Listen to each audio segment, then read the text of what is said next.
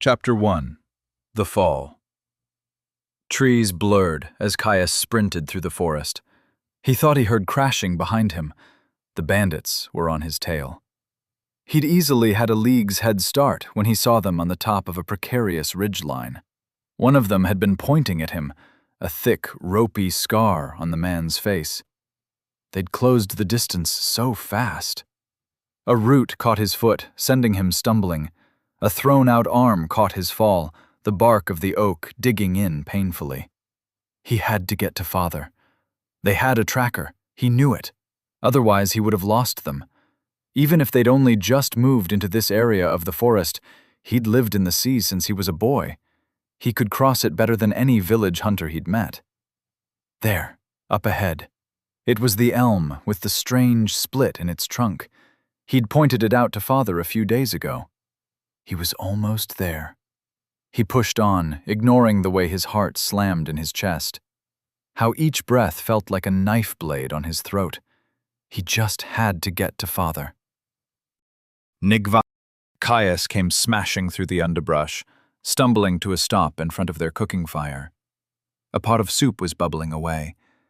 His father looked up, green eyes wide in surprise. He wasn't supposed to be back for another good hour or two. "Caius," Hastur said, jumping to his feet. "What's wrong, boy? Are you all right?" he asked. Caius bent over, panting, as he struggled to get the words out. "Bandits. Right behind. Think they have a tracker." Hastur's face went cold. He moved. Blurring into their tent, a moment later he was in front of him, shoving his pack into his hands even as he shrugged on his armored leather and chain jacket. "Go!" he shouted, pointing in the opposite direction that Caius had come running from. "But," Caius tried to protest. "Now, fool boy!" he all but screamed, shoving Caius. "This is what we prepared for. You know our legacy. You can merge the rest of the skills yourself. Go!" Caius felt the panic rising. He couldn't leave. Father could handle them. He was only supposed to leave if there was no chance. They were only bandits. Hastur slapped him, the stinging mark bringing tears to his eyes. "Go! If I don't find you, I'm already dead. Go!" Hastur shoved him again. Reality collapsed, his father's words sinking in. He had to leave. Caius shrugged his pack on as fast as he could. He took a second to double-check he had properly secured his sword. A heavy hand slapped on his shoulder. "Fool boy." His father looked him dead in the eye. "I love you. Now go."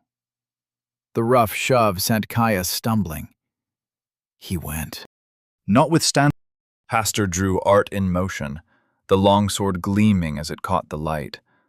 It was a masterwork, a strange blade with a section of diamond cutouts through its center, a blade that no longer fit him, not as reduced as he was. He'd always been wary of giving it up. He'd made the thing, after all. It would serve him well today. They'd finally found him. Of course, it had to be today. A few short years and the boy would have been gone. Such was luck. The lady had always had it out for him. For Untersteun. They arrived. Nearly 30 of them exited the underbrush, moving to surround the camp. He supposed he should feel flattered, sending that many for little old him. One of them stepped forward, into the edge of the camp. Garbed in thick leathers that had seen better days, he was a tall and imposing man, with a savage scar cutting down his face. "Yvesh, take Job and the archers. Go find the boy. Don't kill him, just rough him up and scare the shit out of him. He's needed alive." The leader of the troop said, his eyes never moving from Hastur's own. "Yes, sir." A ratty figure fled, 6 men with longbows right at his tail. Hastur lunged for them. The leader of the bandits tutted, moving to block him as the rest of the bandits closed ranks. Hastur growled in fury. I don't know what you want, harassing a hunter and his son like this. If you think us easy prey, I'm sorry to tell you, but you are sorely mistaken, he spat. With a flicker of intent, he focused his true sight on the leader. Level 157. Ame. Haster grit his teeth. No common bandit had an anti-scrying skill that powerful, nor were they that level. They really had found him. Leather hand wraps creaked as his grip tightened on his sword. Come now, Haster, the man said, slowly circling the camp, forcing him to move to keep him in sight. Art in motion is far too distinctive for that to work. You can drop the pretense. His voice was gratingly smug. Hells, Haster swore. He knew he should have gotten rid of the fucking thing. I'll admit, you're a hard man to find, the leader continued. I had to search the whole of bloody Vostivar for over a decade before I found a lead in Deadacre. He smiled, sinister and bleak. I guess that's why I'm paid so much. If you know who I am, then you know what I am capable of. I suggest you leave. Haster's voice was flat, hard. Maybe once, Haster. Maybe once. But now? With your class shattered and your body ruined, the man laughed. I think you'll find you are much more manageable. I'm honestly impressed you can even walk after you were poisoned. Soul rend is nasty stuff, after all, he said with a sneer. Haster spat at the bounty hunter, spittle flying to splatter against the man's trousers. He looked down with disgust. Now that's just uncouth. He looked back up. Unbefitting of a risen house of Lacrua, don't you think? I tire of these games, the man continued. Teach me the method for acquiring the Unterstern legacy skills, and I'll let you and the boy go. On my honor as a professional. If you don't, I'll kill you and torture it out of your boy, the man said icily. You can fucking try, Haster ground out. He charged. Branches whipped Caius's face, stinging his tear-tracked cheeks. The depraved man at his tail hooted and hollered. He heard a cry in the distance. Was it his father? Or one of the bandits? Caius wanted to turn back, to stand his ground and help his father defend their camp. He grit his teeth and ran faster. Duty demanded his flight. His father, Haster, had drilled him for this moment for years. The knowledge of their family's legacy skills that they held was too valuable. One of them had to survive, to carry on the legacy. His father should be fine. Even crippled, locked out from the use of his class skills, Haster still had the tyranny of stats to lean on. So he ran. An arrow whistled past his head. That's it! Run, boy! The ingrates were laughing at him, taunting him as they leisurely kept pace. His head whipped back. He glimpsed a figure garbed in ratty leathers that could have been called quality a decade ago. He might know the forest better than their best. It didn't matter. They had a class. He did not. So he ran, faster and harder than he ever had before. Ding! Physical conditioning has reached level 13. Caius ignored the notification, pumping his arms harder. His longsword thumped into his hip with every stride. He longed to draw it and turn on his pursuers. He was practically guaranteed to be the better swordsman. Warforged was his second combined skill. Even if it was low level, its method of creation was a secret for a reason.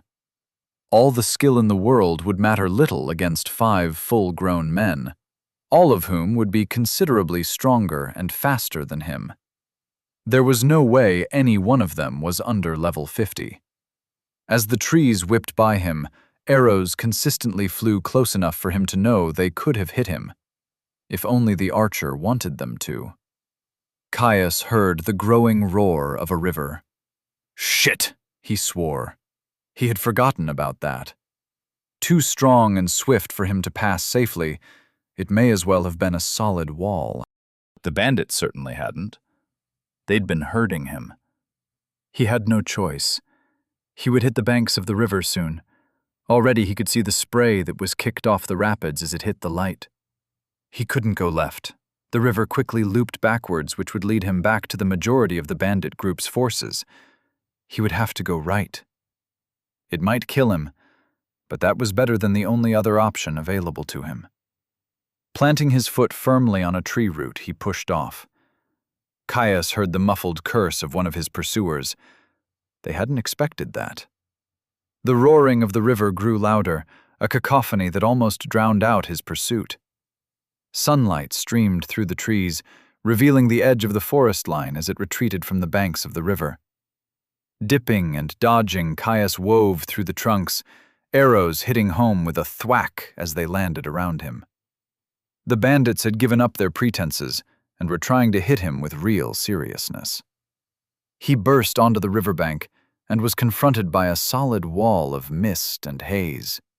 Vision obscured, his only hint of his destination was a violent roar to his front. Ahead of him the land fell away, a sharp demarcation delineating earth and sky, like the ground had been cut free. The river howled as it shot straight over the cliff's edge. Caius's chest thumped as he grasped the enormity of what he was about to do. It was a steep drop. He and his father moved camp regularly. They'd only arrived in this area of the arboreal sea a few days ago. Neither of them had managed to find a path to the base of the falls yet. Even if it was free of rocks, the undertow created by a river of this size was more than enough to drown him. His jaw clenched as he stared at the slice of sky, sprinting straight for the edge. Just a few more long strides, and he would make it. "Job, take him down!" A line of white fire shot through his left leg. Bitter resistance surged through him. He only had one option. Caius threw himself forward, over the edge of the waterfall. The forest stretched out below him, an endless mat of green, vanishing over the horizon as the glistening snake of a river coursed its way through the wild terrain. Then gravity reasserted itself. Caius let out a scream of terror as he plunged towards the watery depths below. Chapter 2. The Great Depths. Bubbles swirled around him, colossal forces pulling him from every direction. Water surrounded him on all sides, stabbing with an icy chill, weighing him down, soaking his traveling clothes. He tried to kick, to force his way upwards. Agonizing heat shot through his leg, the limb flapping ineffectively. It was broken. He was going to drown. Fighting to move, he tried to discern which way was up even as he was thrown and twisted around by the currents. His vision started to tunnel, a deep, burning ache settling into his lungs. "I'm going to drown." Still, he struggled, rapid adaptation fighting to keep the fear at bay.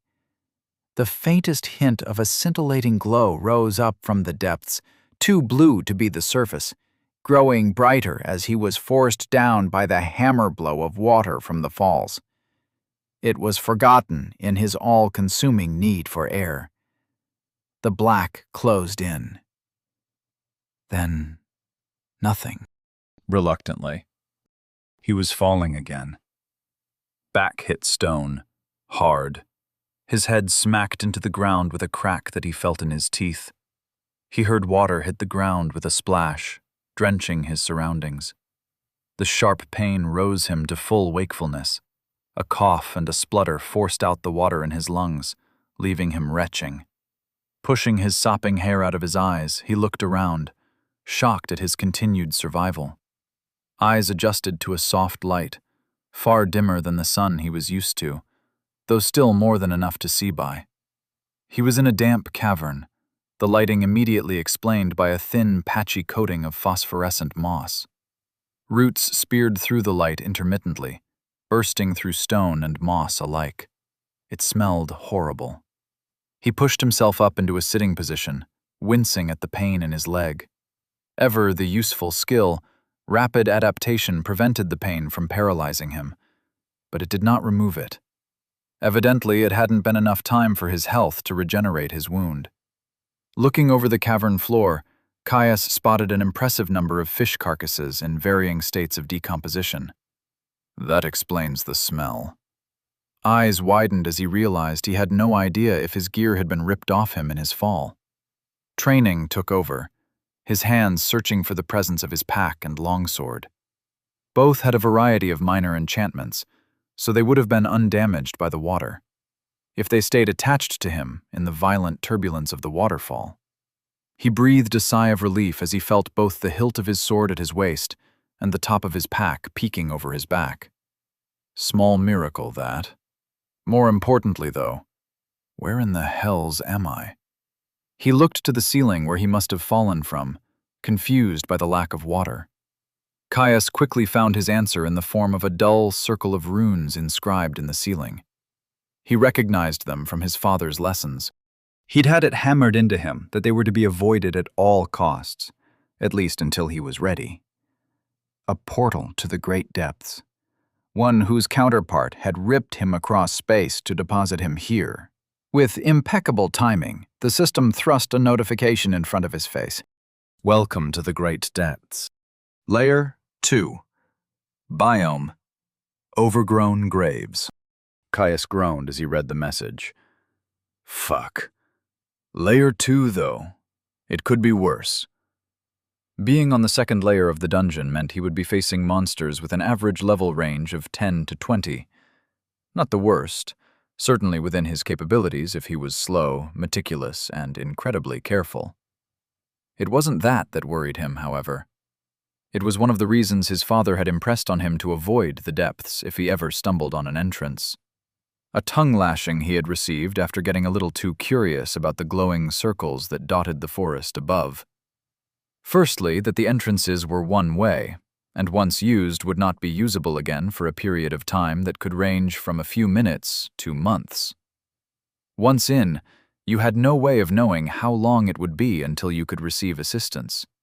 Which didn't matter if the portal you fell through was at the base of a fucking waterfall. The lesson had only one other component. There was only one way out of the depths. You had to slay one of the guardians that defended a portal to the surface and a portal deeper.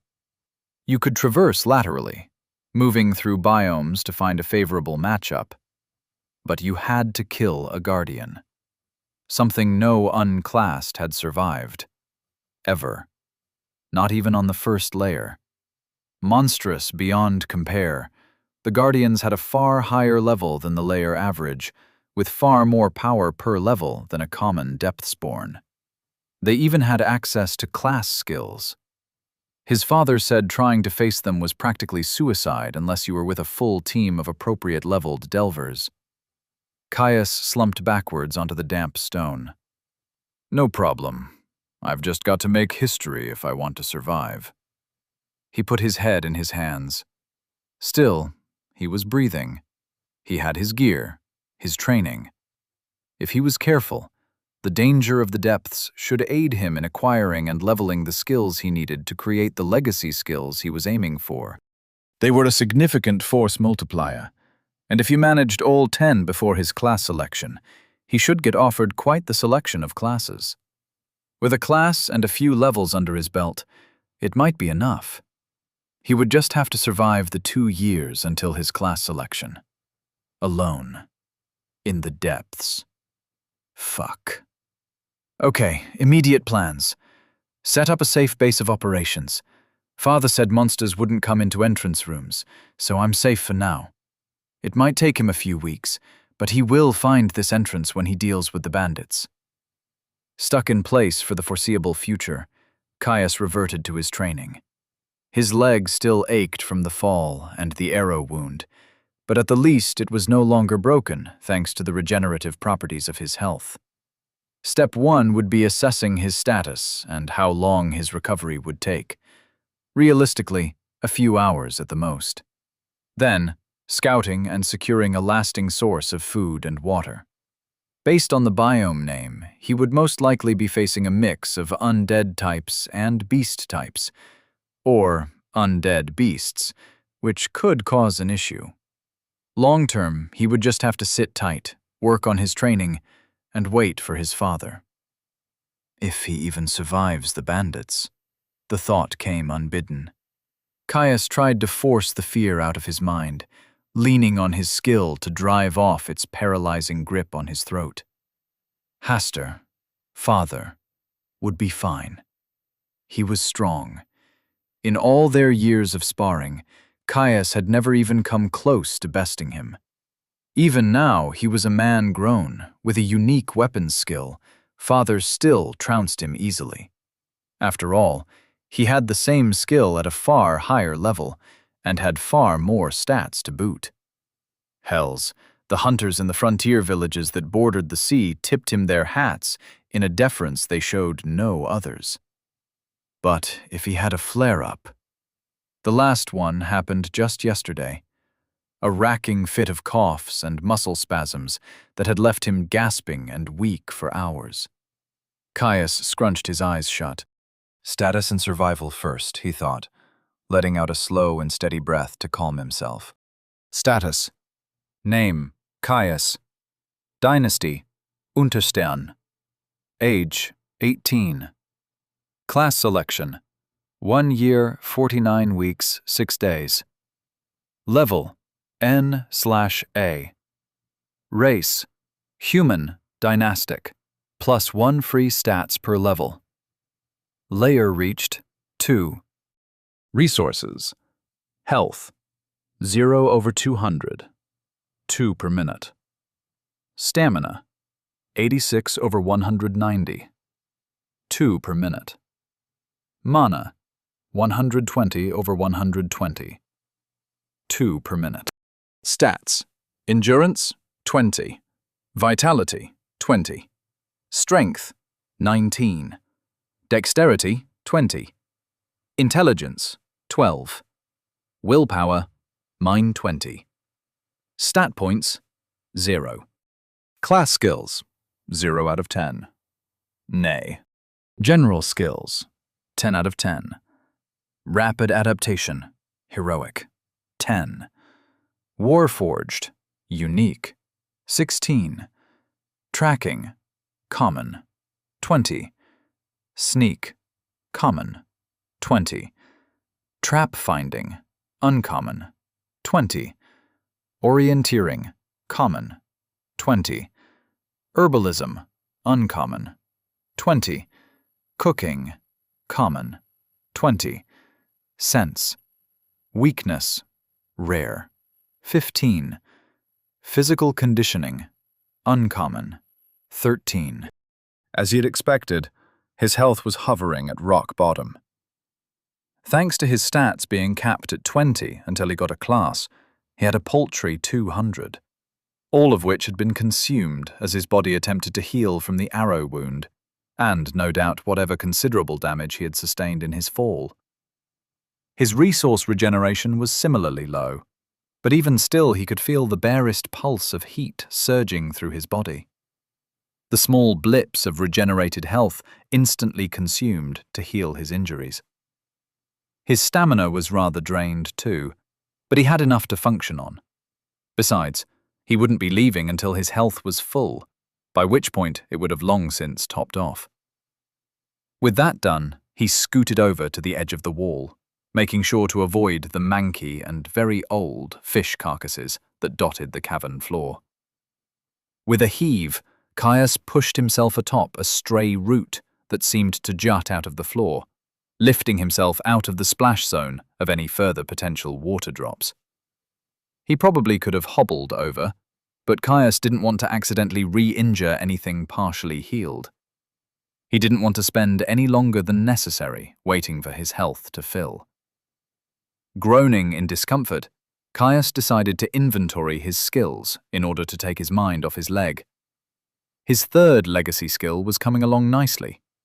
He only had to max out sense weakness and physical conditioning at 20 in order to merge them, and the rest of his motley collection of common and uncommon skills into Explorer's Toolkit. Normally, that would have taken him a few more months. They were combat-focused skills. Sense weakness was self-explanatory, and the second slightly reduced the stamina cost of physical activity.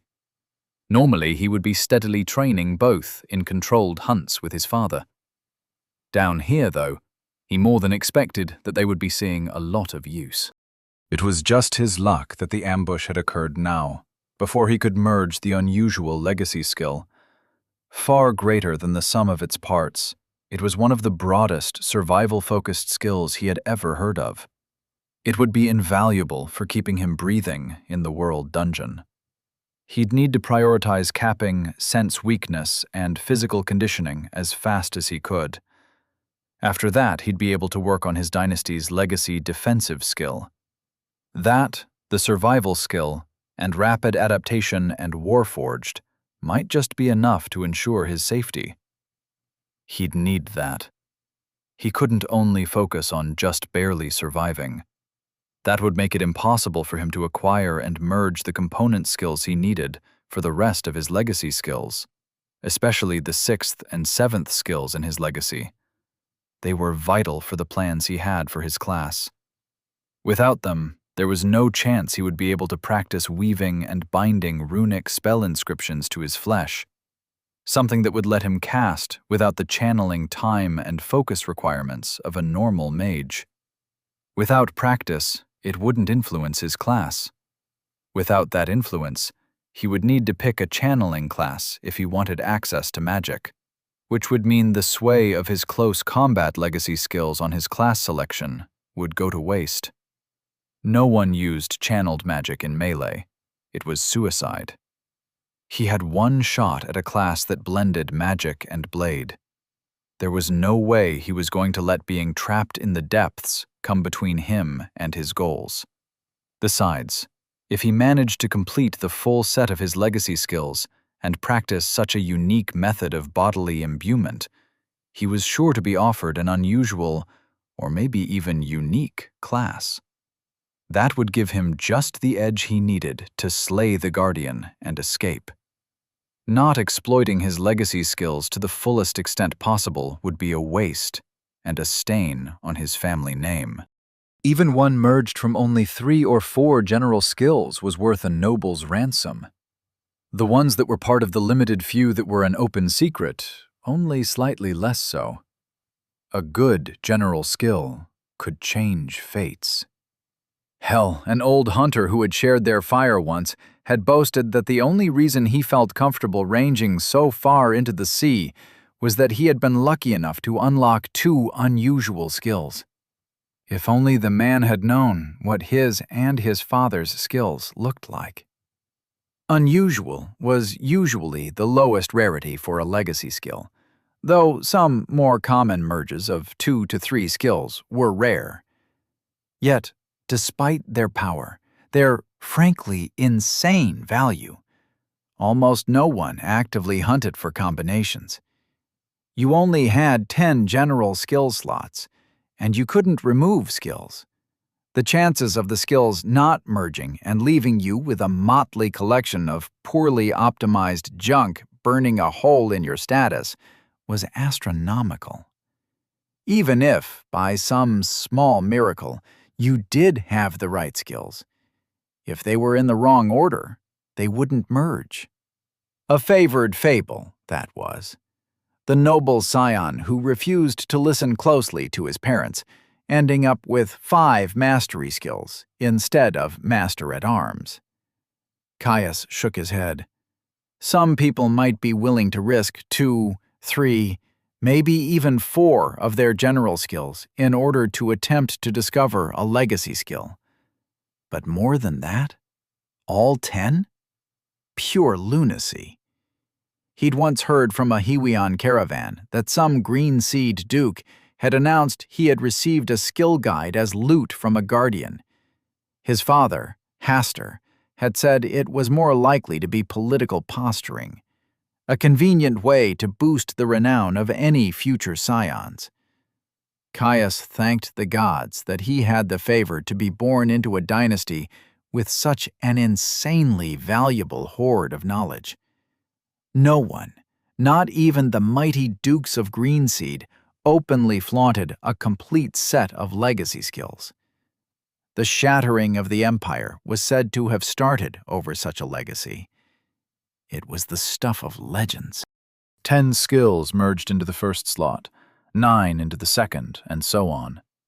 He'd heard a bard once telling the story of a lucky boy with such a set ascending to godhood the moment he got his class. Ridiculous, of course. His father had the same set as him and was still very much human. But the benefits were very real, and the dangers of someone finding it out just as heavy. It almost frightened him.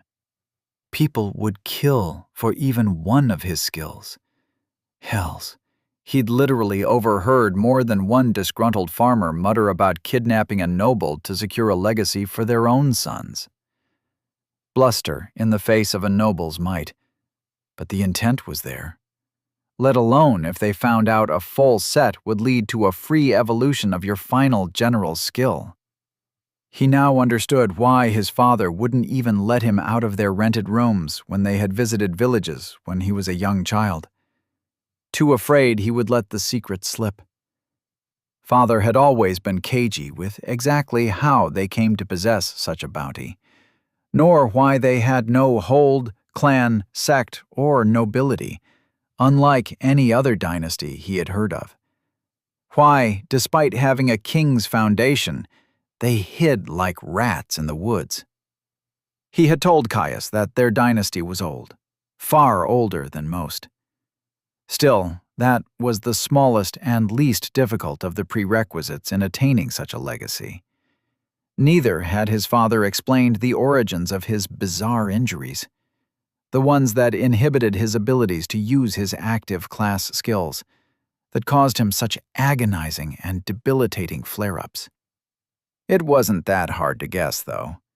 Someone had found out, and when they did, his father had been forced to flee, to preserve their legacy, much like father had forced him to flee in turn. Caius buried his worry for his father's safety. In the end, as much as it burned him to think, it didn't really matter. Father's condition had been getting worse over time. His father had done everything he could to stoke his desire to become a delver, to explore the world and grow strong, see sights unseen and carry the Unterstern name to lofty heights once again. Promising that, once they didn't have to hide his training, he would settle down in one of the frontier villages and stop pushing himself, in spite of his affliction. He'd just thought he'd have more time. Time enough to finish his foundation, and then later to obtain his class. Time to spend with his father. Days on hunt, evenings setting camp, nights sat around the fire. If those bandits had robbed him of that, there would be a blood debt. One he intended to repay with interest. He just had to get out of the damn depths first. Powerless, a figure lounged on a throne of rough-hewn stone, one leg tossed contemptuously over the armrest. He looked like he was chiseled from granite, all rough angles and hard lines, striated muscle barely concealed from view by a thin robe far too fine to be made of mundane silk. The chair hovered in an endless black expanse, vacuous space only broken by 1,000 dancing lights, moving to some unheard tune. "Report," the figure spoke, words barely scraping free, like he had nearly forgotten the delicate control it required. A light floated free of the swarm, drifting over to phase through his skull. The figure sat unmoving, bored. Integration. Initiated 13,364 years, 9 months, 3 weeks, 1 day, 14 hours, 38 minutes, and 13 seconds ago. Integration. Stage 1. Completed 13,289 years, 3 months, 4 days, 19 hours, 8 minutes, and 42 seconds ago. Integration. Stage 2. Pending. Useless. The words were forceful, bitter, an ancient frustration sending the dancing lights into a swarm of anxious activity.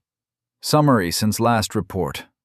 Another light drifted free from the swarm, pulsing as it approached the figure. The light entered their mind. They blinked, a pensive expression crossing their face. A century of history parsed in an instant. And unclassed in the depths. First time in a few decades. Probably no chance, just more dead meat. Thick fingers drummed against stone, leaving hairline cracks in their wake. They didn't have anything better to do. Full historical analysis, Caius Unterstern. Another light. Another instant. The figure sat up with a start, leg crushing the stone handrest in their haste. They frowned at the distraction. A look of intent, and the stone was whole again. They turned back to the report, digesting what they learned. Maybe. He might make it. Observe the boy. Let me know of his progress. Attempt forced. Observation status? No, the figure hurried. But inform me if he meets the criteria.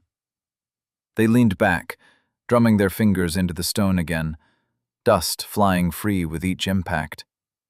For the first time in millennia, they felt impatient.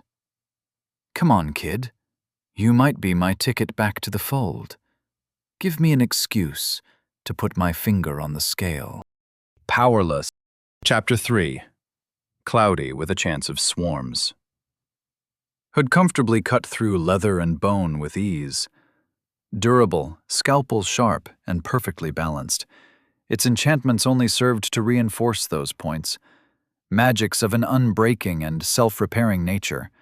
A honed edge that would never dull. Resistance to the elements and the passing of time. Father almost certainly could have enchanted the blade so the barest of nicks would have rent the life from his foes. At least, the sort of foes that he had any business facing in the first place. That would have defeated the entire purpose of the gift. It was a tool. Reliable and dependable, certainly, but not something that would remove all challenges he would face. Father had sat him down on the very first day he gained the ability to learn skills, explaining it to him. They grew through struggle and strife. The strength of your class offering influenced in much the same manner. There were no shortcuts. Even before he unlocked his access to skills and stats at 15, the entirety of Caius's life had been that of preparation. How to identify food and clean water, how to hunt and kill, 2 hours of running every morning, how to staunch an artery, and more. All with practical examples, though in the case of an arterial bleed, it had been his father who had suppressed his healing and opened his brachial artery. Too dangerous for a boy without health, his father had said. Not that that had made it any less traumatizing. He still remembered the way Father's face had gone slowly white while he was coated up to the elbows in his father's blood. It had been, and still was, the only way he would ever complete his skill evolutions and cap them at 20 in the measly 5 years between matriculation and class selection. With a good class, he would have had a ticket out of the forest, one that his father had wholeheartedly supported him on, promising that he had something lined up in 3 fields when that happened, that they wouldn't need to hide when there was no chance of somebody spying on his training. He'd wanted to be a delver. Now he had to be one before he was ready. There was no way he was going to let being trapped in the depths come between him and that goal. Hell, given the way skill leveling responded to danger, it would probably even be a boon. He'd had a level up for Warforged in the works for weeks now, and a single level might just be the difference that would keep him alive. A little training wouldn't hurt. Besides, there was no way he was going to explore the depths without his health topped off. He raised his blade into a high guard, flowing smoothly through his stances, weaving between imaginary enemies as his sword flashed out with blurring speed. A swift parry and riposte, twirling into an overhead strike that cleaved through an enemy attempting to sneak up behind him. On and on he moved, working out his feelings of frustration and uncertainty, feeling the rhythms of his movements and the slow burn of his muscles. Between his stamina and his physical conditioning, he continued for a while, a familiar, thrilling heat welling up within him. Ding! Warforged has reached level 17. Warforged, level 17. Unique. The pedigree of slaughter stretches far.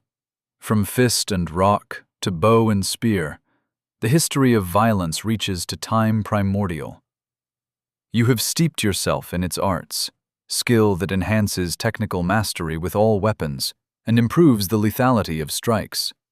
Novel and exotic weapons require a period of familiarization that reduces with level. Each level moderately increases proficiency with all weapons. Each level slightly increases speed, control, and power of strikes. Merged from Unarmed Mastery, Improvised Weapon Mastery, Throwing Mastery, Dagger Mastery, Axe Mastery, Pole Weapon Mastery, Mace Mastery, Sword Mastery, Archery Mastery. Kaya stopped halfway through his swing, his chest heaving. Finally, he thought. Despite the fact that levels slowed as skills reached closer to their cap, Caius was certain that the danger he was bound to face would only push Warforged to new heights. Walking over to a pool of displaced river water that was far away from any rotting fish, Caius rinsed the sweat off his face. A quick look at his resources told him he was nearly topped off. He was ready to scout. Looking into the dim exit out of the entrance chamber, Caius felt a mixture of dread and excitement flow through him. It would be the first time he would be entering danger without his father's watchful eye over his shoulder. Caius felt his breathing steady. Shadows that previously loomed to hide imagined foes, now wrapping around him to hide him in their embrace. Using sneak made him feel at ease, especially in unfamiliar places. Common or not, the way it eased his movements, guided him on how to reduce his presence, was a rare comfort. Poking his head around the cave's edge, he surveyed the area. Much like the entrance room, the tunnel was mostly bare rock illuminated by the odd patch of softly glowing moss. More tree roots that pushed their way free of cracks in the stone, clawing their way across the walls like creepers. If it had been anywhere else, the effect would have been pleasant, almost comely. Growing up in a forest had made Caius rather fond of natural spaces, after all. Unfortunately, this was the depths, and the writhing shadows that the roots threw off in the slowly pulsing light grated at his nerves. Caius held his sword at the ready.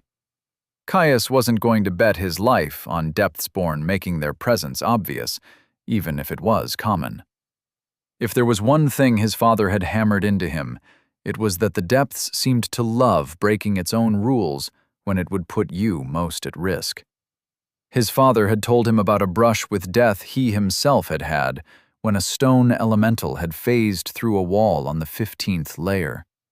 That wasn't the only thing he had to contend with either. Tunnel sections were notorious for being littered with traps. If he hadn't had trap finding, he wouldn't even step foot out of the entrance room. Unfortunately, a level 20 uncommon skill was far from enough to ensure his safety, and he had to leave the chamber anyway. Okay, overgrown graves. Already know that probably means beast and undead types, but from the looks of it, the tunnels are following a natural theme. Probably not going to be artificial traps then, I think. Caius scrunched his brow. His father had mostly focused on identifying the depths and parsing biome themes. Any actual lessons on delving strategies had been supposed to come later, once he'd gained his class. It was supposed to be his final lesson, a long-awaited send-off before his father settled in for the easy life of a runic inscriptionist. Something he could do without his class skills and without straining his old injuries. Taking a steadying breath, he took a final look at the safety of the entrance room, double-checking that his pack was nestled safely off the floor on an errant route. While it had waterproofing enchantments, he didn't want to risk it being washed away if there happened to be another deluge while he was gone. He'd made all the preparations he could. It was time to leave.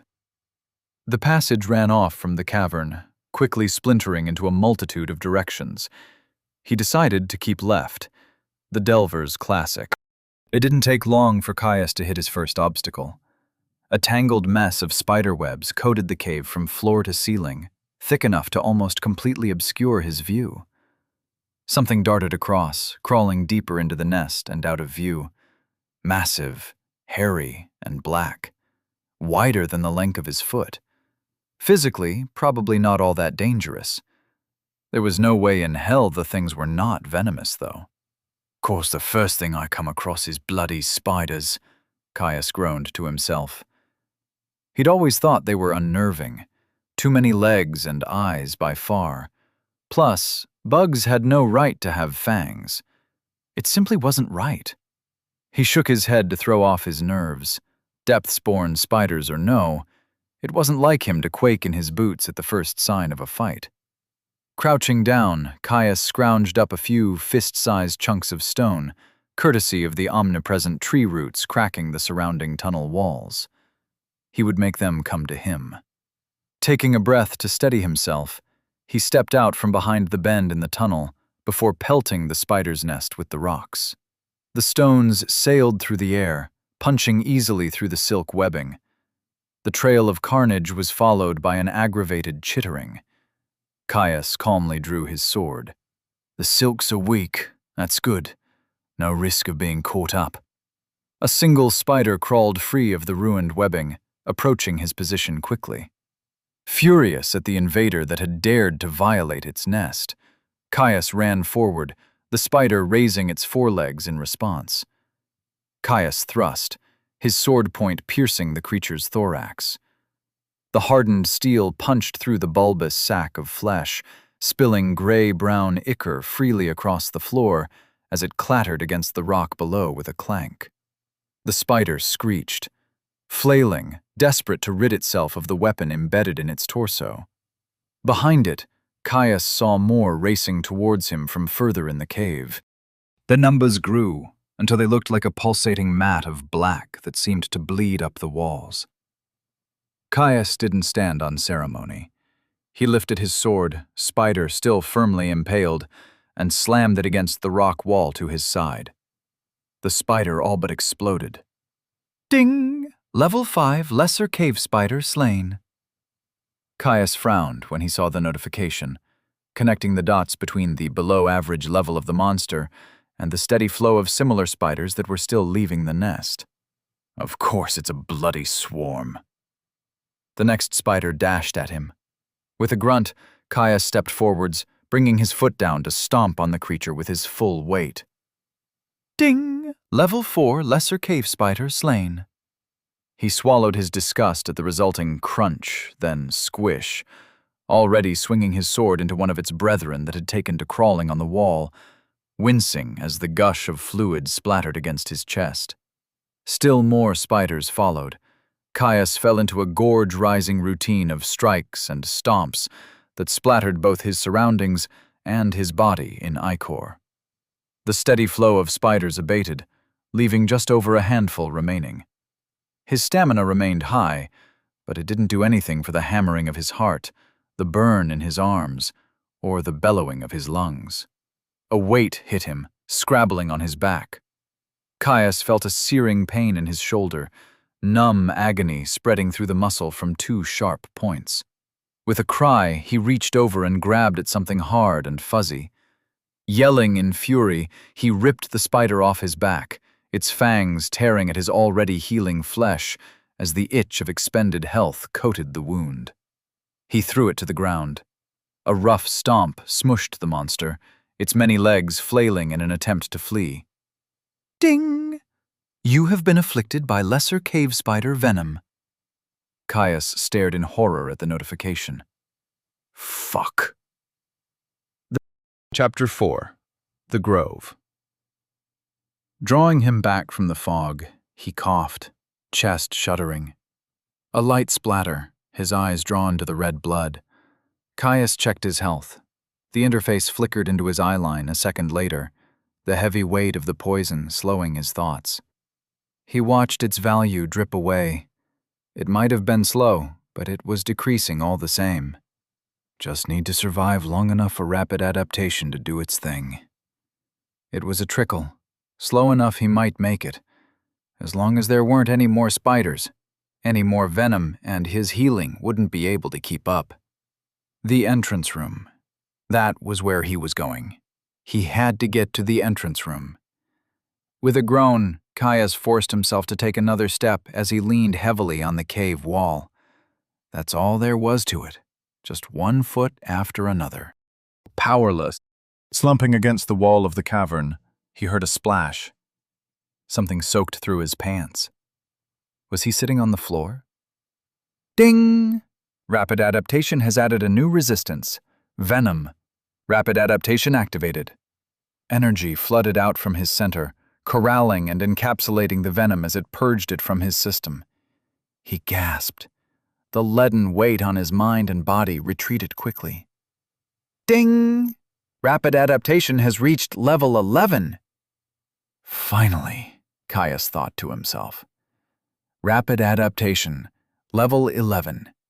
Heroic danger lurks in every corner. Adapt or die. This skill allows you to develop resistances to all damage types and afflictions. Novel dangers require a period of adaptation to develop a resistance. Certain sources of damage are harder to adapt to, such as physical harm and esoteric mana types. Each level slightly increases resistances to dangers you have adapted to. Each level slightly reduces exposure required to adapt.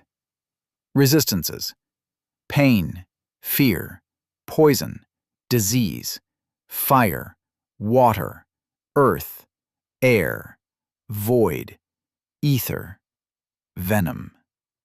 Merged from pain resistance, fear resistance, poison resistance, disease resistance, fire resistance, water resistance, earth resistance, air resistance, void resistance, ether resistance. With a groan, Caius pushed himself out of the puddle he collapsed into.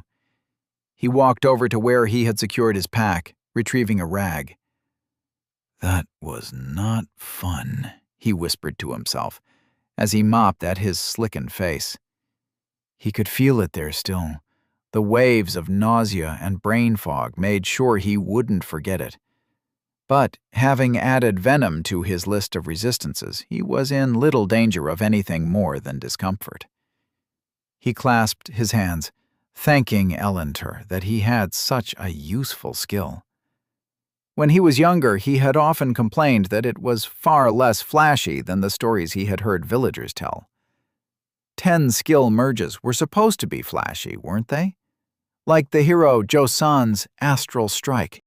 Oh, how he had loved to hear how he could pierce any armor, striking at a monster's very soul. Father had shaken his head at him. Resistant skills were powerful, he said, but too specific for most to make use of.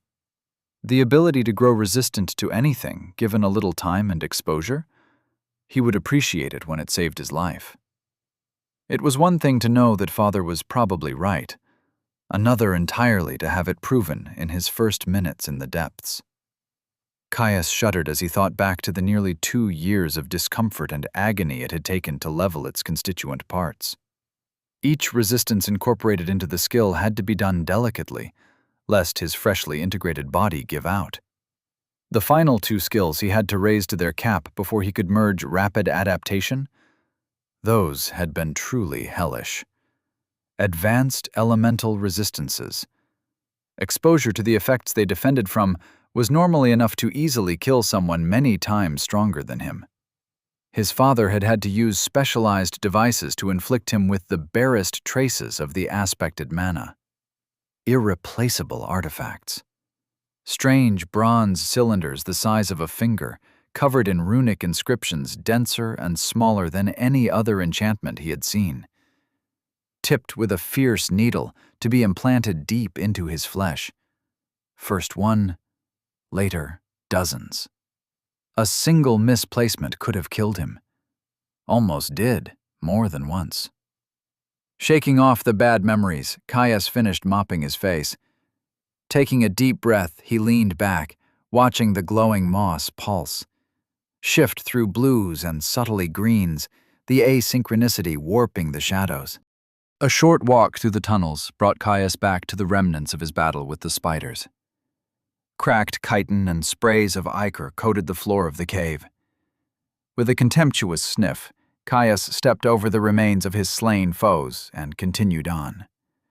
Taking his scabbard off his back, Caius cleared his way through the remaining dense webbing, wadding itself thick. A few turns through the tunnels later, and he spotted a slow brightening of the light, emanating from around an upcoming corner. He dropped into a crouch, feeling his sneak skill guide him into reducing his profile. Walking into the unknown was a risk that could get him killed. It was also his only option. Turning the corner, the roots that protruded from the cave wall grew dense and clustered, leaving him with only a narrow path through a bramble-like mesh. The cave brightened ahead of him, shining through the gaps, though he had yet to see why. Caius grunted in dissatisfaction. "Guess I'm moving up." With each step, he tested his footing with the balls of his feet, unwilling to give himself away by accidentally disturbing the increasing number of loose stones that had been torn free by the roots. As he moved, the roof of the cave slowly rose above him, the tunnel widening in much the same way. He pushed further through the snagging roots. A gap appeared ahead, light blinding him after the dimness of the cave. Rushing forwards, Caius yanked on one leg as a particularly ornery root snagged his pants. He burst through the opening. Caius found himself gazing out over an expansive cavern from a vantage point partway up its wall. Far above, the familiar shifting pulse of glowing moss absolutely coated the ceiling, providing far more light, though the cavern's edges were hidden by a haze of gloom. A gentle, if treacherous, slope of scree fell away before him, leveling out to meet the cavern floor. Caius stopped, transfixed, his attention drawn away from the space's immense size to the dense blanket of foliage that obscured his view of the ground proper. The stout tree's leaves glowed a dim green, though with less potency than the moss far above. A sea of green, stretching out further than he could see. A forgotten forest, potentially hundreds of long strides beneath the surface. A shadow of its cousin above, drowned in a strange fey light. Straining his eyes in the half-light, Caius drank in the sight. Was that? It was. He could barely make out a dilapidated stone structure in a gap in the trees, just close enough that it wasn't hidden in the gloom. "I'd bet my sword that is where I will find some undead." Caius narrowed his eyes. In the depths, an underground forest meant hazardous wildlife. There was a small chance that he was off base and the wildlife would be undead, but the distinctly living nature of the swarm of spiderlings suggested otherwise. With how long he was going to be trapped down here, that meant he had a food source. The undead themselves were probably the true hazard of this biome. They would be the grindstone he needed to push his skills just that little bit further. Delving was a dangerous profession. You either took every opportunity you could to eke out another iota of growth, or you died. He might have started a few years early, but he refused to fall into the second category. He dashed down the slope, anticipation urging him forward faster than was wise. Chapter 5. Unnatural Encounters. The forest opened up, revealing a battered church that stood proud in a sea of gravestones, a low stone wall guarding the perimeter. While it might have once been grandiose, age had not been kind to it. Shattered tiles covered the roof, barely protecting it from the elements. Thin stone openings dotted its cracked walls, glass long since shattered. Only the rotten remnants of shutters remained to sway in the strange breeze that flowed through the cavern. Buildings were common enough in the depths. Apparently, as you got deeper, it was possible to find entire ruined fortresses, even cities. Rich in artifacts, forgotten language, and lost culture, it was almost impossible to believe that they were all creations of the dungeon. Did the depths create it all whole cloth? The creation of some dreaming intelligence? Or was it simply watching, creating twisted inversions of the world above? Perhaps, in some long-forgotten time, this church had stood in some rich glade of the green-seed dukedoms, only to find itself reflected in the endless depths long after it had turned to dust. Caius moved on quickly from his musings, his eyes moving to the expansive graveyard that circled the church. There was no order to the graves, flat plains of stone rising abruptly from the earth in a haphazard manner, so different from the orderly rows that lay on the outskirts of frontier villages. Wait, was that? It was. A figure shambled out from behind a headstone, plodding its way through the graves. It paused, waiting. It turned in place, seemingly scanning the field in front of it. It found nothing, moving off in what seemed to be a random direction. Caius narrowed his eyes, scanning the graveyard. More jumped out to him, though, to his relief, they were few in number. 5 in total, and gaunt of frame, the figures shambled around in meaningless circles as they stumbled over hidden debris.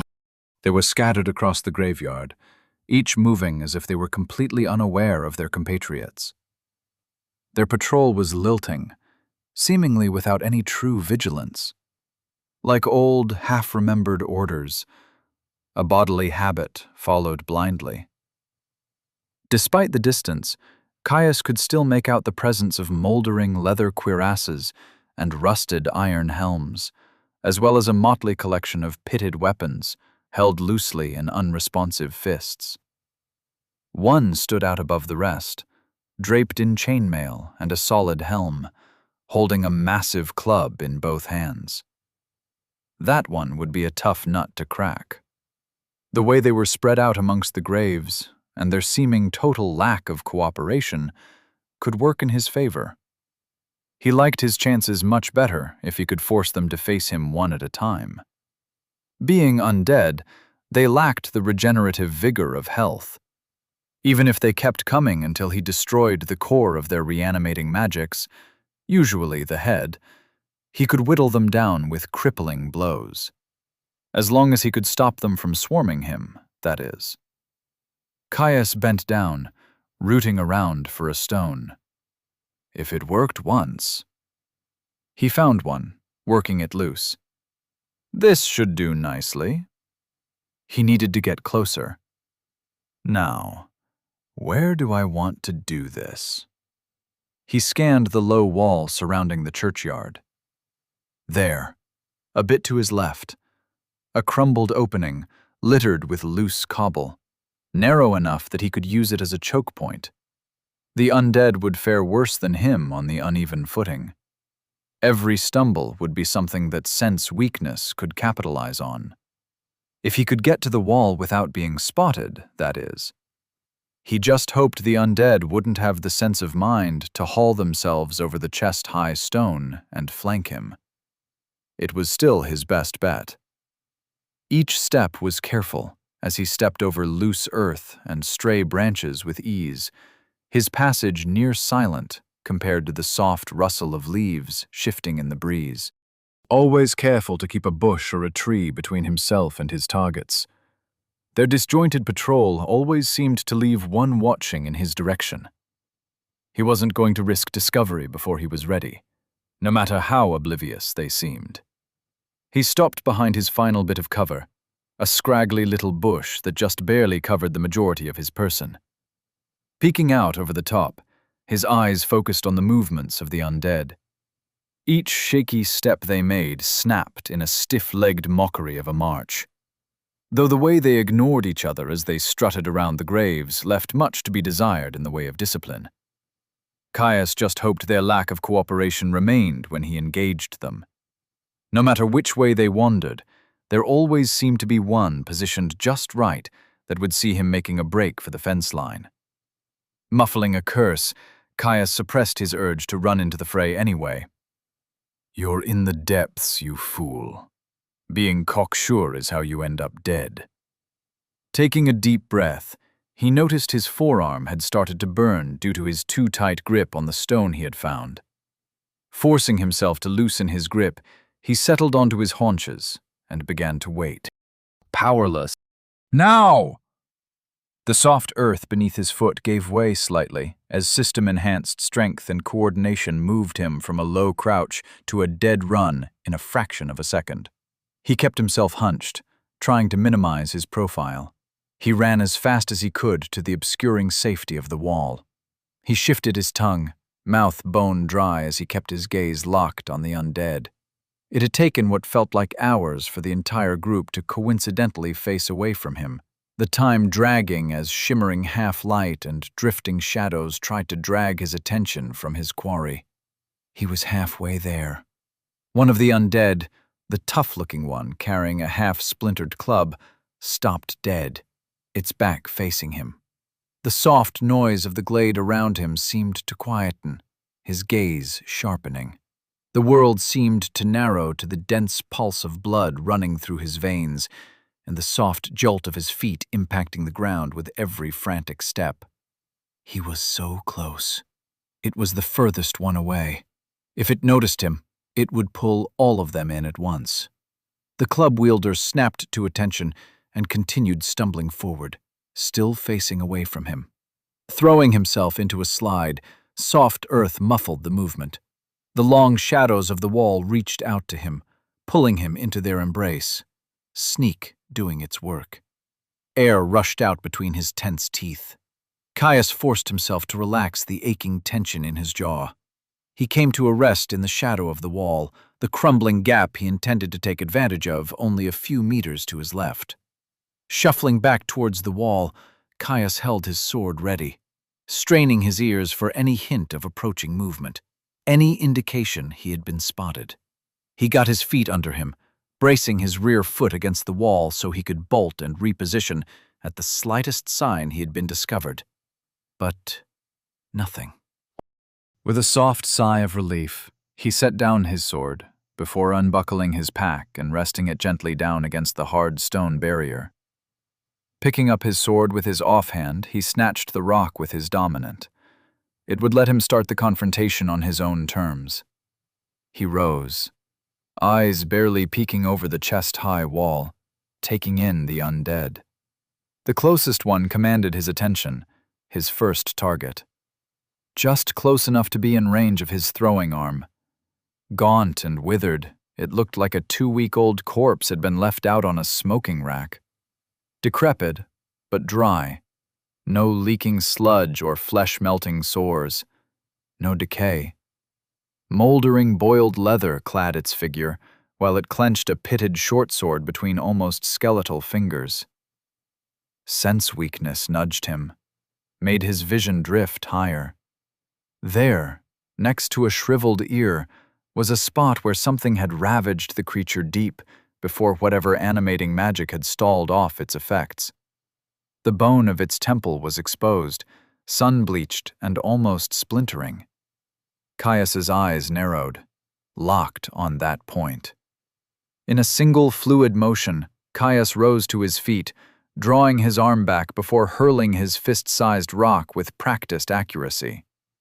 Breath caught in his throat. Caius watched the stone hurtle through the air as he palmed his longsword back to his dominant hand. The stone connected. Splintered bone caved in. A crack rang out across the graves. The stone embedded deep in its watery gray matter. Its body crumpled. Ding! Level 12. Wretched militiaman slain. Ding! Sense. Weakness has reached level 16. Sense. Weakness. Level 16. Rare hearts, lungs, brains, arteries, eyes, mana cores, light, water, acid, or poison. Everything has a weakness. Everything. Increases awareness of exploitable vulnerabilities in foes. Each level slightly increases efficacy.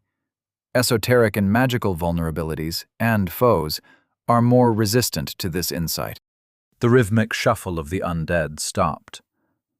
The remaining 4, spread out across the graves, turned towards the sound. As one, they locked their gazes on him, blackened orbs burning a hole in his own. His stomach dropped.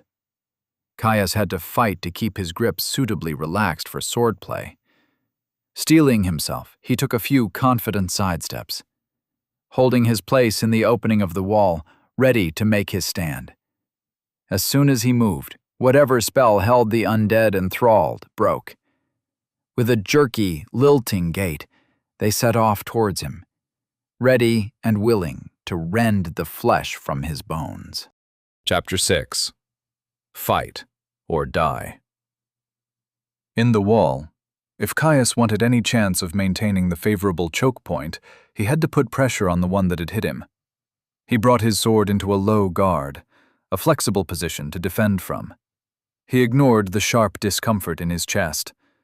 The undead came into range, swinging its hatchet. Caius backstepped, allowing the momentum of his foe's swing to pull it off balance. He stepped forwards with a lunge, sword poised to lance the undead through its skull. It pivoted its hips, eyes burning with glee as it returned its hatchet in a spiteful reverse strike. Caius's face blanched. He could abort his strike, attempt to dodge the incoming blow. However, the only way he could do that would be to throw himself to the side, leaving him unbalanced and the initiative firmly out of his hands. No time. He had to commit. He braced his core, twisting slightly to minimize his profile. The blunt edge of the hatchet slammed into his obliques, just missing his lowest rib. Air whistled past his clenched teeth, winding him. His sword punched through the undead's nose, enchanted steel sliding through bone with ease. Ding! Level 11. Wretched militiaman slain. Stepping out of the lunge, Caius forced himself to ignore the radiating ache of his side. It was quickly joined by the crawling, dull itch of his regeneration. He forced himself to take a deep breath, his diaphragm spasming. The rest of the undead had arrived. He brought his longsword up, hilt pulled in tight to his armpit, floating point trained on the head of the leading militiaman that advanced on him. This one armed with a derelict straight sword and buckler. Right behind it, a companion encased in a pitted breastplate and wielding a spear. The final one trailed behind them, still making its way across the graves. The one with the straight sword entered first, its reinforced buckler held out front to ward off blows. The one with the spear fell in behind it, hovering and ready to attack from behind its vanguard. Caius grit his teeth. "I've got this," he reassured himself. He stabbed forwards. The leading undead reacted instantly with a speed that contrasted its withered body.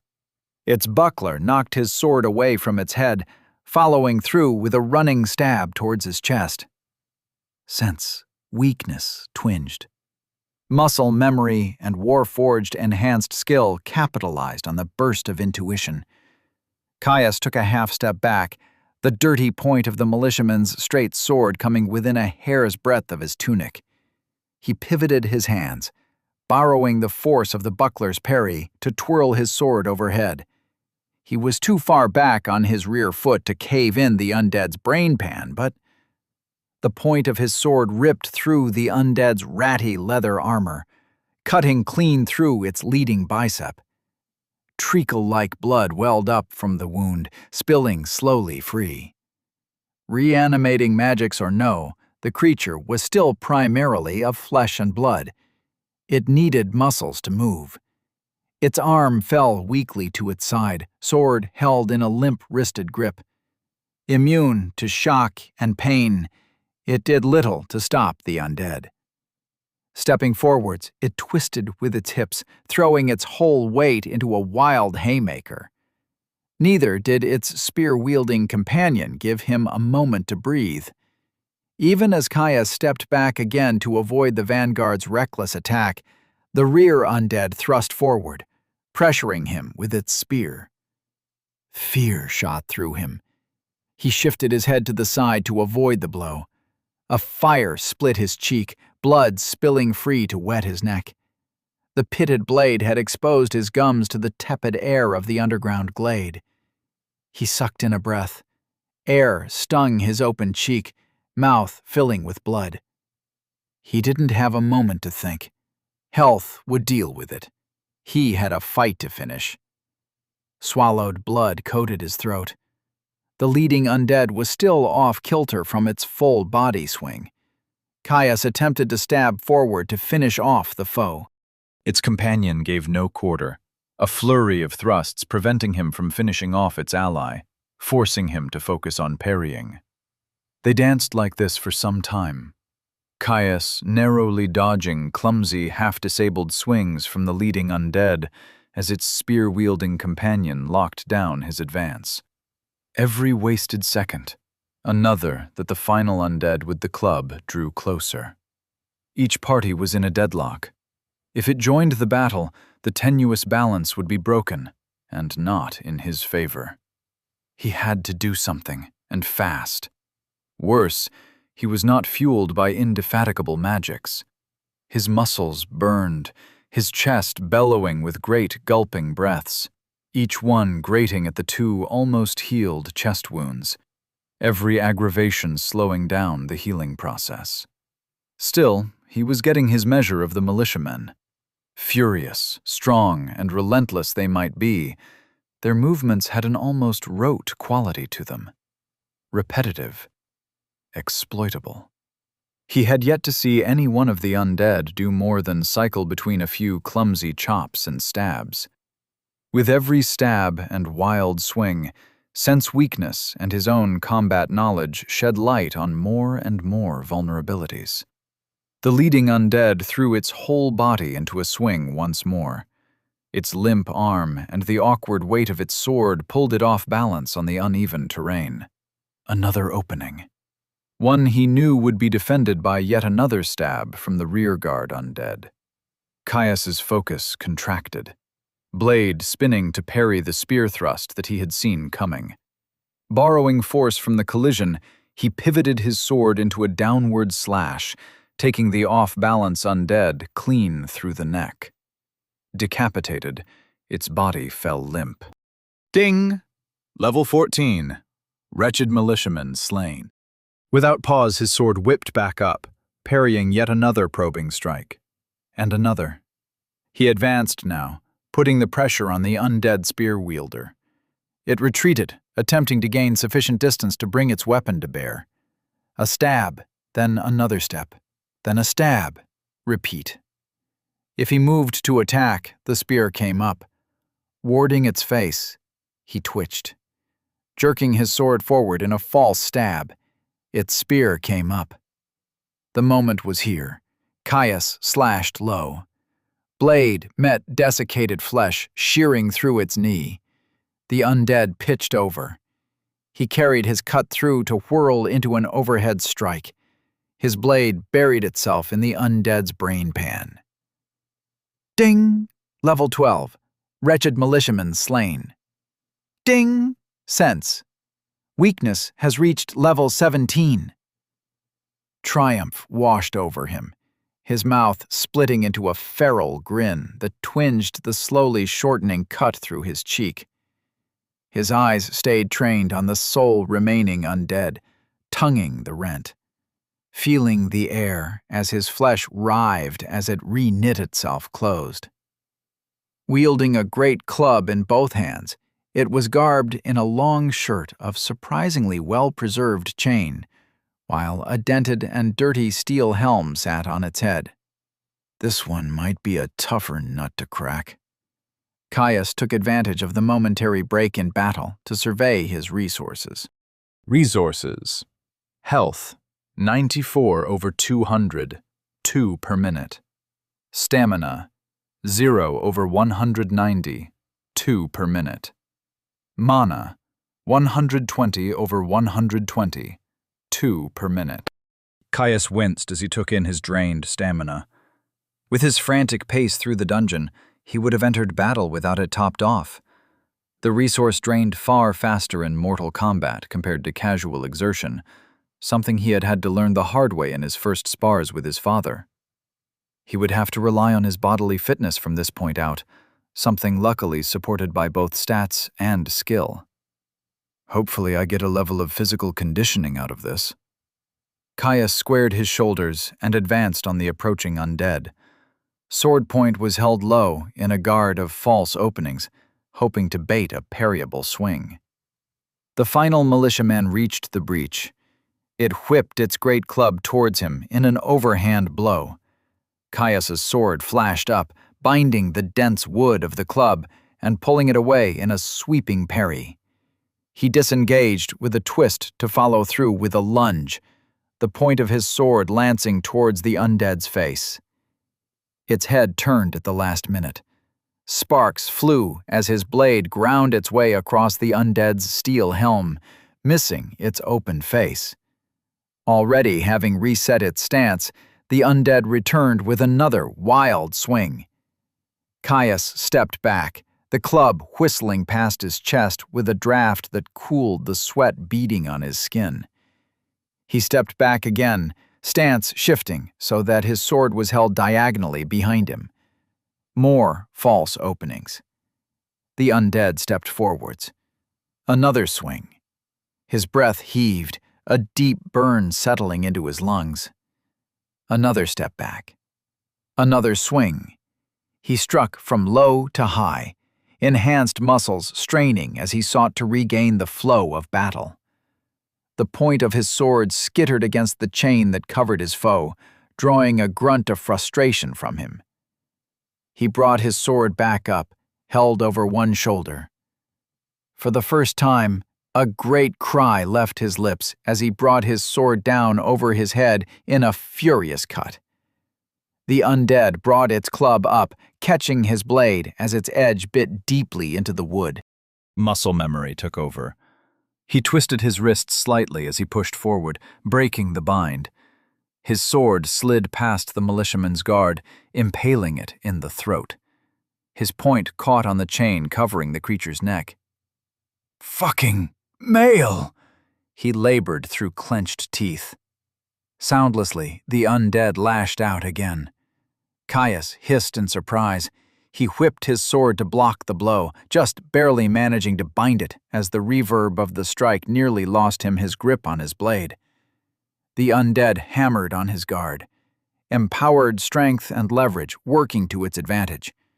Caius's arms quivered, a deep ache shooting up his arms as his bones creaked from the strain. Without his stats, he would already be dead. Even a fifth stronger and more durable than baseline, he was barely holding on. Panic began to claw at him, his breath coming in shallow gasps. The undead drew back, only to smash into his blade again.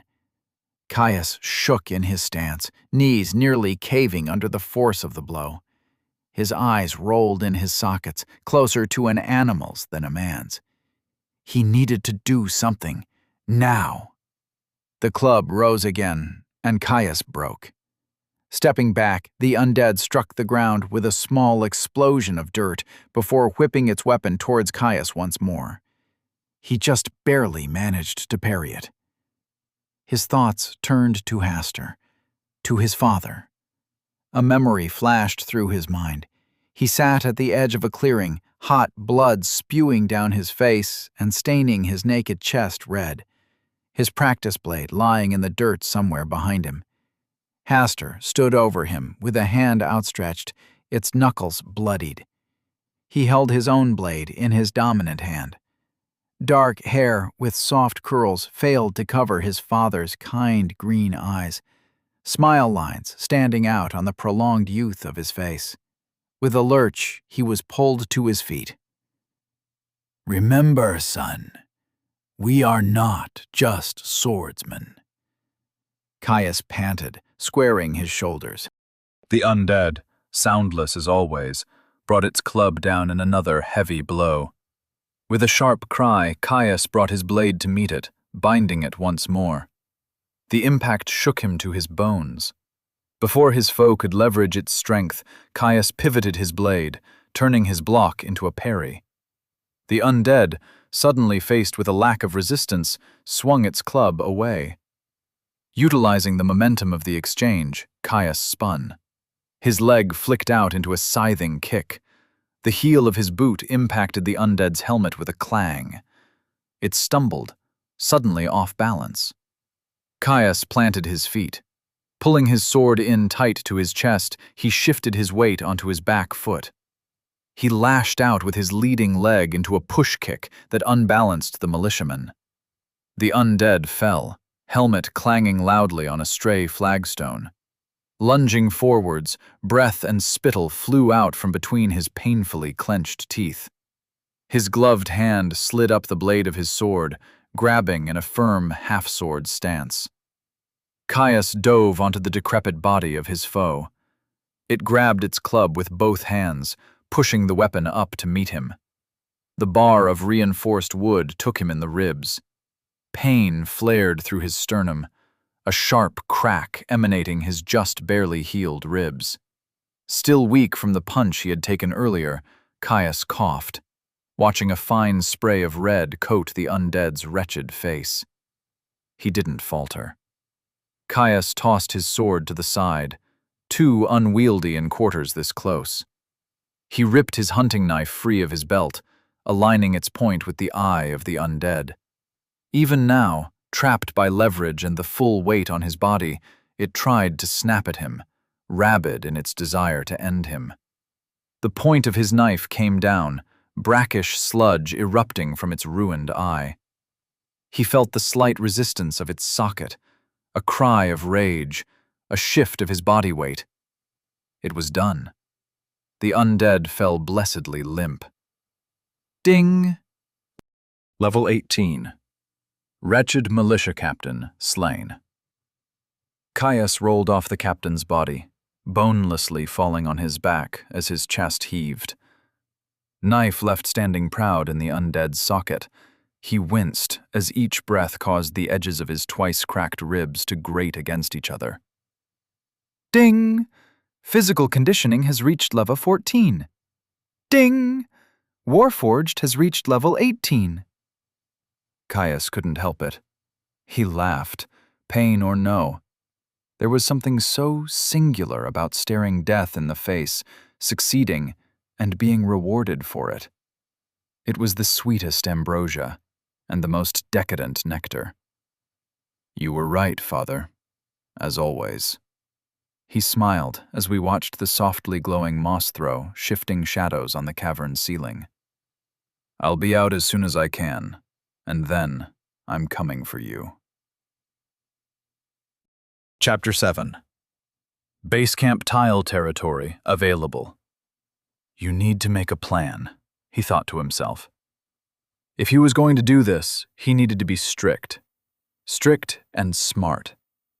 First step, securing a reliable source of food and water. He might have a few weeks' worth of rations, but they were non-perishable, and it would be far better if he could save them for emergencies and longer expeditions. They also weren't exactly the most pleasant things, tooth-splitting hardtack and some hyper-nutritious pemmican that coated the mouth with cloying fat. He also needed to merge his next legacy skill, Explorer's Toolkit, as soon as possible. There should, if his hearing was right, be beasts in the glade. Hunting them, truly hunting them, should both ensure his own safety and give him an opportunity to train sense weakness. The danger of stalking true beasts instead of mundane animals would more than likely supercharge his growth. Plus, the hearth that sat across the room from him seemed perfect to use as a smoker to start stockpiling jerky for longer-term storage. From there, in his downtime, he would work on physical conditioning the old-fashioned way. Grueling effort, sweat, and tears. If he devoted himself to the task, he might be able to finish them off in the next week. Then, it would be time to start collecting more skills all over again. He eyed the loose pile of armor next to him. The skills they represented would give him some measure of security, and once he had adamant body, he would finally feel a little more confident in truly delving the depths. Caius crouched on a sturdy tree branch, steadying himself on the trunk behind him with one hand. He was nestled in amongst the canopy, the long shadows cast by the soft lighting of the cave ceiling above, cloaking his figure in darkness. He had left his pack behind at the church, preferring to travel light for a simple scouting expedition. With sharp eyes, his gaze all but tunneled a hole into the boar-like creature that rooted in the dirt not more than a few long strides below him. It was a strange creature, strikingly dissimilar to the common boars he had seen in the forest he had grown up in. Yet in many ways it was still a boar. Roughly the right shape, tusks, a snout. It just had a row of spines, no hair, and almost no fat on its freakishly muscled body. It looked fucking frightening, if he was entirely honest with himself. Caius frowned, suppressing a shudder. At least it doesn't seem to have the same sense of smell as a real boar. One of those would have picked me up long before it saw me.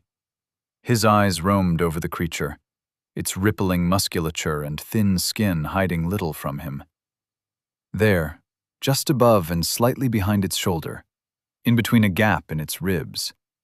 With each of the beast's heartbeats, he watched as the spot slightly distended and pulsed. An artery, most likely a major one with its proximity to the heart, at least if the thing was built anything like a normal boar on the inside. Sense. Weakness twinged. Caius smiled. Perfect. Reaching over his back, Caius drew his sword with painful slowness. He'd already dulled the shine of his blade with ash from the church's hearth, so the only thing that could give him away now was if he made too much of a racket.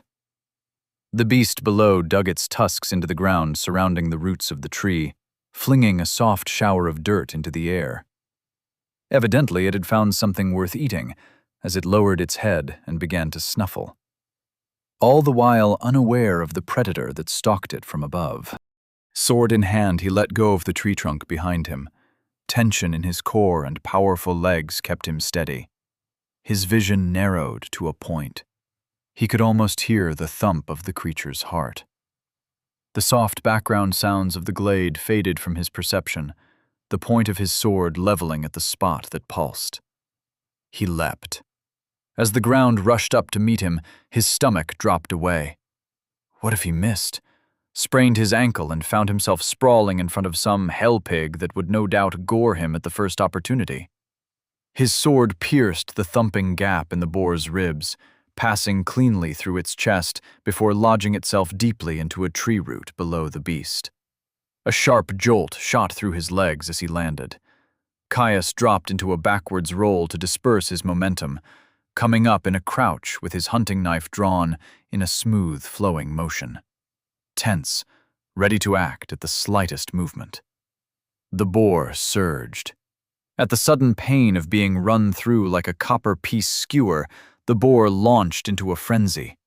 It found itself stuck fast, mouth opening to let out an enraged squeal, yet all that escaped was a wet gurgle as a torrent of red flowed from its mouth. A steady stream of blood trickled down his sword. The disturbed earth quickly turned into a rusty-colored mire as the beast tried and failed to free itself with rapidly weakening legs. Even as its health burned, the mindless creature only continued to widen its wounds with its struggling. Soon, even that preternatural vitality gave out, and it collapsed to the floor, limp. Caius watched the creature, tension leaving him as he recognized his success. A sense of solemn duty fell over him.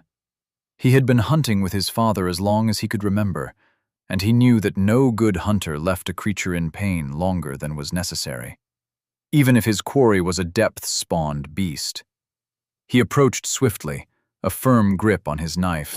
Taking one of its spines on its neck in his hand, he drew his blade across the boar thing's neck, severing the carotids and its remnants of life. Ding! Level 14. Dire boar slain. He took a moment to appreciate the creature's sacrifice, its life spent to fuel his growth, and its body to satiate him. The moment passed, and a wide, jubilant grin split his face. With this, he had secured enough food to well and truly start stockpiling. Though, glancing at the lean musculature of the creature, he might need to find something with a bit more fat if he wanted to stave off protein starvation. Pemmican might have been mediocre, but it fueled the body well. Pulling his sword free with a heave, he cleaned his blade before hauling the boar's body up by its hind legs to help the meat bleed.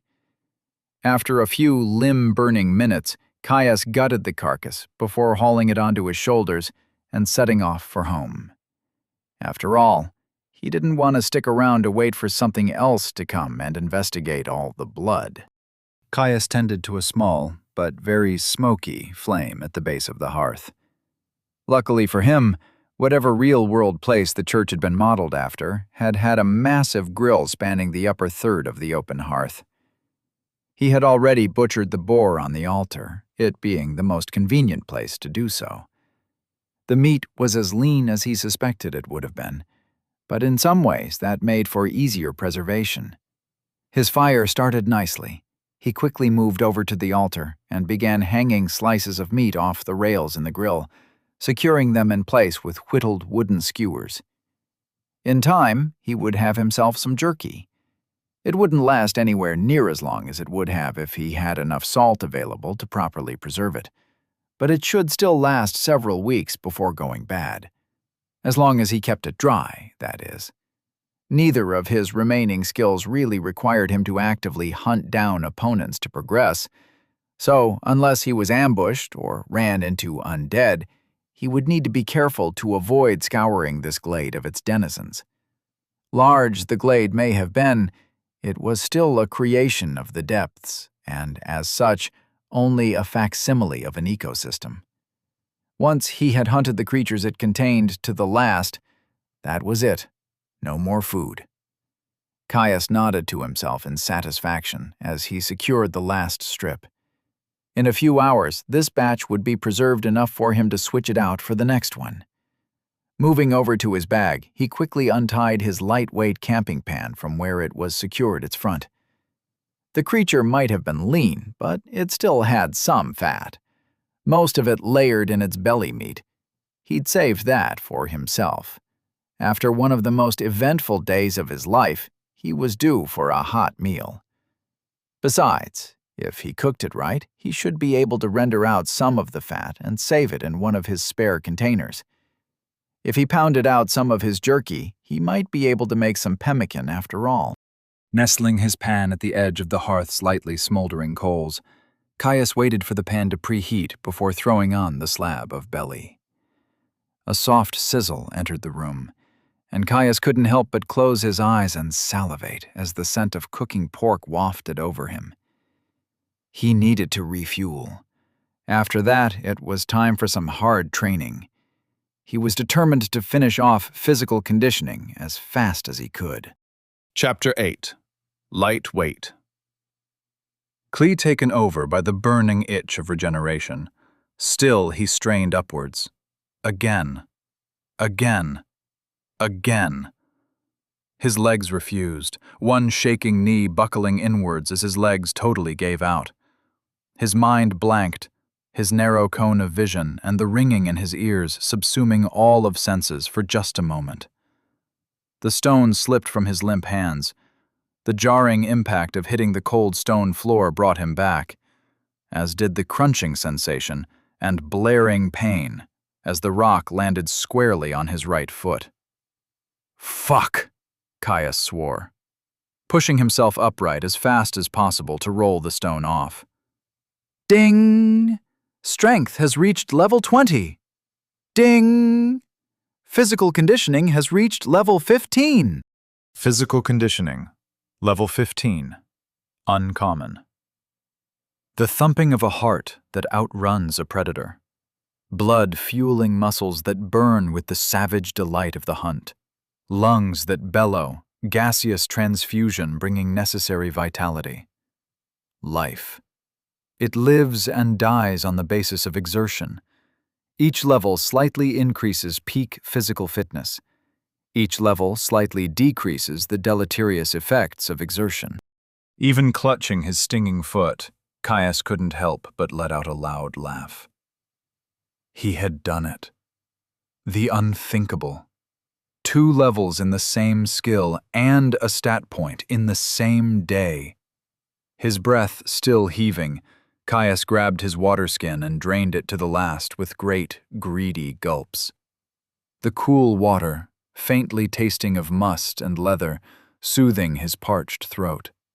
Once it was done, he shook the neck of the skin over his face, encouraging the last few stray drips free. With an unsatisfied sigh, he threw the skin to the side. It landed with a dull thwack.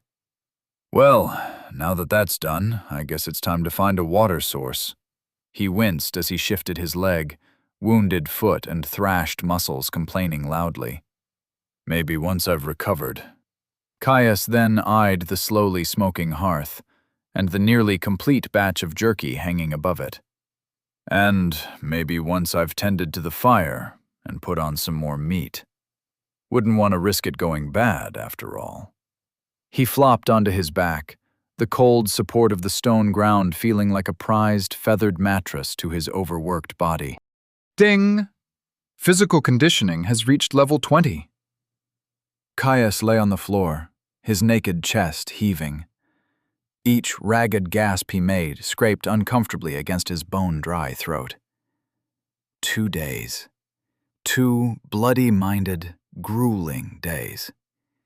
He'd worked himself until he puked, and then he'd picked himself up to do it all over again. Every type of exercise he could manage with his body and a few torturously heavy stones, switching things up to avoid monotony. A supernatural effort. The human body simply wasn't designed to push itself to true exhaustion even once, let alone consistently and repetitively. Sure, with the regenerative properties of health and stamina, it was possible. But the mental strain alone to push through the pain and fatigue was a demon in its own right. Caius was sure that without rapid adaptation and the resistance to pain that it brought, he would have had no chance.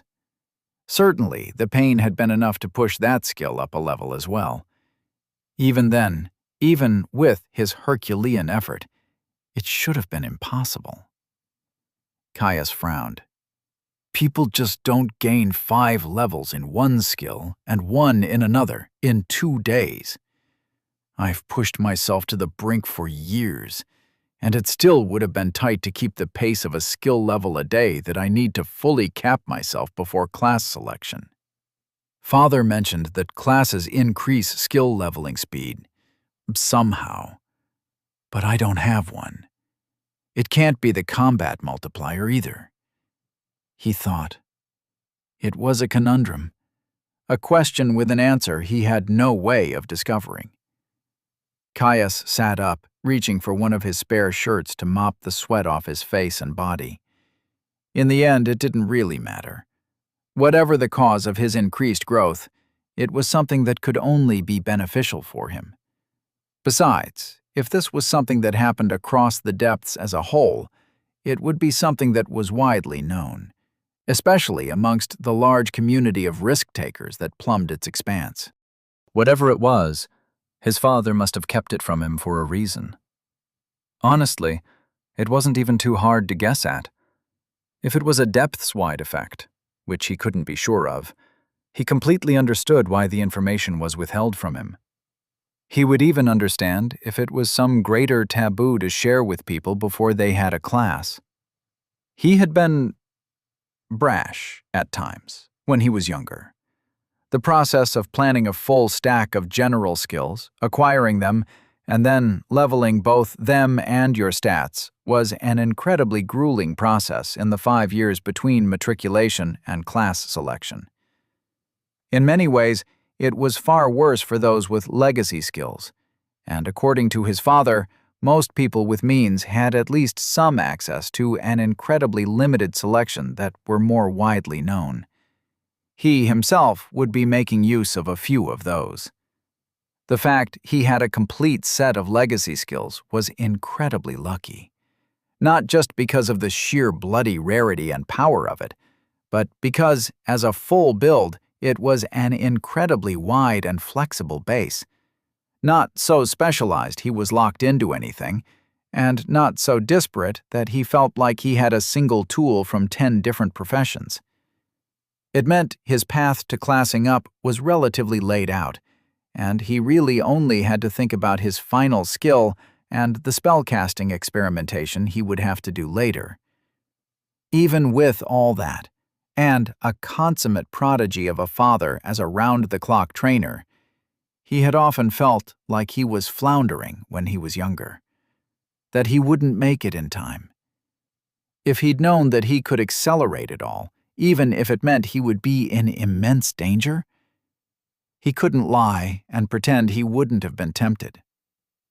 And what if I was a poor peasant boy with grandiose dreams, pressured by my father to take the skills needed to have a stable life, taking over the farm, surrounded by monotony when all I really wanted was to live the life of those I heard in the solstice bard songs?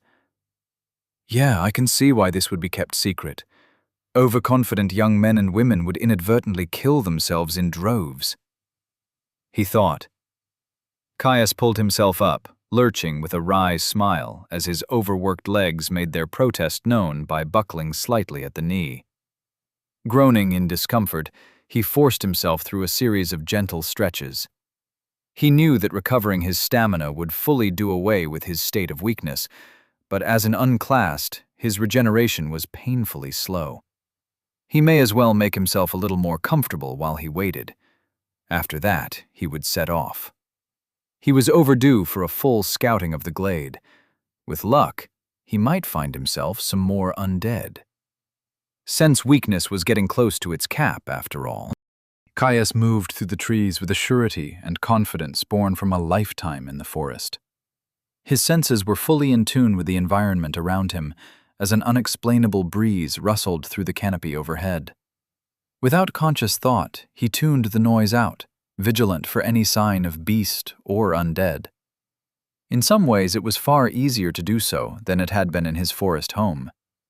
While this was the depths, and the sheer density of powerful creatures with system access was far higher, he had yet to see any signs of life or unlife that didn't fit into that category. Excluding the flora around him, of course. It meant all he had to look for were any signs of life or movement. No need to categorize if that flash of movement was a startled deer or a greater Malus, a king of the forest, coming to tear him limb from limb. If it moved at all, it wanted to kill him. Nice and simple. Keeping an eye out for something moving in a forest, interpreting tracks and other signs of something passing. That was something he was very, very good at. It was how he ate. He'd been making his circuitous route through the glade for a few hours now, intent on building as thorough of a mental map as he could. Already he had found a few fruit-bearing trees, herbalism yanking at his attention. Strange, purple, globular things with a thick rind covering lighter reddish flesh. They didn't reek of magic, so they weren't reagents. Still, he'd grabbed a couple, stashing them away to test for toxicity when he grew tired enough to rest. Traveling light, All non-essentials had been left at his base camp. Currently, his pack contained a thin blanket, some basic medical supplies, and enough food and water to last him 3 days. He'd been lucky to find a stream when he'd taken a break from training physical conditioning and had been making intermittent trips. While Caius doubted it would take him that long to scout the glade, it was always better to be prepared than to be caught lacking. Beasts had already forced him to vary his path more than once. He had a different type of quarry in mind. Though he had taken the chance to observe and train sense weakness when he could do so safely. Currently, he was on the trail of what he assumed to be some more undead. He doubted there would be anything else in these trees that were wearing boots. From the tracks, he knew it was a group. However, their lacking intelligence meant that they moved without any semblance of formation. It made it hard to tell their exact numbers, what with the way they stumbled around and crossed lines every few strides. At the very least, it made following them easy. The path of disturbed dirt may as well have been a paved road for how blindingly obvious it was to him. Picking up his pace, Caius refused to let his focus slip. Each step he took was measured, if fast, from a lifetime of practice. With ease, he stepped over and around dry, brittle leaves and loose twigs, minimizing the noise from his passing. He was unsure exactly what sort of senses the undead had, whether they mirrored that of a living man, or if it was something of a more arcane nature. Either way, he wasn't going to allow himself to get sloppy on the mere chance that he might be wasting the tiniest modicum of effort. A short while later, and he caught up to them. He heard them before he saw them. Heavy footfalls crashing through the undergrowth in a clumsy staccato. The sound of it sent his heart rate thumping in his chest, a savage tension surging through him as his jaw tensed in anticipation. Quietly as he could, he swung his pack off, nestling it safely at the base of a tree. He drew his sword silently. His approach slowed as he started to move from tree to tree, eyes locked on the point from which he could hear the moving undead. Tree by tree, step by step, the sounds began to grow louder. As he drew close, the tension that weighed on him began to morph, changing into a savage anticipation of the clashing of blades, rent flesh, and a battle well fought. Caius felt his face go hot, a flush rising as blood roared through his veins. He could almost hear it. His father called it the blood song. Said it was common amongst those who delved the depths. Said you had to be a certain kind of mad to enjoy throwing yourself into death hour after hour, day after day. And you did have to enjoy it. Those who didn't quit or died. Only a few weeks prior, he didn't understand. Even a few days ago, his brush with death as he cleared the church had terrified him. That had faded. Oh, he was still scared. Only a fool didn't fear death. Fear kept you sharp. Now, though, it was paired with excitement. Nowhere else would he see the kinds of gains he had seen. Being trapped down here was a blessing. It might have been a blessing covered in thorns, but it was a blessing all the same. Peering out from behind a bush he was crouched behind, Caius saw them. 5 undead, in a distant and messy formation. The leading 2 looked to be carrying heavy boar spears, while of the ones trailing further behind, 2 were carrying hunting knives, closer in size to daggers. The final undead that was lingering at the center of their rough formation held what looked to be a timber axe. All, barring minor differences, were garbed in what amounted to simple clothing with a heavy leather vest. Caius smiled at the sight of that.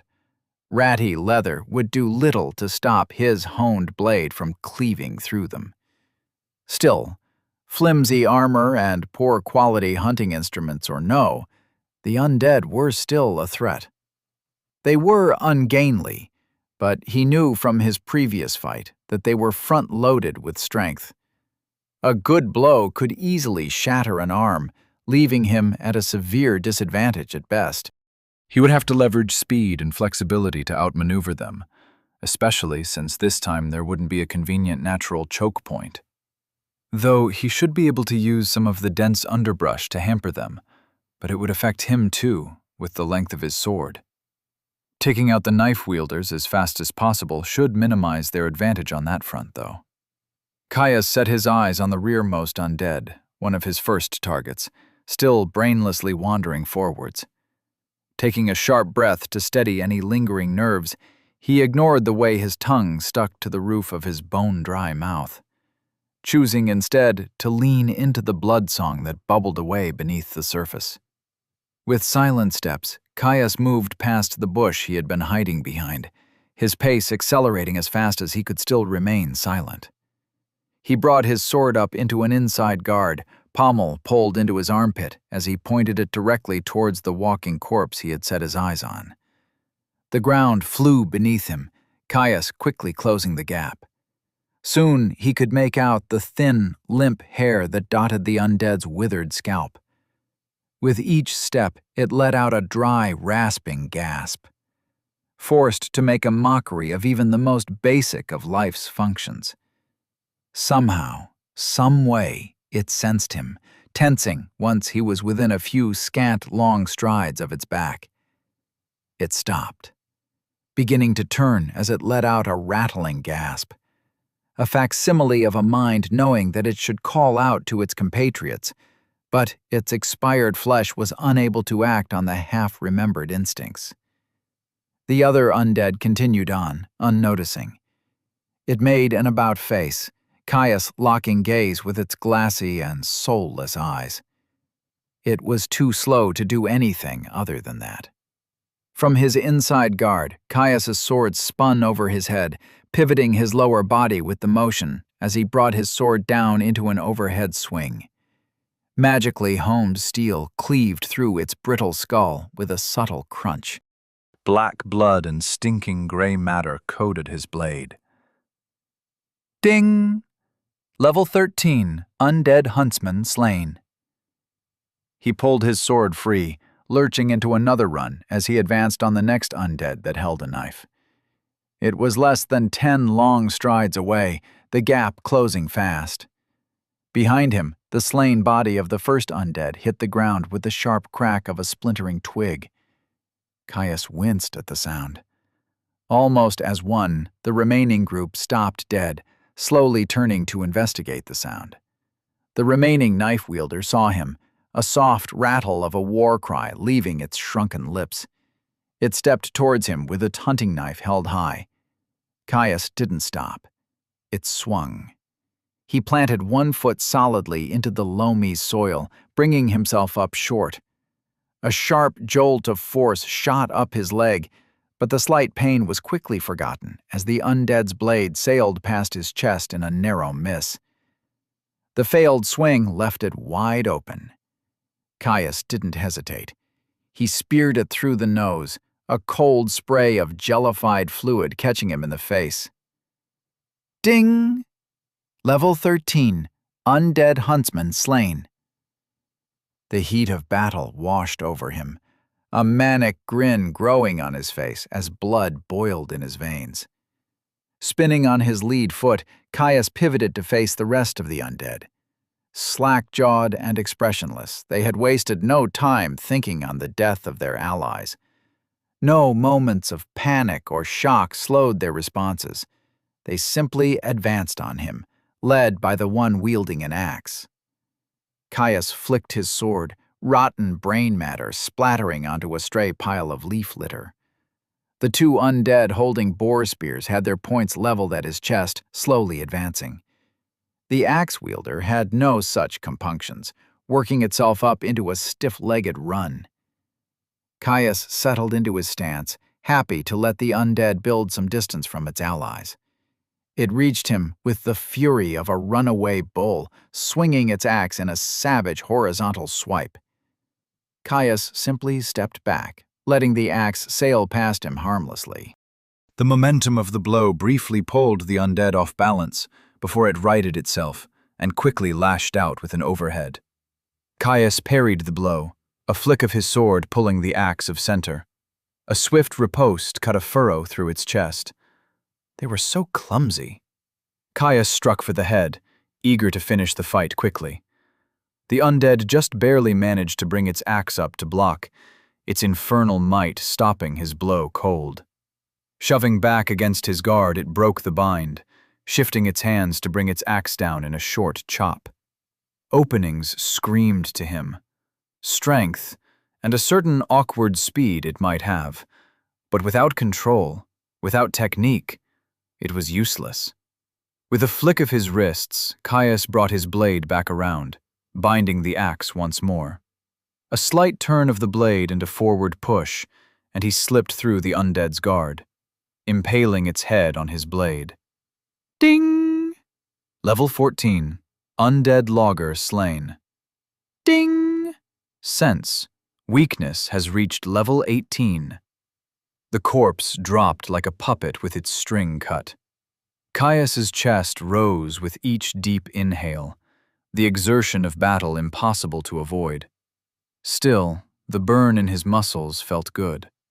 Seeing the undead lie inanimate once more, shattered and broken, felt good. Knowing that each one he put down was another step closer to his goals made his blood sing. He understood it now. The blood song. How it could drive people to such maddening heights. He leveled his gaze on the final two undead, still slowly approaching with their boar spears leveled. Only two left. Chapter 9. Fervor and Fury. Their bodies lacked the smooth, flowing balance of a trained fighter. Wooden fingers struggling to rearrange themselves as they adjusted their grip. Even the points of their spears wavered through the air, as if uncertain of where to strike. With each step they took forwards, Caius took a calm one, backwards, holding his sword at the ready. The left one cracked first. Suddenly lunging, it drove its spear towards him with its rear hand, thrusting towards him in a great, extended stab. A snarl left his lips as he flicked his sword, pushing the spear away from him. He stutter-stepped forward, bringing himself inside the first spearman's guard. He grabbed the spear haft, capitalizing on the undead's sluggish reactions, to shove it upwards and knock away the second spear thrust that had been poised to take him in the chest. Yanking hard on the haft he held, he pulled its stumbling owner towards him. Caius pivoted on his leading foot, scything his rear leg outwards. His shin met the side of the undead's knee with a gruesome crack. Its leg gave out, and its grip slipped from the spear as it tried to arrest its fall. Its companion was not idle, their own spear already descending in a sharp cut towards Caius. His eyes widened. His kick had put him out of position, and with a sword in one hand and a spear held mid-haft in the other, he had no way to block or parry. Instead, he chose to give flesh to take bone. Twisting, Caius felt the half-blunted edge of the boar spear cut a line of fire from nipple to hip, a wet stream soaking his tunic in moments, quickly followed by the rapid itch of his health draining to heal the wound. It enraged him. He'd been overconfident again. A quick step took him out of reach of the downed undead that was even now grasping towards him, taking its spear with him. A few more took him out of the range of the still-standing one. He took a moment to look down. His front was soaked, a deep red spilling across the dyed green fabrics and staining the hardened chestnut-brown leather reinforcement of his hunting clothes. It would take hours for them to repair themselves. They had been a gift. Caius narrowed his eyes at the standing undead, a vein on his neck bulging as he saw his blood drip off its spear point. Creating some more distance, he tossed his stolen boar spear up in the air slightly and reversed his grip. He hauled the heavy spear over his shoulder, raising his sword with his other arm to aim at the undead that continued to stumble towards him. Twisting and engaging the muscles in his back, he heaved. The spear flew. The undead attempted to bat the projectile out of flight. It missed. The spear smashed through the undead's chest, lugs ensuring its momentum was fully transferred. It fell. Caius let out a dark laugh. Running towards his downed opponent, he ignored how each step sent another lash of pain through his chest. By the time he arrived, the undead was already scrambling at the ground, hurrying to right itself. His downwards chop ended that. Ding! Level 13.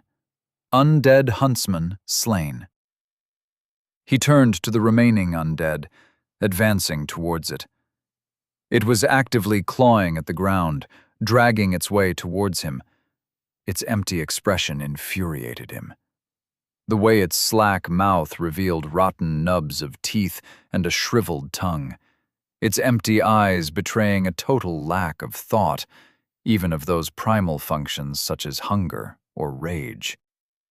He spat on its face, then shattered its skull with a stomp. Ding! Level 14. Undead Huntsman slain. Caius let the moment wash over him, his thumping heart and screaming chest doing little to dampen his jubilation at his victory. He was starting to feel like it was actually possible, surviving the depths as an unclassed. 5 undead, and little more than a scratch to pay for it. Sure, it was a small raiding party. He knew that as far as things had gone so far, he had played it incredibly safe. Greater threats there might be, but he had a lot of room to grow. 7 more merged skills, 1 within hand's reach. He could do it. He could get out and find Father. The blood leaking from his chest started to soak into his pants. He grimaced at the cool stickiness on his skin. But first, I should probably clean myself up, he thought. After cleaning his sword on some loose leaf litter, Caius sheathed it and jogged back to his pack. A clean cloth from his first aid kit and some water was enough for him to start mopping up the blood that coated his chest, the tear in his tunic giving him convenient access. It didn't do much for the rapidly drying blood that had soaked into the cloth and leather, but the cleaning enchantments would take care of that. The rip still annoyed him, though. He hadn't lied when he said they had been a gift. One his father had given him for his most recent birthday, now that he was fully grown. Like all of Father's gifts, they were superbly made, and he had personally inscribed them. Strong but simple inscriptions, meant to keep the garments in perfect repair while providing some minor resistance to the elements. Still, self-repair was a notoriously complex enchantment, a testament to Father's skill. They straddled the line between hard-wearing hunter's clothes and armored leather. Tough cotton, with, at times, double-width hardened full-grain hide protecting his important bits. Rinsing his cloth of blood as well as he could, he did still want to preserve his water after all. Caius returned it to his pack before fetching a large needle and thread. A few minutes of fiddly work, and the rent in his clothes was held together with an ugly but firm stitch. Once the tear had repaired itself, he would be able to pick the thread free, but for now, it was more important that his clothes were secured tightly in case he ran into anything else unsavory. Patting everything away, he swung his bag onto his back before returning to the scene of his battle. A frown crossed his face, his brow furrowing in surprise. In the heat and intensity of his clash with the undead, he had missed something. The messy tracks that he had followed to track the undead, they continued.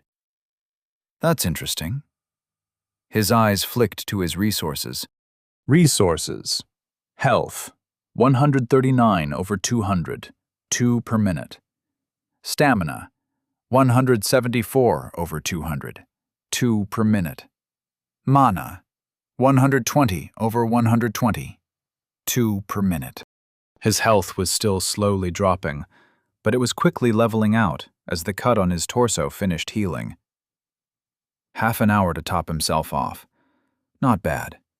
He could always keep his distance if he found anything noteworthy in the meantime. After all, the undead he had seen up until this point hadn't exactly been the most perceptive things. He eyed one of the discarded boar spears, the one that had slashed him through the chest. It could come in handy, having something with a bit more reach. Even if it was in poor shape, its stout construction meant it should hold up fine, at least temporarily.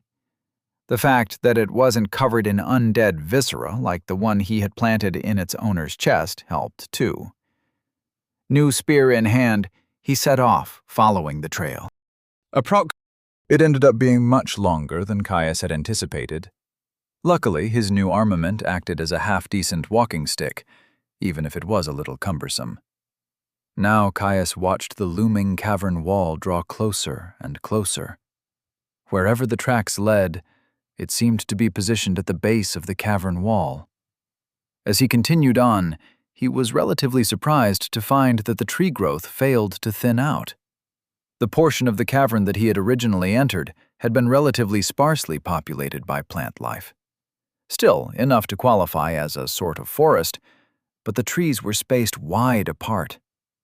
It had gotten denser as he had penetrated deeper into the thick of the glade, but he had thought that the lighter tree cover extended around the full circumference of the massive cavern. Apparently, he was mistaken. He closed the remaining distance to the looming cavern wall, leaving the trail to pass through densely knotted trees and bushes. He wanted as much cover as possible, though he stayed close enough that the undead's tracks were always in sight. Once he got within 100 long strides of the cavern wall, he found a suitably memorable tree, another one of those rare fruit-laden plants that he had seen in his travels. Scoring its bark with his hunting knife, he made sure the mark was clear and visible from the bush-beaten tracks he had been following. Then, he stashed his pack. Spear held at the ready, he pushed his way through the undergrowth. The soft glow of the cave moss shone between the closely nestled trunks. He approached slowly, keeping his profile as minimized as possible as he used the ample foliage as cover. Once he got as close as was comfortable, Caius put a thick tree trunk between his body and the edge of the trees. Peering around it, he saw that the trees abruptly stopped a good 30 or so strides before the cavern wall. The no-man's land covered in long grass and a few scraggly bushes. It was what he saw on the cave wall that drew his eye. Off to his right, in the direction of the tracks, was what looked to be a compound set into a great opening that had been worked into the stone, its jagged edges reminiscent of mining. 3 stone structures standing proud in the shadow of the cave. They seemed to have a similar architecture to the church where he had made his home. The same tall, slatted roofs, with thin, slitted windows set high in each wall. Where the church was clearly a place of worship, this seemed to be some sort of hunting lodge. The main building, situated at the back of the shallow cave, was a wide and squat building. A veranda spanned its front face, columned stone holding up its awning. Across its paved surface, numerous drying racks were set up, ratty and hole-ridden fur pegged in place. The other 2 buildings were smaller in scale. One was set close to the entrance, a large smokestack jutting out slightly from the cave and rising above its lip. The most likely reason for its positioning, he supposed. If he was to guess, it had to be some sort of smokehouse, though he was in no rush to see whatever meat stores were kept within. The final building was a small but over-engineered building, set just off to the side of the main lodge. From the little Caius could make out through the dark shadows that drenched the cave, it had no windows, and its heavy-set door was barred tight with several chains. The sight of that set Caius's heart thumping. It wasn't just the blood song and the wealth of experience available that sent so many into the depth's embrace. Monetary reward and otherwise unobtainable resources did that enough all on their own. Artifacts, rare materials, and strange alchemical ingredients could all be found here. Often they were tied to some depths-born construction, from what he had heard. Just like a secure, locked building attached to a hunting lodge built into the side of an impossibly sized cavern. "There's just one problem," he thought to himself. The entire place was crawling with undead. Chapter 10. Kiting the loot that made the risk so enticing, however. The pressure and push of facing so many foes at once would force him to the edge.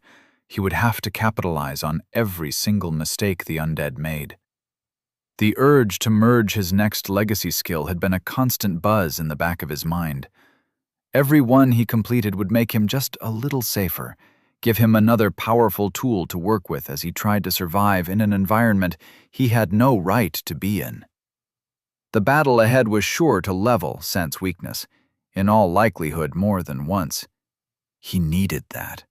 Needed the edge his next legacy skill would bring him. Needed to start on the next one after that would bring him some much-needed survivability. Tightening his grip on his spear, his knuckles went white. Caius launched himself forward, pushing off a root and shoving the trunk he was hiding behind to bring himself up to full speed in a burst of acceleration. The light brush standing between him and the end of the tree line whipped against his legs, quickly forgetting the stinging mark of their passage as he bent his mind to the singular goal of closing the gap between himself and the closest of the wandering undead. He brought the point of his spear up and level, turning his run into a charge. Soft breeze covered his advance, the rustling of leaves enough to drown out his heavy breaths, and the soft thumping of his feet on soil. He was almost there. Some of the undead, those who just so happened to be looking in his direction, had already noticed him. Ambling limbs readied glorified farm tools as they drew in his direction on stumbling.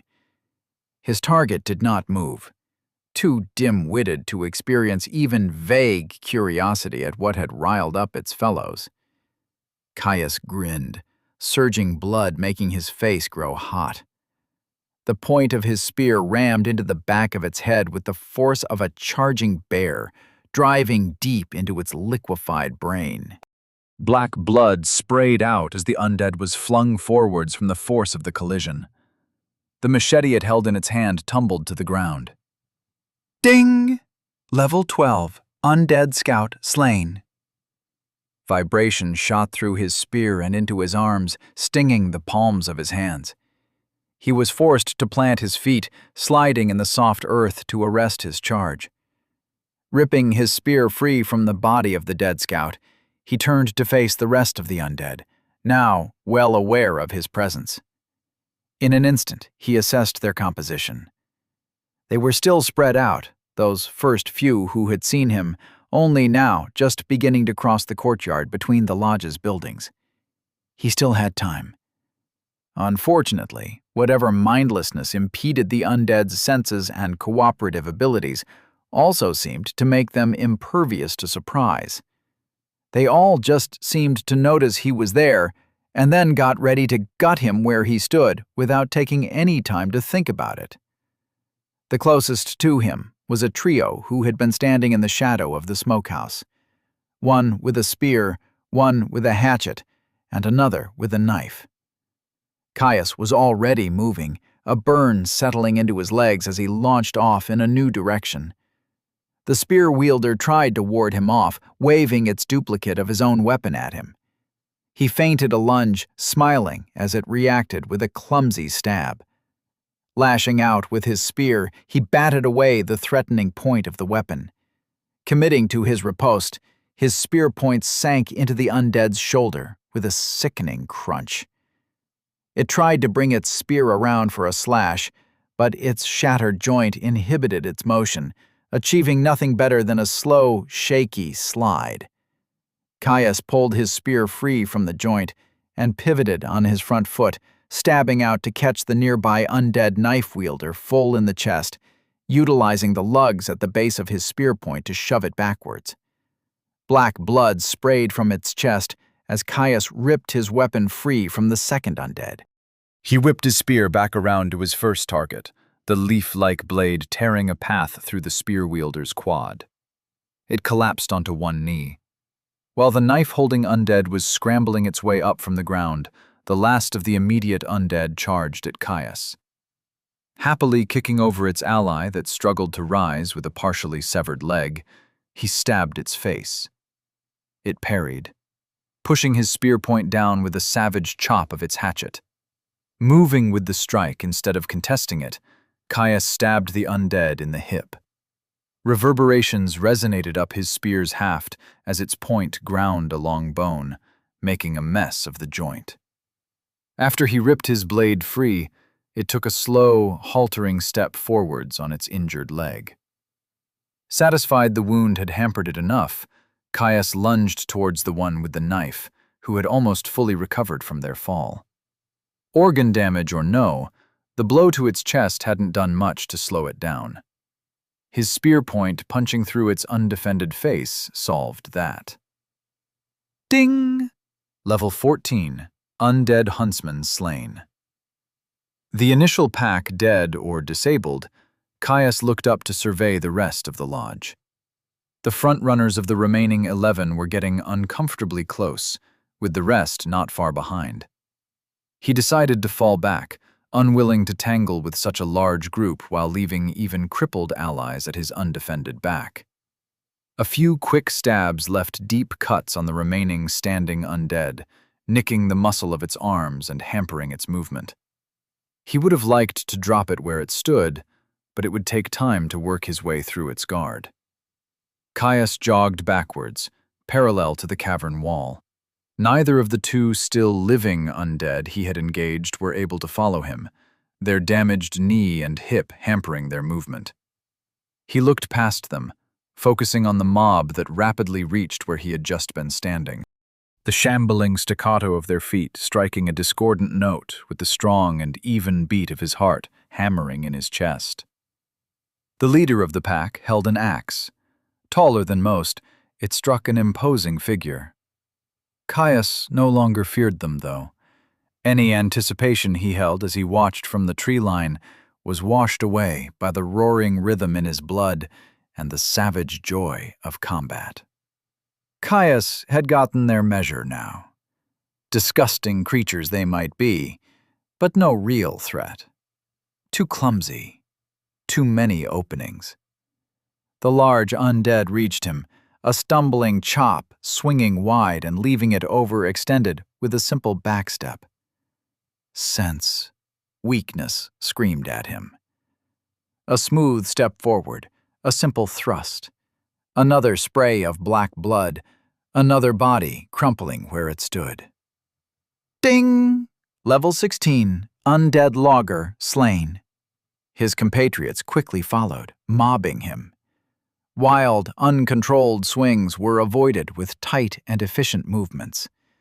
Those he could not dodge, he pulled off center with simple bats of his spear. The undead's numbers quickly began to work to their detriment, ungainly strength and dim-witted minds turning the rabble into an unreasoning pit of aggression more than any cooperative fighting force. None tried to force him into a corner. None tried to attack in unison or create openings for a fellow. Caius feinted, an undead with an axe taking a wild swing, only to elbow a fellow undead holding a knife, sending it reeling. A quick stab caught the flat-footed undead, returning it to the embrace of true death. Ding! Level 14, Undead Huntsman slain. Caius continued to back up, making use of the strip of open space that separated the veil from the edge of the cavern. So mindlessly aggressive, he thought to himself, as a spear wielder's botched swipe slapped an undead holding a machete who had committed to a thrust at the wrong moment. Unfortunately, the blunder didn't leave either of them opening for a killing stroke. Too many of the mob still standing, a committed lunge would leave him far too open to a strike from their allies. It didn't, however, mean he did nothing. a light thrust scoring a line across the offending undead's forearm, hopefully deep enough to hamper its grip. His retreat from the mob was slow, measured. All he had to do was wait. He had already seen so many openings. Sense weakness remained silent, no more than a low-level hum in the back of his mind. Too many opponents for him to capitalize on the failure of a single individual. Still, his time would come. He just had to be patient. Another avoided wild swing. The dance continued. An axe wielder struck, its terminal arc ending with a violent crunch in one of its allies' knees as Caius dodged the blow. The unfortunate undead pitched forward, mangled leg collapsing as it tried and failed to take another step. Sense weakness twitched in the back of his mind. Caius's leaf-shaped spear point arrested its fall. Ding!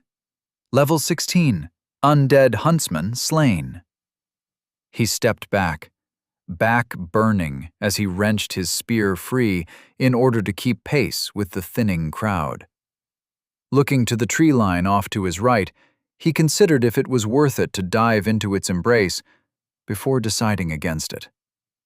While his heart thumped and his legs burned at his continual giving of ground, nothing had yet to turn against him. Caius took his time, allowing the uncoordinated mass of limbs and flesh that pursued him to work to its own destruction. False openings were seen through as he trusted in sense weakness to lead him right.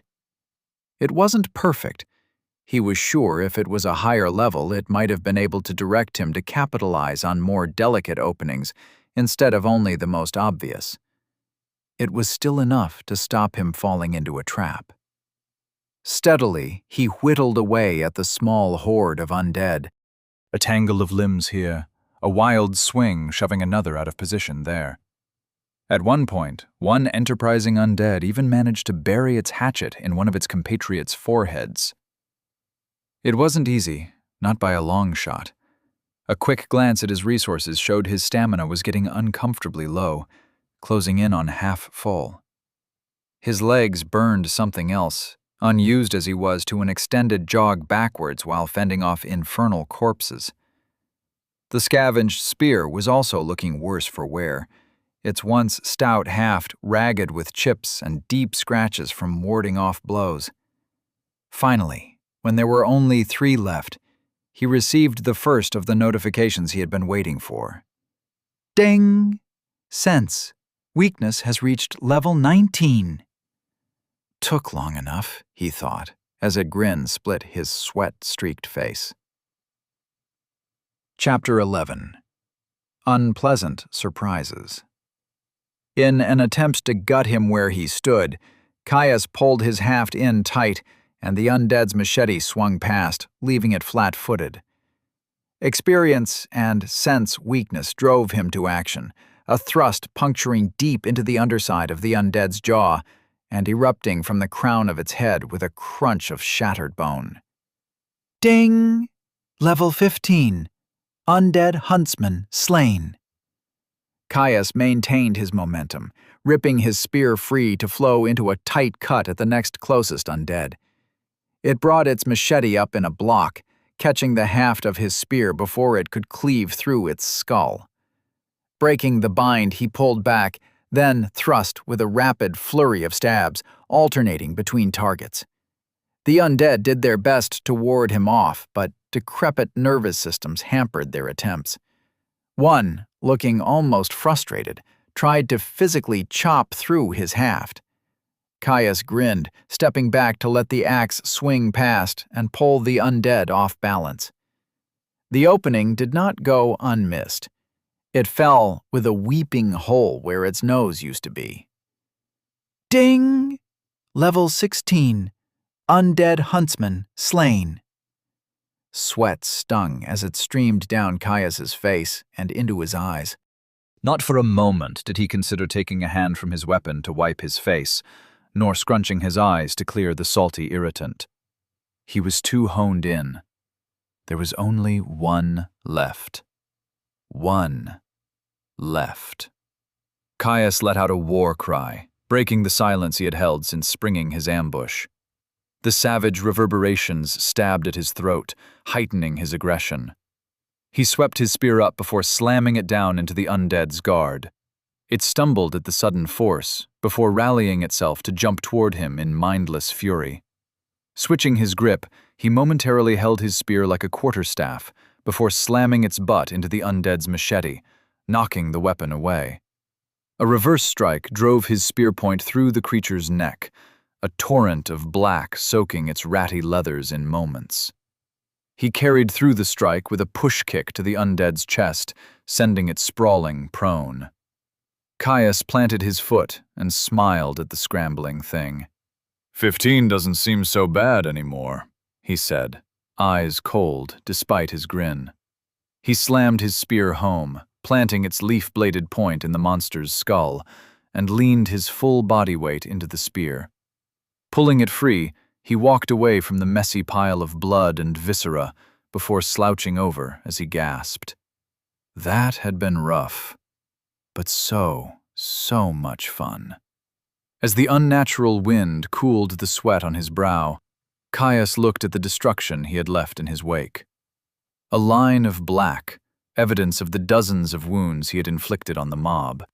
A grisly trail leading to the hunter's lodge far in the distance, interposed every so often by the limp corpse of a downed foe. Gods damn them, that was tough, he panted, using his free hand to massage one of his calves. They still burned something fierce, strained from his hapdash retreat over uneven ground. He squinted, seeing an undead slowly shamble its way closer to him, shaded in the half-light of the cavern. One of the crippled ones, hampered by its injured leg. It promptly stumbled, falling over face first. The absurdity of it jolted, a soft bark of a laugh escaping his lips. Well, best not leave a job unfinished, he said with a shake of his head. Standing up straight, he planted his spear point first into soft soil below, allowing it to stand freely. He bounced lightly on the balls of his feet, shaking loose the accumulated tension in his arms, before bending over to stretch out his legs. A groan slipped out as the burning ache in his legs intensified behind his knees and the back of his thighs. That's a bit better, Caius mumbled, as he stood back up. He took a look at his spear, its mangled haft and blood-drenched tip. He frowned. Probably best to just grab a new one. He looked back to the distant undead, now risen again and limping in his direction, patting the hilt of his longsword for reassurance. Keeping a comfortable pace, he set off the way back the way he had come, one eye trained on the tree line for any sign of beasts that may have come to investigate the noises of his battle. Thankfully, there were none. He kept in line with the trail of his battle, walking around the leaking corpses of his slaughtered foes. Though unfortunately he was not entirely able to ignore their fetid stench now that the heat of battle had left him. "Gods, that smells rank," he said, his face paling. It could have been worse, he thought. He'd mostly avoided blows to their center mass. He shuddered to think what unholy abomination he would have to deal with if he had perforated their bowels. About halfway to the hunter's lodge and the stumbling figure in the distance, Caius stopped by the corpse of an undead who had been using a boar spear of its own. He eyed it, checking it for any major damage. It was splintered and poorly maintained, but in a damned sight better state than his own. He tossed his spear to the side, replacing it with the new one. With a new walking stick in hand, he locked his eyes on the slowly approaching undead and picked up his pace. Once he got close enough to the creature, he stopped. Hefting his spear over his shoulder, he took aim and threw it at the undead with a grunt. With unerring finality, it soared through the air. It tried to smack the missile out of the air. Unfortunately, it was hampered by the deep wounds Caius had left over its limbs. The spear slammed home into its face, the blade sinking down to the lugs as the weapon's weight sent its corpse sprawling. Ding!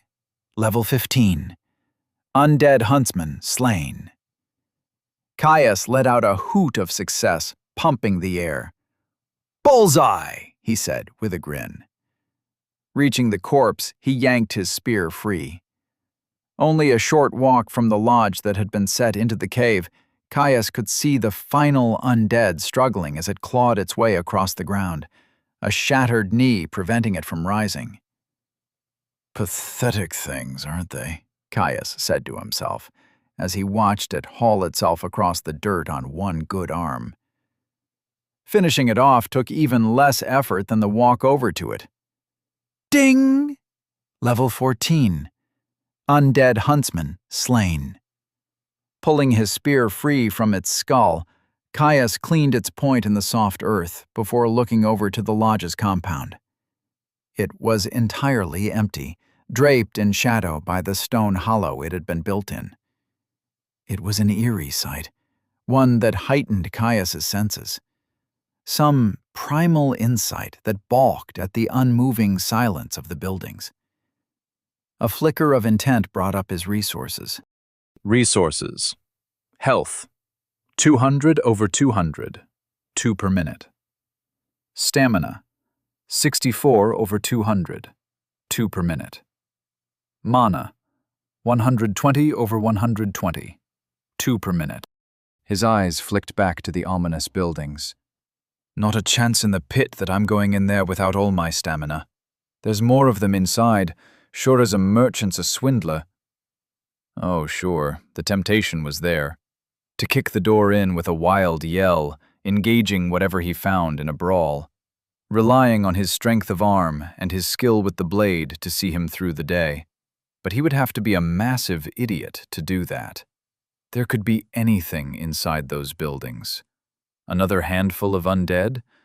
Sure, he could manage that. It could also just as easily be some witch or undead necromancer, and he had no intention of risking his life for a song. So he slunk back into the tree line, taking a few minutes to find his pack.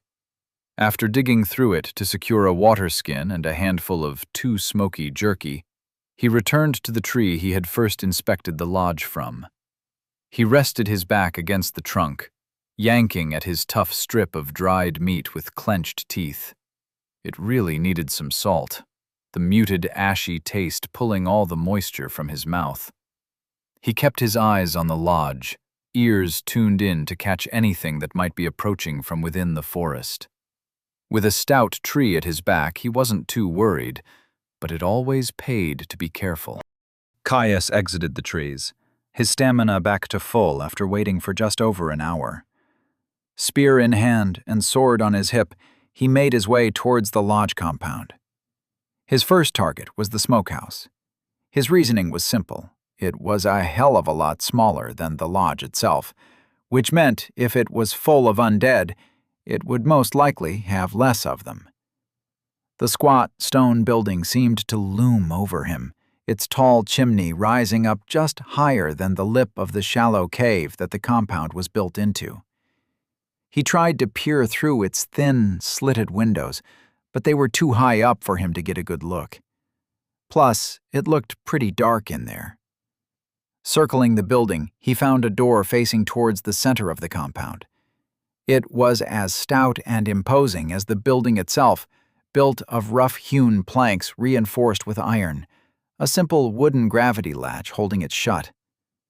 He reached out, tense and ready to react as he gripped the wooden bar that held the door shut. He lifted the mechanism in a quick jerk, shoving the door open as he leapt backwards and leveled his spear at the now open entryway. It swung inwards, hitting the wall behind it with a clatter of wood and stone. Caius furrowed his brow, peering into the dark interior of the building. Judging by the lack of sound, it was empty. He still didn't trust it. Holding his spear at the ready, he stepped through the shadowy threshold. His mouth flattened into a tight line as he drank in the interior. Whatever strange intelligence formulated the biomes of the depths certainly did have grim sensibilities. In the center of the smokehouse, there was a burnt-out fire pit, metal butchery hooks attached to the rafters above. Humanoid limbs hung suspended, desiccation unable to hide the grisly evidence of consumption. He certainly didn't miss that some were noticeably smaller than the others. Caius spat on the floor, a hot rush of anger suffocating his disgust. He turned on his heel, marching out of the smokehouse as he pulled shut the door behind him. He knew it was a set piece. It was common knowledge that while the depths often contained some shattered mirror reflections of things that existed, or once did, it twisted them to fit whatever strange logic was behind its biomes. There were a dozen campfire stories of delvers coming across some truly twisted regions. It still didn't sit right with him. He was no stranger to blood and guts, but it just wasn't right. He shook his head to clear his thoughts. He still had another building to clear. If the smokehouse was free of undead, the lodge sure as hell would have some. He approached the wide stone veranda, picking his way through the fur tanning racks that dotted its expanse. Not that the things stretched across the frame could ever be considered so valuable a good, what with the blatant strips of dried flesh and massive holes. A few of them he moved, clearing them away from the path to the door. He winced as their brittle frames clattered against the floor, waiting for some clamoring horde to fall on his head at the noise. Thankfully, the cave and buildings within stayed blessedly silent. He approached the entrance, made of the same rough-hewn and reinforced wood as the previous one. Though no less ready than the first building, his heart stayed steady as he grabbed the latch. A final, steady breath centered his mind. He flung the door open. The interior was shadowy and dark. To his surprise, the building was completely open on the inside. He entered cautiously, spear held at the ready. The moment his foot crossed the threshold, ensconced torches flared to life, throwing the interior of the building into stark relief. Caius's eyes widened, momentarily blinded. Blood pulsed, throbbing in his neck as his heart rate accelerated. A soft grunt grabbed his attention. Whipping his head around, he focused on the source of the sound. There, at the head of the hall, sat a great monstrosity. Enthroned on a seat of rotting fur and splintered bone, its black eyes drilled into him. The grotesque sneer that split its face, conveying a level of contempt that chilled his blood. Its muscle-bound body had more draft than a draft horse, a complete lack of body fat revealing every single striation in its musculature, to the point it looked almost flayed. At least, the definition that wasn't marred by its diseased and pockmarked skin. Its black, unblinking eyes never left his own as it slowly reached down, grabbing a blood-stained cleaver that must have been the size of his thigh. A slow and purposeful rise brought it to its full height, the overly thick leather apron that covered its front rustling with the movement. It towered over Caius, easily a stride and a half taller than him, and he towered over the villagers he had met at a strapping 6.5 strides tall. This was no mere mindless undead. It smiled, rotten teeth poking out from behind scarred lips. Ding! You have challenged a champion, the Hungry Butcher. Shit. Chapter 12.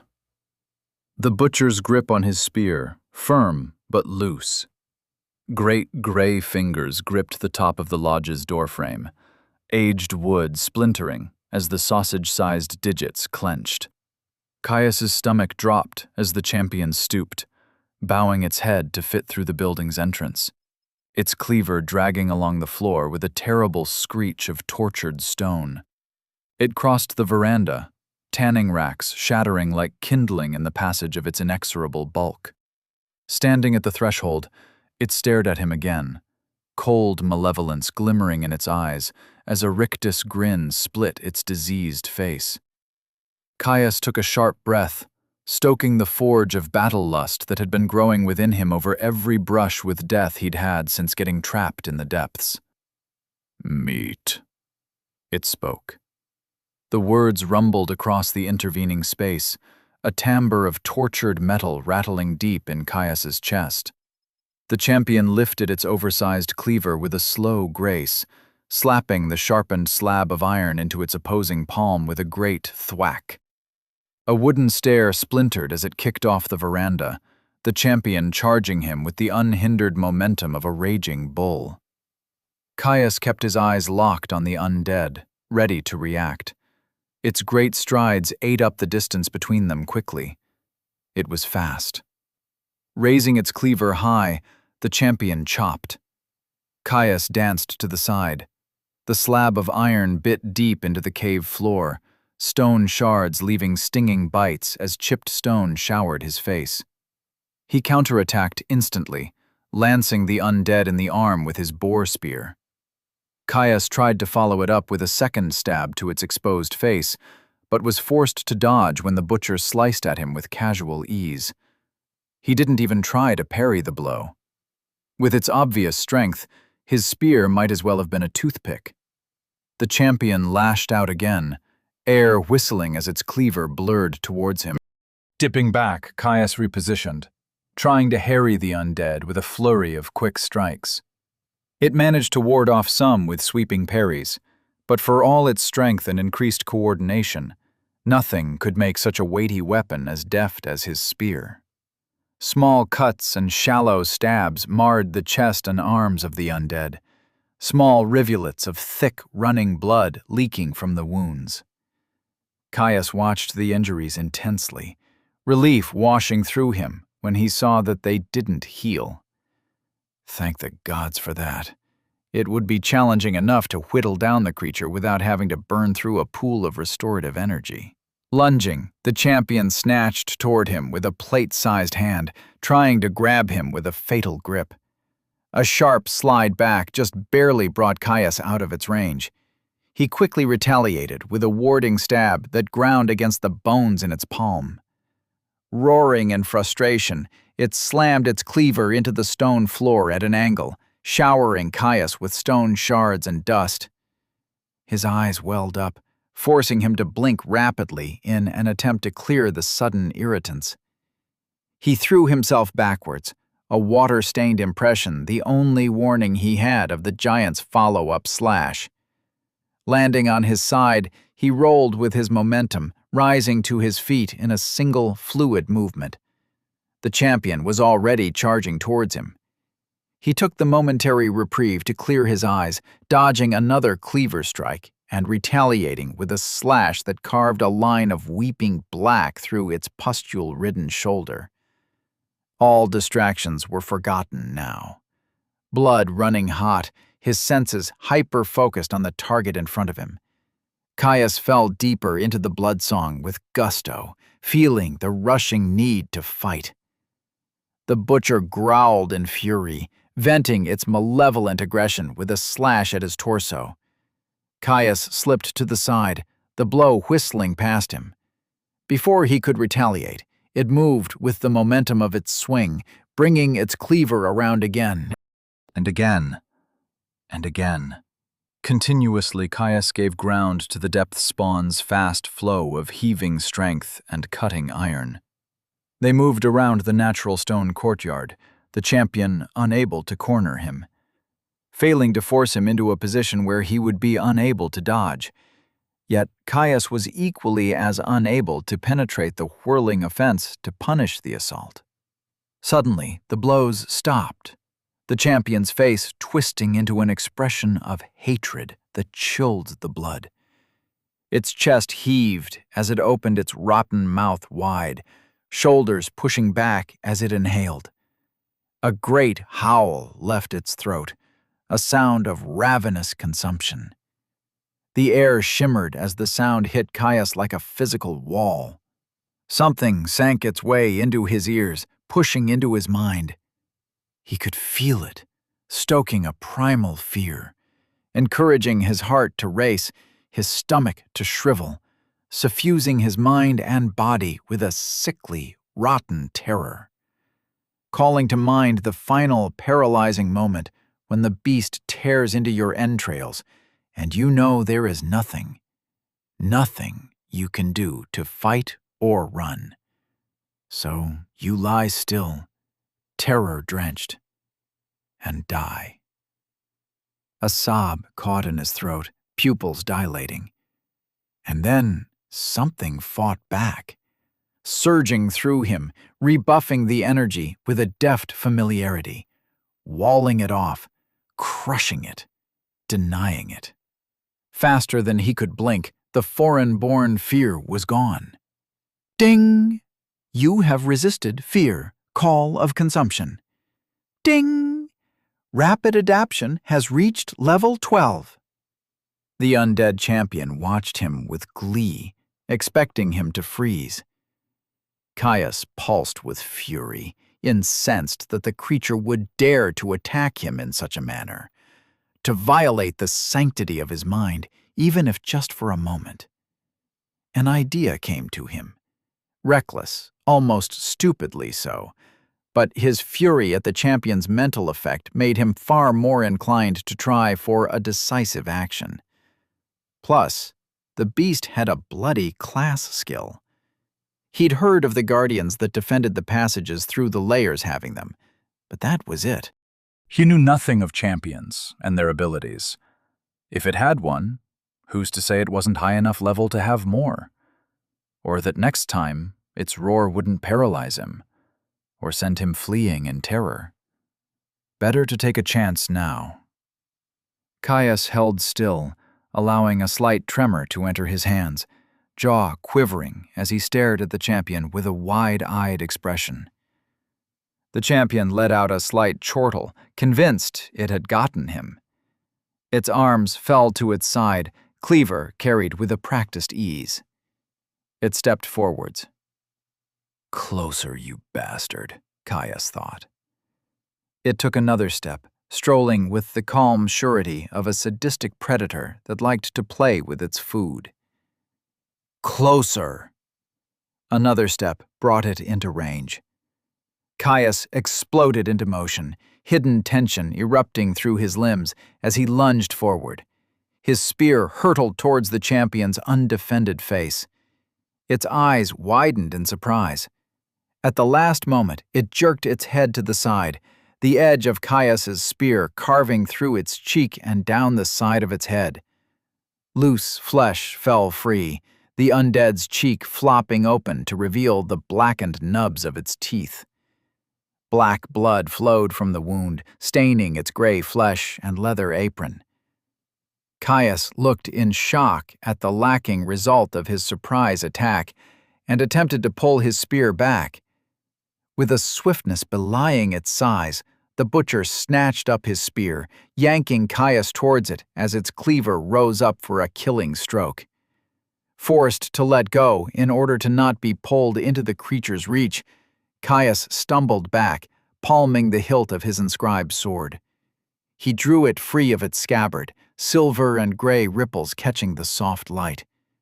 He watched as the undead tightened its grip on his borrowed boar spear, the wooden half creaking momentarily before it shattered. It was for the best anyway. He'd always been more comfortable with the sword his father had gifted him in hand, and the more he used it, the more focused the influence Warforged would have on his class would be. Plus, nothing ever settled in his palms quite as well as his sword. The champion stepped in, trying to catch Caius with a diagonal slice. He dodged to the left, bringing his blade to bear, slicing the giant and scoring a deep cut across its shoulder and chest. While his sword might have lacked some of the reach of the boar spear, its mana-drenched alloy and supernaturally honed edge made short work of the creature's toughened hide. Whipping back around, the champion brought down its cleaver in an overhead strike. Caius's eyes widened. It had moved faster than it had before. He didn't have time to avoid the blow. His sword came up in a parry, trying to push the slab of iron away. The oversized weapon's sheer inertia shoved him back. The cleaver skittered down his sword edge, refusing to bind. The champion twisted its wrist, guiding its blade to skirt past his crossguard with ease. He tried to disengage, but was too slow to prevent the tip of the weapon from cutting deep into the flesh of his forearm. Blood welled from the wound, spilling free to land on the cold stone with a light splatter. Caius and the champion broke their engagement, stepping back to circle each other with calm steps. The undead's easy grin was made all the more grotesque by the flap of its cheek hanging down past its jaw. It shook its free arm, now dripping and stained with the fetid blood that spilled forth from the wound on its shoulder. He didn't miss the slight shudder as it tried to lift its hand to its front. He'd done some damage to the muscle.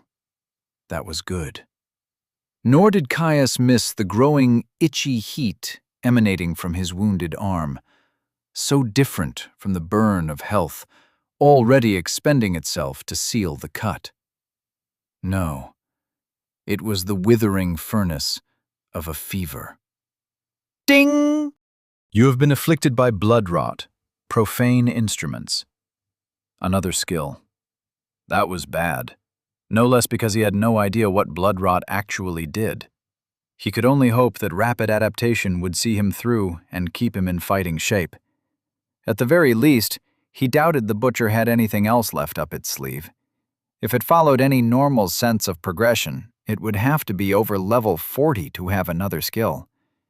He would already be dead if that was the case. Even as it stood, it was a lethal foe. Without his legacy skills, he would be dead a dozen times over.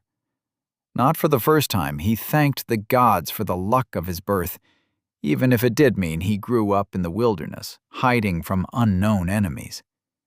He could feel rapid adaptation working, its bolstering energy flowing through his body to taste and sample the new threat, devising the best way to adapt and neutralize the deleterious force. He just had to hold on long enough for it to get there. His arm hot and swollen, Caius leapt towards the butcher, stabbing towards its face. It raised its cleaver to slap away his thrust, only to roar in frustration as he twirled his blade and cut deep into its shoulder. Its blade arm this time. Caius stepped through with his blow, aiming to circle behind the butcher and cut off its avenues of attack. The undead whirled on him, lashing out with a cut that ripped another line of hot fire through the thin layer of fat that covered his belly. Ding! Affliction, blood rot, profane instruments strengthens. An explosion of pain that radiated out from the cut, followed by a welting and sickly heat. His abdominals tensed uncontrollably, and Caius felt his skill start to probe the new location. Continuing to taste the flavor of the energy, trying to take its measure. He could already feel the tendrils of rot seeping up his arm from the previous cut. Snake-like, using his veins as highways to ravage his body. He had to finish this. Fast. Chapter 13. Victory or Death. The butcher's cleaver followed its terminal arc. Wounded arm unable to control the momentum of the monstrous weapon with as much ease as it had before. The wild swing left it open. Caius was remiss to let the opportunity go to waste. Every second was another that his afflictions would continue to weaken him. Stepping forwards, he brought his sword down in a heavy overhead strike. The butcher lashed out with its free hand, trying to ward off his strike. It was successful, partially at least. Knocked off-center, his blade bit deep into its clavicle with a spray of rotten black blood. The undead howled, infuriated by the injury. It lashed out with its fist, trying to leverage its size and strength to crush him. Caius flicked his sword, biting deep into the butcher's forearm as he turned the blow, grating against the bone.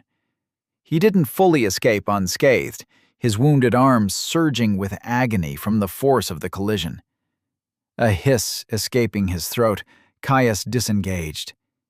His health had already sealed his cuts, but whatever the undead's skill-enhanced cleaver had inflicted him with was fighting against the purifying energy, forcing a constant expenditure to keep the wounds closed. Something he couldn't afford. He barely had a pittance with the cap on his endurance. Drawing in another great breath, the champion released another fearsome roar. This time, the ability washed over him as pure, hateful noise. Rapid adaptation working quickly to rebuke the power before it could get its hooks into him. Ding! You have resisted fear, call of consumption. Caius moved through the wall of sound, swiftly engaging the creature while it was enraptured in the execution of its natural magics. He needed to cripple the beast, slow it down. He needed to go for its legs. Before it could snap its jaws shut, he lunged. The tip of his sword lanced straight the thick rope of muscle above its knee. He withdrew and disengaged, watching as its leg buckled slightly under its prodigious weight. The champion's roar petered out with a squeal of pain and anger. It lunged, trying to sever him at the waist. The blow was still fast, still backed up by monstrous strength, but it was slower, more manageable. He watched the heavy blade waver slightly as damaged muscles failed to work as they should. He saw an opening, his skill twinging. Sidestepping the swing, he cut. His blade deepened the cut on the butcher's shoulder, parting flesh to grate against bone. He dragged the cut, stepping through to lengthen the incision and wrap it around the meat of the joint. Ding! Sense. Weakness has reached level 20. Caius ignored the notification, all his attention focused on the battle. The ruined remnants of its shoulder tore, and the butcher's swing collapsed, arms slapping weakly against its chest before dropping to its side. The massive iron cleaver clattered against the ground, the champion no longer able to lift its arm effectively despite keeping a firm grip on its weapon. With a howl of frustration, it swung at him with its free arm, stumbling slightly on its wounded leg. Caius turned the strike with the edge of his blade, allowing the undead's own strength to carry through the cut, biting deep into its forearm. He danced back to disengage, watching the champion's fingers on it grow lax. He must have severed the ligaments. Rapid adaptation surged, finally stalling the creeping affliction in his veins, getting its measure and stopping it dead. Slowly, it pushed back, consuming and destroying the corruption hair's breadth by hair's breadth. Finally, the battle had turned in his favor. Caius turned his attention to his resources, more than aware that the corruption instilled by the butcher's contagion had wreaked havoc on his health, forcing the energy to expend itself to ward off its deleterious effects. Resources. Health, 48/200, 2 per minute. Stamina, 109/200, 2 per minute. Mana, 120/120, 2 per minute. His eyes widened, shocked at how low it had gotten. It was well and truly a race now. With how quickly the blood rot had drained his pool of regenerative energy, it would wreak havoc on his body as soon as his health ran out. He could only hope that rapid adaptation would be able to purge the disease before that happened. The butcher scowled at him, thick, hairless brows scrunching over its unnatural black eyes. "Gonna eat you," it ground out, straining as if each word was a challenge. The champion lurched towards him, decidedly slower on its wounded leg. Caius slipped around a clumsy swing of its cleaver, the undead leaning into the momentum of its body to attack. He cut into the calf of its uninjured leg as he pressed an opening in its guard. More black blood joined the growing pool covering the stone floor. The butcher was unfazed. "Gonna flay you." Throwing its whole weight into a heaving swing, the undead's weakened leg slipped on the blood-slickened stone. It stumbled. Caius darted in, ducking under an outstretched arm poised to pull him into a deadly embrace. As he passed, he sliced with his sword, severing its hamstring. The champion fell. It tried to push itself up, only for its leg to buckle under its weight, returning it once more to the cold stone. "Crack your bones. Drink your marrow," it hissed, staring at him in open hatred. Caius watched the creature, face twisted with rage at the sick fantasies it had lost itself in. Abandoning its cleaver, it hauled its bulk forward on wounded arms, lame legs kicking weakly in an attempt to assist the movement. It didn't try to flee, lost in its own mindless hunger. "Split your skull. Mash your brain. Tear your veins. Drink your blood. Feed me," it wailed in impotent starvation. "Just fucking die," Caius screamed, the exertion making him feel lightheaded. Ding! Rapid adaptation has reached level 13. The notification flashed through his mind, joined by the sensation of his skill bolstering, burning out his infection with renewed vigor. It was almost there, close enough that he knew he would purge the effects of the champion's skill before the last vapors of his health dissipated. It didn't make the process comfortable. He could still feel the noxious power curdling in his veins, a feverish red heat radiating from the site of his almost healed wounds. Breaths came heavier than they should, and his limbs felt leaden. Each swing, every parry and dodge drained him, made his vision close it like he had run a dozen miles without stamina. He shook off the cloying lethargy, squaring his stance against the crawling champion that left a trail of black in its wake. "Meat," it said, staring into his eyes. Caius took a steadying breath and walked towards the butcher, careful to keep the point of his sword trained on the monster. The champion came closer. Closer still. Close enough. Caius threw himself into a lunge, his battle cry echoing through the cave as he dived into a fencer's thrust. The butcher heaved itself forward, uncaring of the sliver of steel that raced for its head. Its hand lashed out with a speed that could only come from a final, desperate attack. Shocked, Caius only had a moment to register the suicidal attack before one of its meaty paws clenched around his leading leg. Bones shattered. Inscribed steel slipped cleanly through boil-ridden flesh and mutated bone. Ding! You have slain a champion. The Hungry Butcher, level 21, Miasmic Slaughterer. Caius collapsed with a scream, his calf slipping from the undead's slacked fingers and folded. Shards of bone cut through his flesh, agony setting its grip on his throat. He gasped.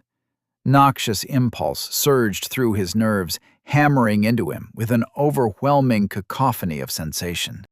The pain seemed to concentrate on his eyes and ears, narrowing his senses until all he could see was a thin pinprick of hazy gray, accompanied by a high-pitched whine. He collapsed on his back, chest heaving as he tried to suck in air. His vision blurred further, tears welling in his eyes. The final vapors of his health burned free, trying to set what it could of his shattered shin bone. It brought momentary relief from the initial stab of agony that accompanied an unexpected wound. A relief quickly followed by a terror-filled realization. The blood rot! His attention dove inwards as he pushed himself up onto his elbows with a start. He relied on the innate awareness that every thinking creature had of its soul space to search his body for the champion's magical disease. He found nothing.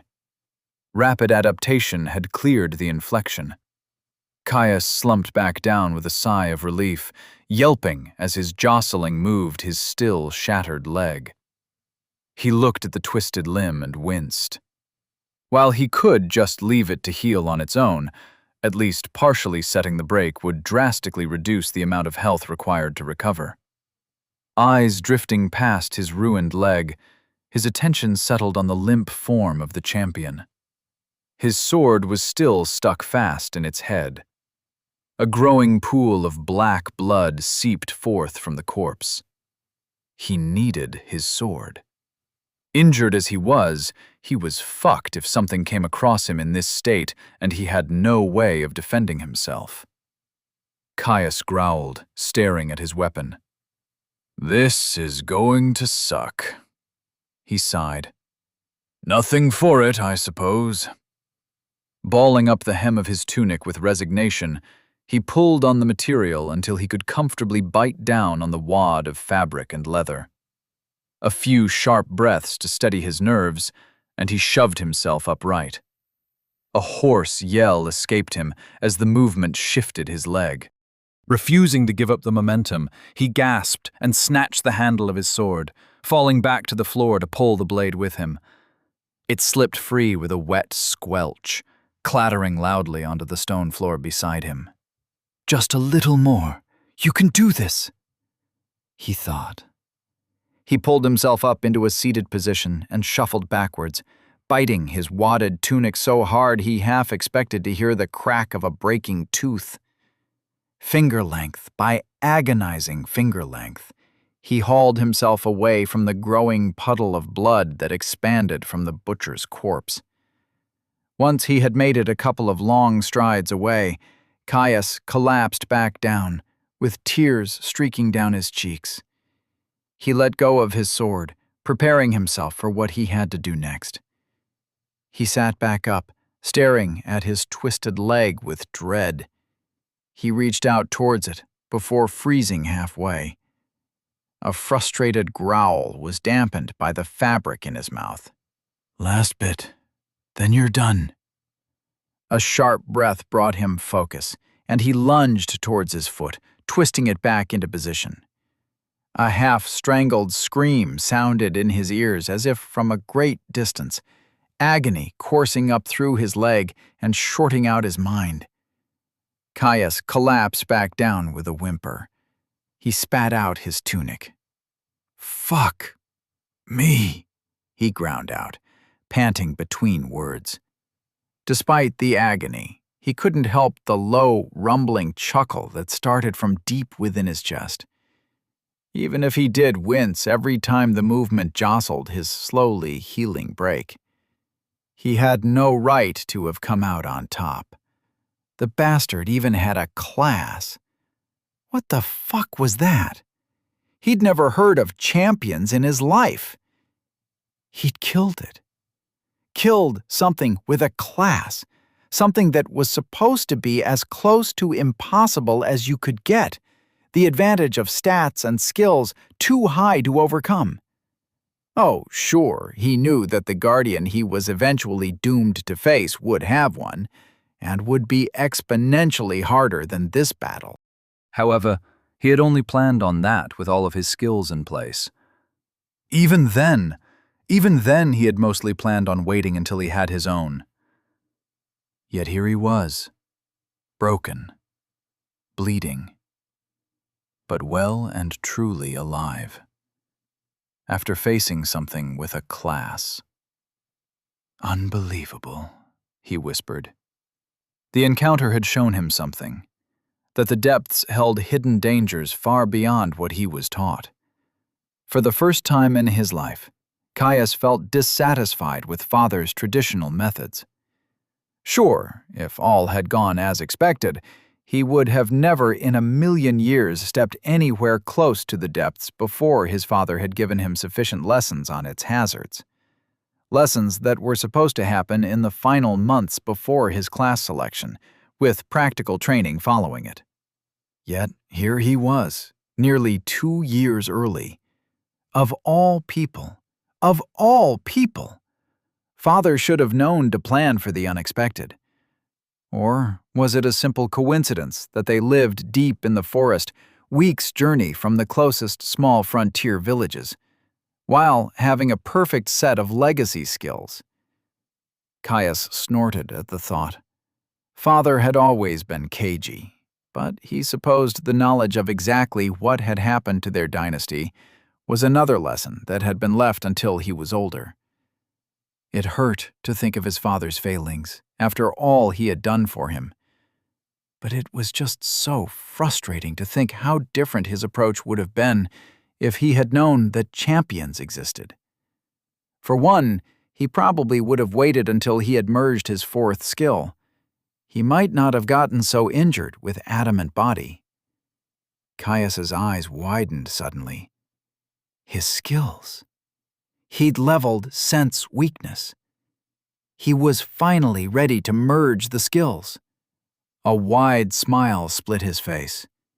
He couldn't do it here, of course. It required a centered mind and a period of meditation in his soul space to feel how all the pieces flowed together, something he felt very little confidence in doing here. For one, it would be impossible to do while dealing with a broken leg. He was also a little worried about beasts coming to investigate the blood and noise. No, it would need to wait until he was in the relative safety of his base camp. He also had something a little more pressing on his mind, other than healing his leg.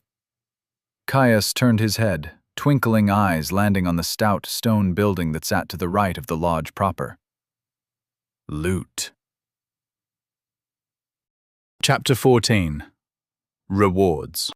He limped towards the large stone and wood building where he had first encountered the massive undead, the torches inside filling its hall with an orange, flickering light. As he crossed the threshold, he inspected the seat where the butcher had sat. Up close, it was even worse than the quick glance he had gotten earlier.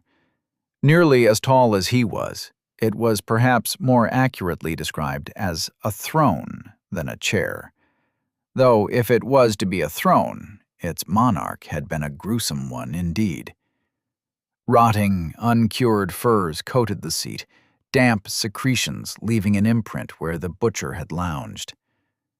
The sight and the images it brought to mind made Caius wince. Turning his attention away from the nauseating sight, Caius explored the massive hearth behind the seat that stretched across the head of the hall. It was dusty, with low, glimmering coals slumbering inside. He'd missed it entirely on his first look, captivated by the threat the champion had presented to him. Above its mantel, a great deer skull was mounted, larger than any of the many thousands he had seen in his years living in the forest. He looked at its rack in awe. It must have been a truly impressive specimen in life, if it had ever truly lived. Finally, tearing his gaze away from the ornament, he scoured the mantel-top, where a glint of firelight on metal caught his attention. A key. Overly large and crudely wrought. Hopefully, it would be what he was looking for. Caius snatched it up and hurried his way outside of the building as fast as he was able. Returning to the chained storehouse, he grabbed at the thick padlock that held the door shut fast, interesting the key with a slight tremble. He jiggled it briefly as it got stuck. The lock clicked, the joyous sound sparking a short laugh of success as he popped it open. Chains rattled as he hurried to weave them out from the door's latch. He cast them aside, the links clattering as they hit the stone floor of the cave. Barely containing his excitement, Caius worked the latch and threw open the door to reveal a dark room. The only light entered through the open doorway, drenching the interior in shadow. He took a furtive step forward. Hidden sconces burst into flame as he crossed the threshold. Their flickering light revealed a lone plinth at the back of the room, topped by what looked to be some sort of strange rectangular belt bag. Caius approached quickly, snatching it up and turning it over in his hands to inspect it closely. Perhaps 2 handspans wide and half that deep, it was an interesting thing, made of some sort of hardened leather that held firm in his hand. He rapped it with one knuckle, a soft knock resonating through its interior. It was a dark, burnt umber in color, a lighter trim capping its edges. The bottom 4 corners were capped off in brass, while it was held closed by a sturdy buckle of the same material. Caius turned it over, revealing a back with 3 loops along its top edge to thread it onto his belt. He furrowed his brow quizzically. All in all, Caius was a little disappointed. A bag wasn't exactly what you expected when you risked life and limb for a reward. He shrugged. In the end, at least it was something. He fumbled with the buckle for a moment before pulling it open. A glitter of yellow and silver metal immediately caught his attention. There, to the left of the bag, was 5 pieces of silver, and a single yellow disc sat in a jumbled pile. Impossibly round, each face was embossed with an incredibly complex swirling pattern. He pulled them out, feeling the cold metal as he rolled them around his hands. Depths coin. Impossible to doctor or forge thanks to some minor magic imbued into them during their spawning. They were practically a universal currency, and often the yardstick against which all others were measured. A bit too rare to be adopted as a primary measure of wealth, and they only came in 2 denominations, which hampered their use outside of large purchases. Caius grinned. A much more satisfying reward, he thought. He'd just found room and board for a year, if what he remembered of the prices that Hastur had paid at the Stout Oak was correct. Though he supposed that with 3 Fields being a frontier village, it was probably more reasonably priced than most. He dropped the coins back into the waist pouch one by one, enjoying the satisfying clink as the coins impacted each other. His attention turned to the other contents of the bag. The coins, nice as they were to find, were clearly not the intended goods to be stored. The interior of the bag was divided into 8 rectangular segments, one of which had held the coins. Of the others, 4 were occupied by tight-fitting, squarish glass bottles, their clear exteriors revealing a softly shimmering burnt orange liquid. Potions, in a conveniently standard bottle shape if from what he could see at a quick inspection. He pulled one free, surprised at how easily it slid out despite how firmly wedged it had looked. Unfortunately, much like the bag itself, he had no real way of knowing what these did. At least, not yet. Luckily, he did have something he could do. Uncorking the potion, Caius brought the bottle to his nose and breathed in deep. It smelled of spicy lilacs and sunshine. Somehow that was possible, bloody alchemy. Herbalism, something he hadn't had much chance to use in the depths, came to life. The notes and scents of the potion swirled through his mind, bringing with it notions of growth, of life surviving despite the efforts of an uncaring world, of a stubborn weed handing on a destitute cliff. Probably some kind of restorative, though of what type and function I have no idea. Most likely not mana, he mumbled to himself, before corking the bottle again and returning it to the waist pouch. He planned on holding them in reserve, unwilling to potentially waste a powerful brew when he did not need to. If there was an emergency, he would risk it, but otherwise they would stay locked tight. Caius buckled the potion bag closed before taking the time to thread it onto his belt. It sat on his right hip, opposite his sword. It was surprisingly comfortable. Despite its hardened exterior, he could barely tell it was there outside of a comfortable and balanced weight. It was time for him to return to camp. Excitement bubbled in him at the thought of his next merge. It was always something he had celebrated with his father, another successful step on his preparations for a class. Caius left the shadowed hunter's lodge, his almost healing leg not enough to hamper the pep in his step. Stepping past the bodies of lesser undead, he dipped back down to the forest trail, spending a few minutes to locate the marked tree where he had stashed his pack. Collecting his belongings, he returned to the edge of the tree line. He decided he would follow the cavern wall back in the direction of his original entrance to the glade. The lighter vegetation would speed up his journey considerably, and he did still need to properly scout the massive underground environment. "May as well see if there's anything interesting on the way," he murmured to himself, setting off at a brisk pace. Powerless, Kaya stepped into the ruined church, a sigh of relief slipping out as he settled into the closest thing to safety he had found in the depths. He walked over to the still slightly smoldering coals of the hearth before dumping on another log to stoke the flames. While the cavern itself was a fairly consistent tepid temperature, the drafty stone interior of the building was far more pleasant with a source of heat. He slung off his pack, depositing it by the rest of his gear that he left behind when he set off for his scouting expedition. A slight grumble escaped him as he eyed the light mist of blood that covered the side of his pack. His way back had been relatively uneventful, at least if you compared it to the excitement of assaulting an undead compound and defeating a champion. He'd spotted a few more tunnels shooting off into the cavern walls of the underground glade, though, thankfully, they had been completely undefended. He would be leaving those well enough alone for now. Biomes were great, sprawling things, often with more than a few large environs like the one he found himself in. Otherwise, they were often made up of dozens or hundreds of twisting tunnels and smaller rooms. He had no intention of getting himself into a grand exploration until he had plumbed this main cavern for all it was worth, though, thanks to orienteering, he wasn't too worried about getting lost. The stain on his pack had come from a particularly enterprising trio of dog-like creatures who had stalked him for some time. Luckily for him, they had picked up his trail a few hours into his journey, so he had been fully recovered before he was forced into another confrontation. He looked down to his pants, sighing as he saw the great rents where the beasts had latched onto his leg, the same one that the butcher had shattered in its grip. "Had some bad luck today, haven't you, friend?" he sighed, shaking the offending limb.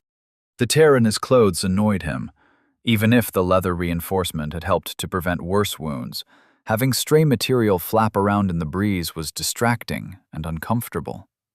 Luckily, both the tear on his trousers and the cuts on his tunic should repair themselves by morning. Watching as the fire roared back to life, Caius took a seat in front of the hearth.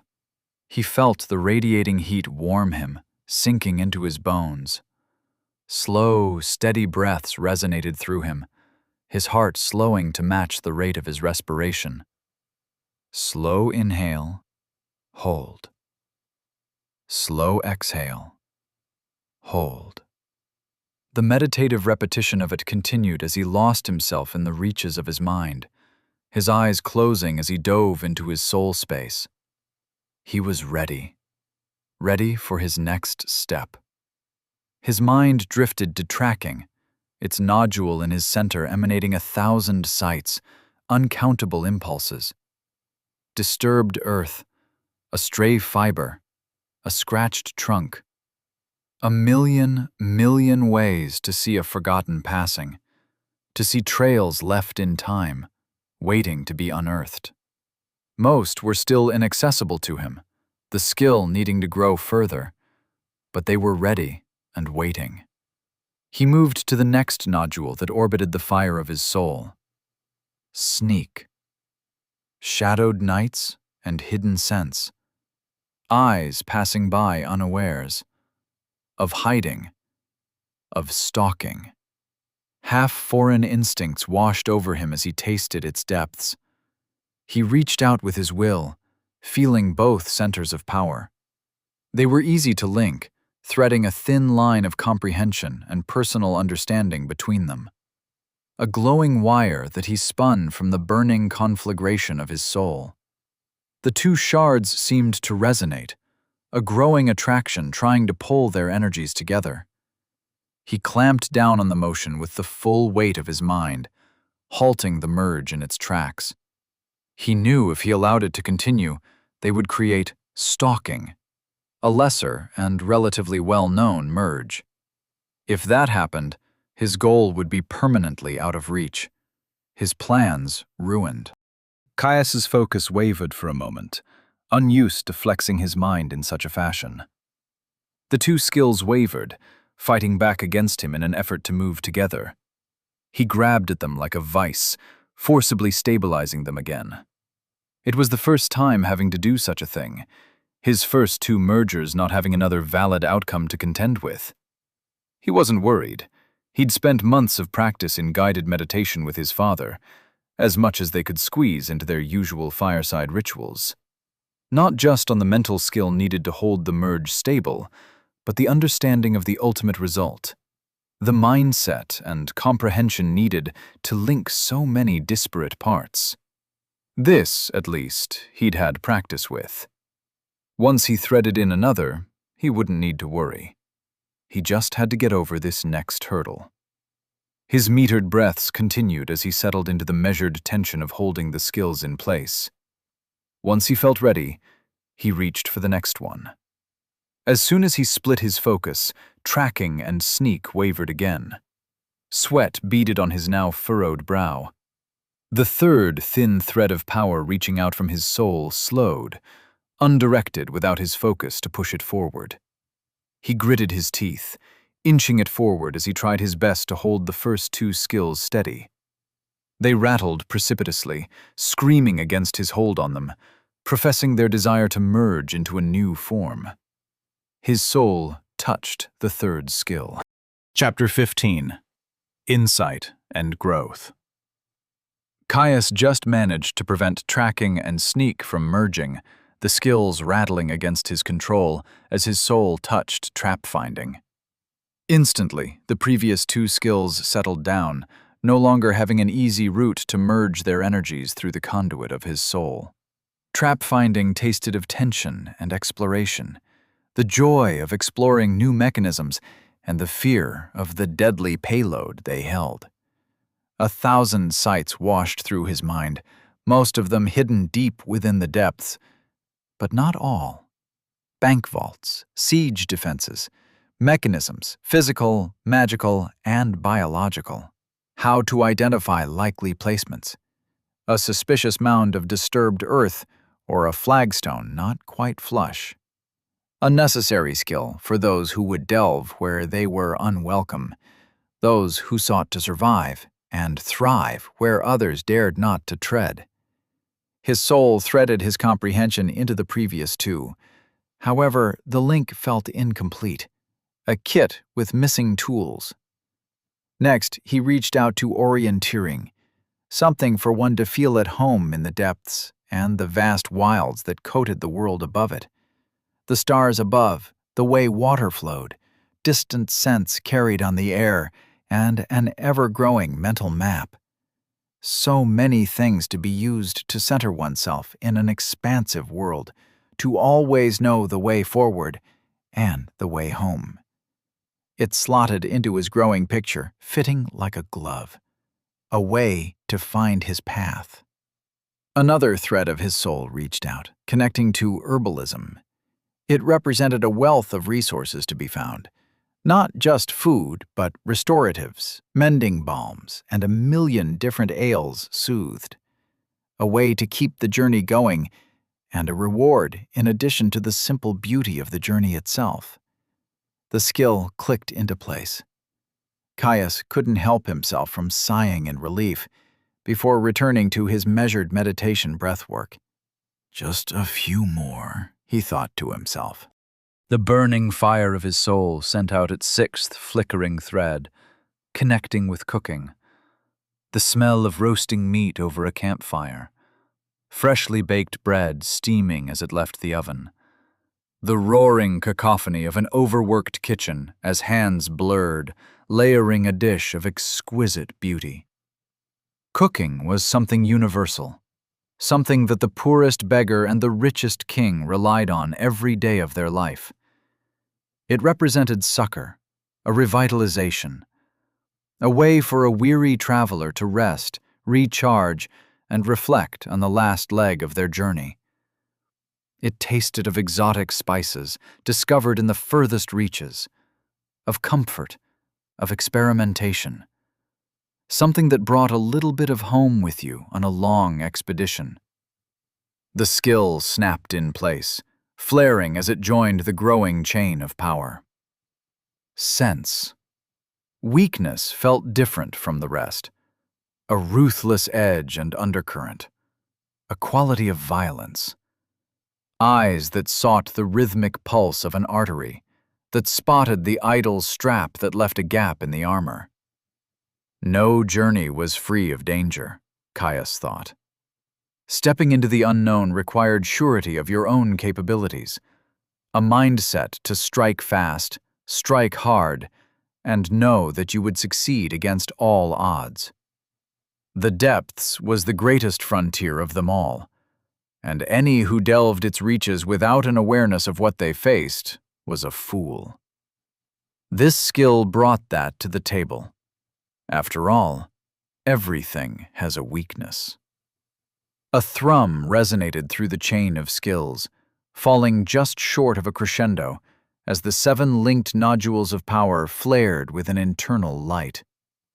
Caius couldn't stop a grin from forming on his face. Just one more, and he would be done. Caius reached out a soul thread to physical conditioning, the link of power snapping directly to the skill as if magnetized.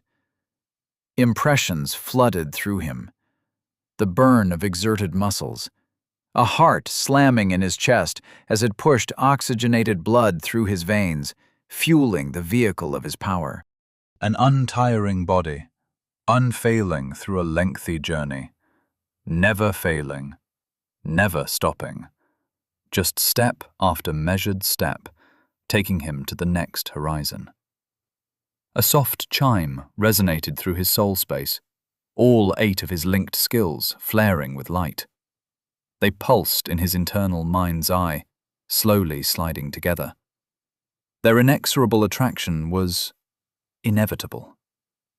Even if he wanted to, he was sure he didn't have the mental control to stop their conglomeration. Individually, they were useful tools. Together, they represented a breadth, something that would support him through any journey or exploration he went on, helping him find his way, like it had for his family for generations. It wasn't as flashy or as combat-driven as many of his other skills would be.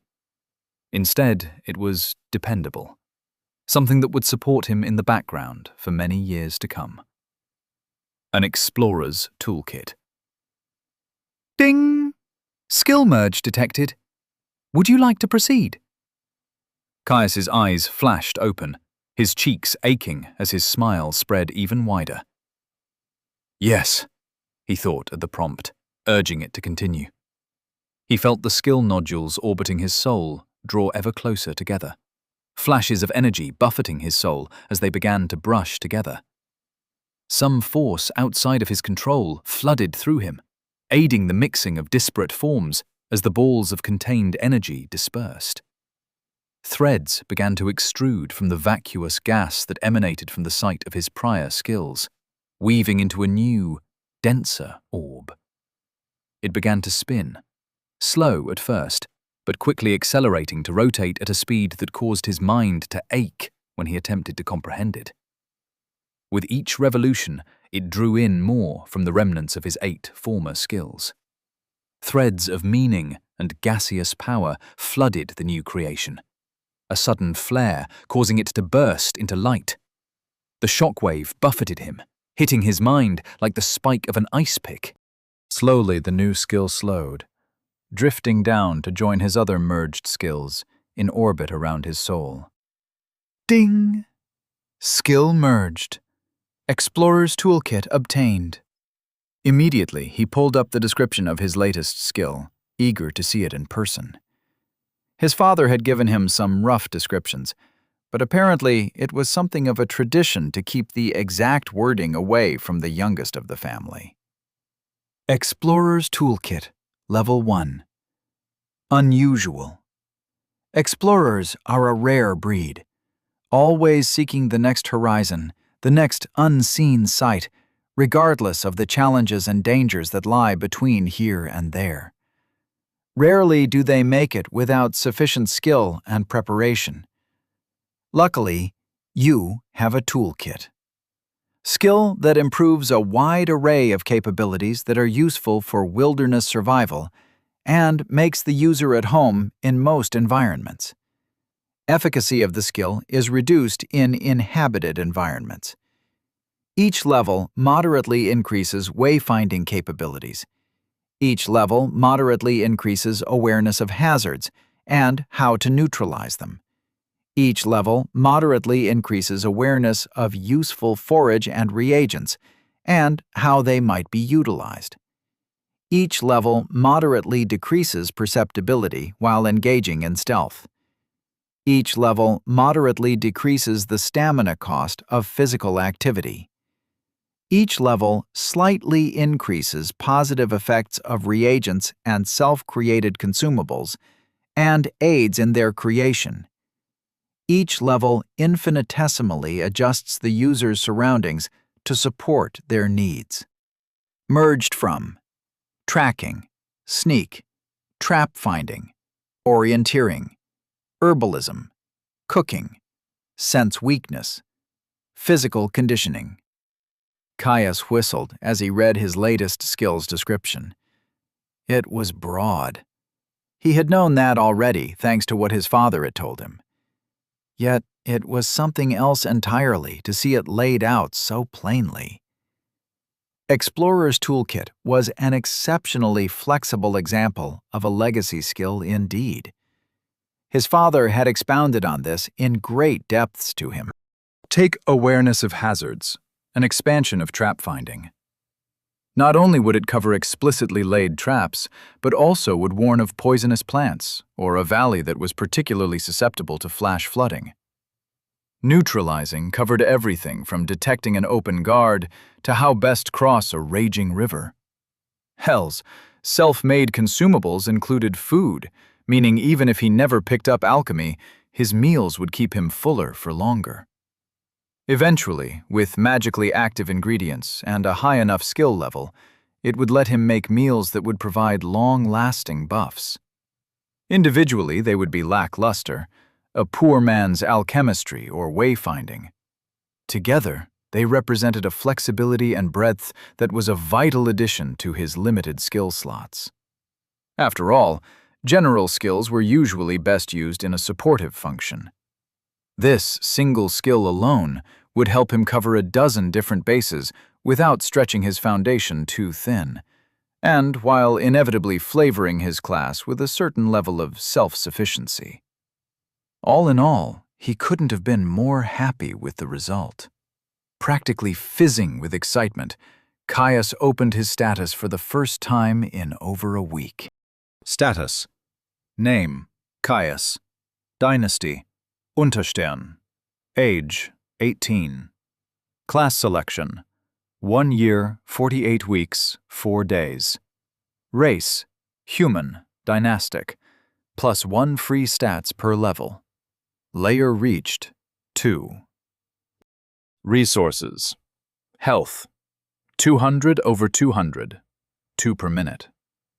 Stamina, 200 over 200, 2 per minute. Mana, 120 over 120, 2 per minute. Stats. Endurance, 20. Vitality, 20. Strength, 20. Dexterity, 20. Intelligence, 12. Willpower, -20. Stat points, 0. Class skills, 0 out of 10. Nay. General skills, 3 out of 10. Rapid adaptation, heroic, 13.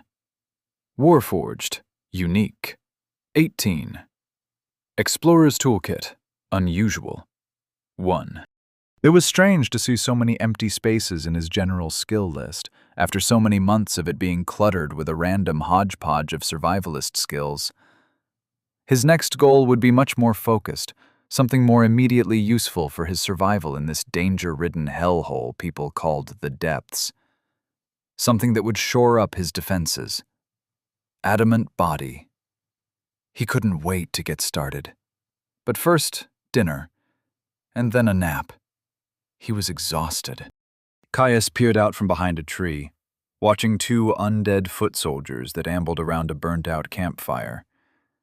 Surprisingly, it had taken him barely 15 minutes of walking deeper towards the center of the glade to stumble across them. Explorer's toolkit had started to show its value quickly, highlighting the sounds of clumsy movements over leaf litter against the constant background noise of the forest. The undead would serve his purposes well. Each was garbed in a chain hauberk and tabard, a crow-eating carrion emblazoned on their chests. Thankfully, both were free from any metal helms that would serve as true armor for the cursed creatures. They carried lightly rusted arming swords, something he was more than confident handling with the extended reach of his longsword. Before he burst from behind his hiding spot, Caius took a moment to center himself. It had become something of a pre-battle ritual, falling into a mindset of focus and flow, emptying his mind of distractions and limiting his world view to the single moment that was to come, one of flowing blood and whirling steel.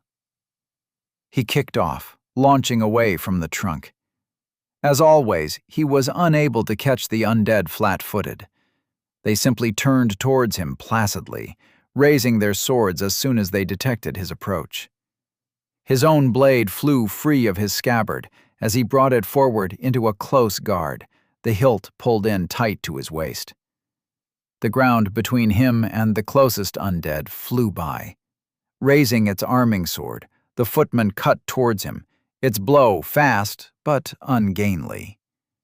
Caius brought his sword up, aligning his edge to catch the blade in a bind. Rather than try to turn the undead's sword with a quick parry and riposte like he normally did, he defended with a straight block, twisting his whole body into the action to brace against the collision. The arming sword crashed against his own, the dreadful sound of shearing metal hammering into his ears. The infernal strength of the undead ground against him. Before it could batter through his guard, Caius stepped back and disengaged, whirling his sword into a heavy overhead that tore through the footman's crown. Ding! Level 17. Undead armsman slain. Caius turned on the remaining soldier, blade flicking out to turn the blow that had been heading for his undefended flank. His parry created the opening that he needed to slay the undead, but he held himself back. That wasn't what he was here for. He waited, settling comfortably into a mid-guard. The undead corralled itself quickly, cutting towards him once more.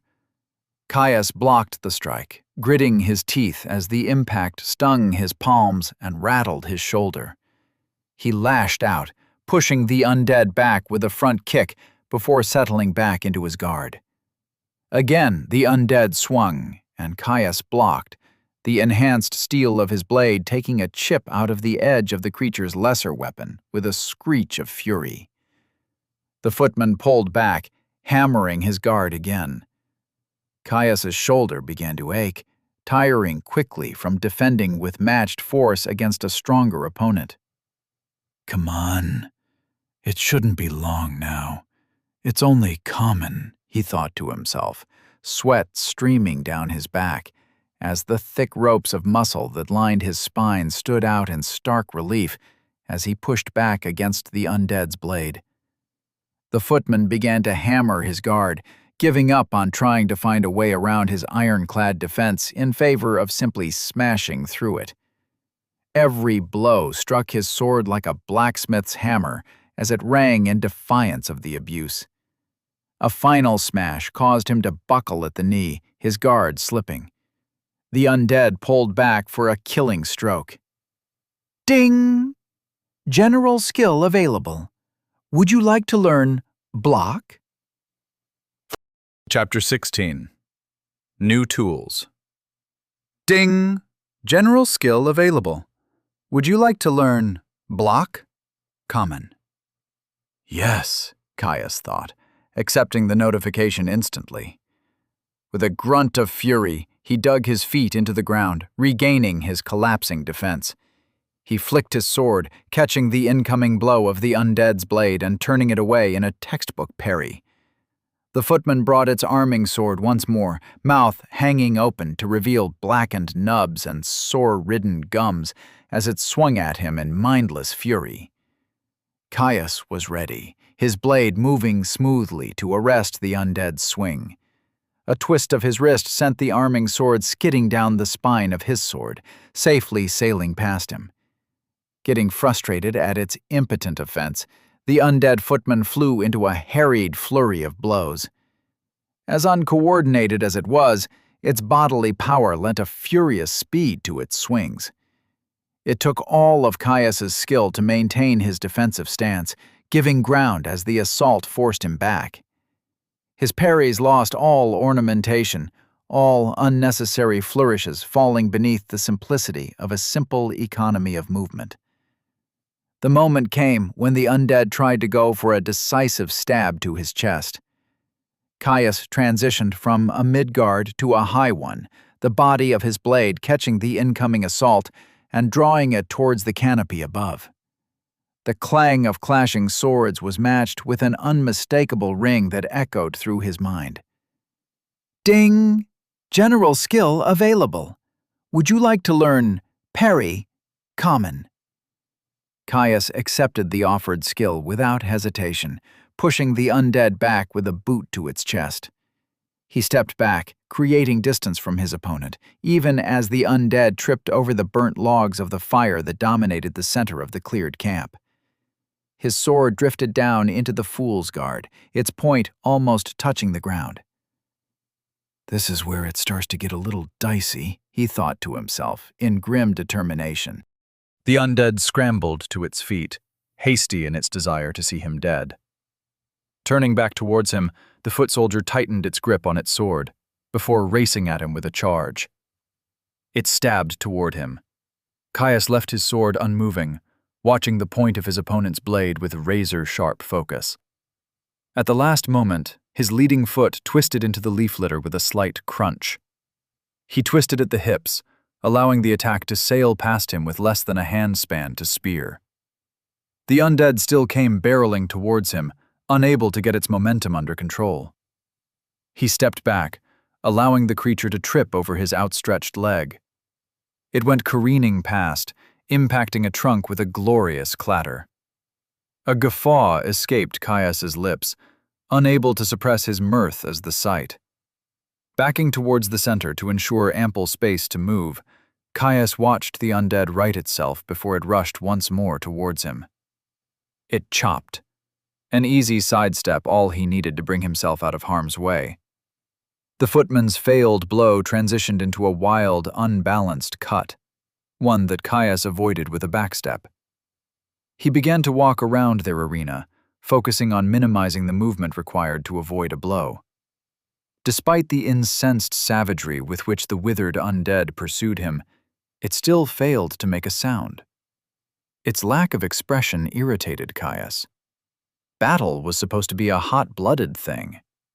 At this point, he was basically fighting a doll. A light slide brought him out of the way of a stab. He retaliated with one of his own, stepping forward out of his fool's guard to impale the undead through the chest. Nothing that would really injure the thing. He doubted it would even slow it down, but it was a necessary step. He pulled his sword free before the undead could run up its length, pivoting on his front foot to allow the footman to race past him as it prepared for another blow. A stutter step forward brought him back into range, and the point of his sword cleanly pierced between the undead's ribs. It whirled on him, widening the wound, black blood beginning to seep into the loamy floor. It lashed out with a savage chop. Caius stepped into its guard, raising his fist to slam his pommel into its jaw. Bone shattered, and its expression grew even more feckless as its mouth hung free. Arms raised to wrap him into a fatal hug. Caius danced back, escaping the attempted grapple.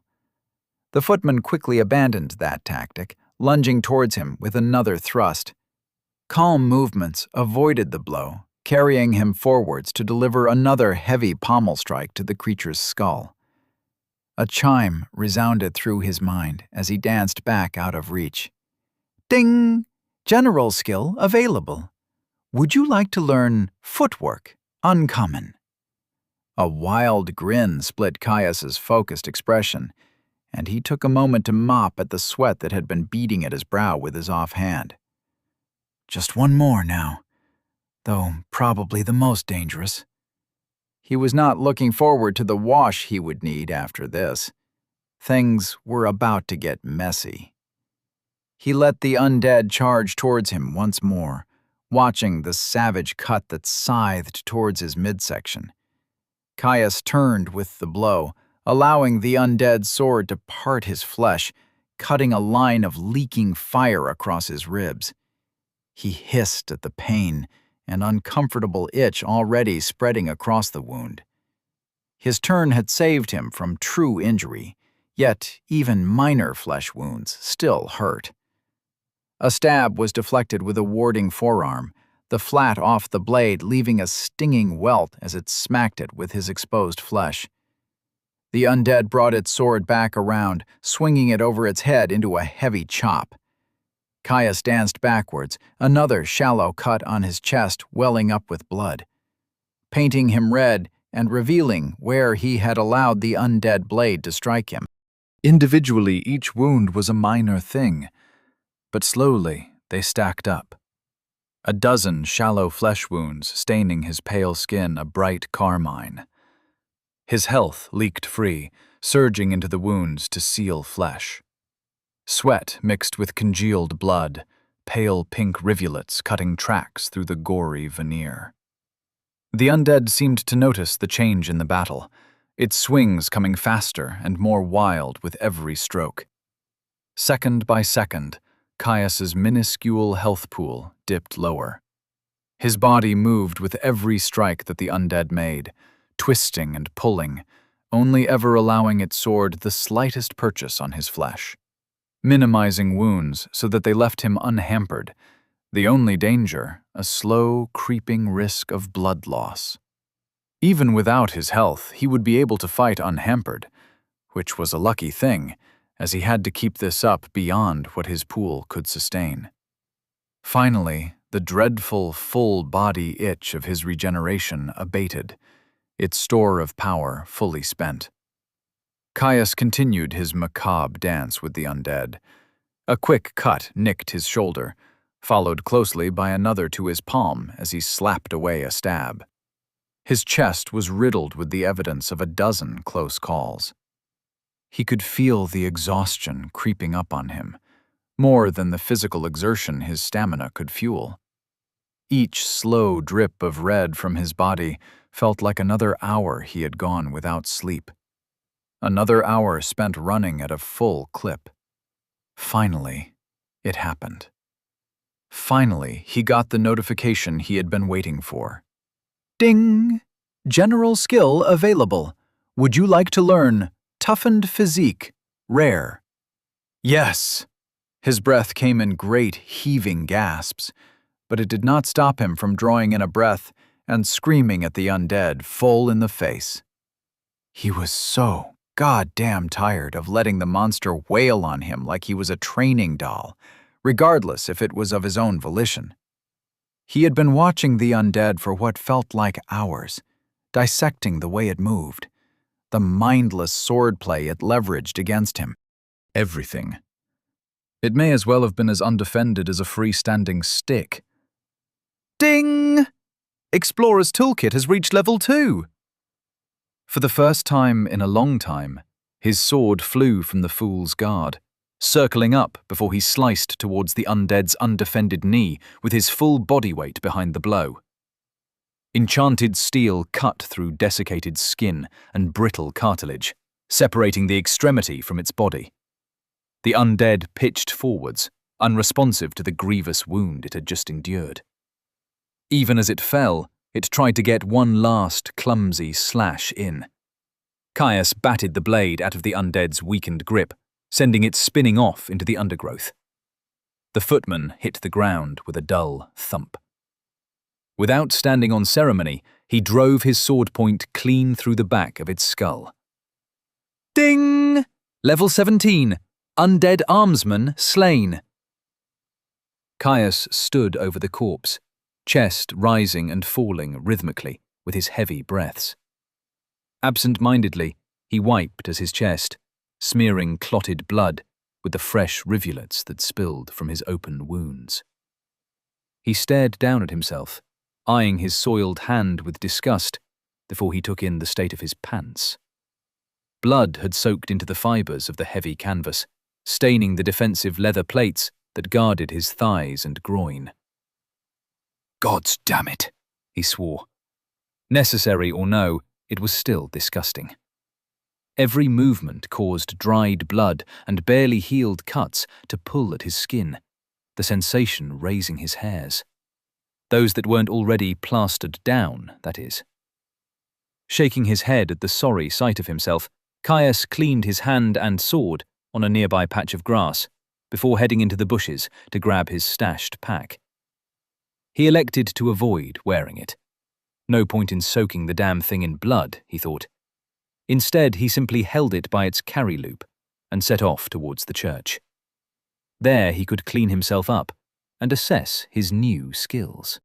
Caius rang out the rag, pink bloody water streaming to soak into the graveyard that surrounded his base camp. He had his thin blanket wrapped around his waist in a rudimentary skirt, secured in place with his sword belt.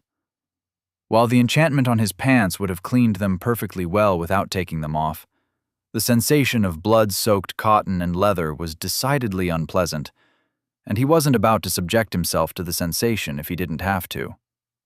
He soaked the rag with more water from one of his water skins, wiping at the mess of dried blood that covered his torso. A wince escaped him as the rough fabric irritated one of his still healing cuts. Luckily, he was almost done. A final few passes of his body, and he had fully cleansed himself from the bloody remnants of his skill-gaining session with the duo of undead. Hanging up the rinsed-out rag to dry over one of the closer headstones, Caius retreated inside the church to the comfort of its slowly smoldering coals. Having moved a large hunk of stone in front of the fireplace as a rudimentary seat, Caius settled down, staring deep into the flicking flames and reaching out to warm his hands. "Let's see what I got," he mumbled. While it was endlessly annoying that his father insisted on the tradition of not explaining more than the broadest outlines of a skills function as it pertained to his family's skill set, he did have to admit that it preserved a lot of the excitement and majesty of gaining a new skill.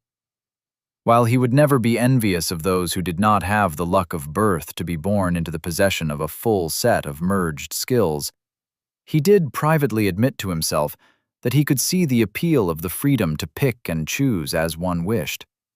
Though he supposed that almost everyone had to deal with pressures regarding their family's expectation of skill selection, and very few had anything close to what he had to show for it.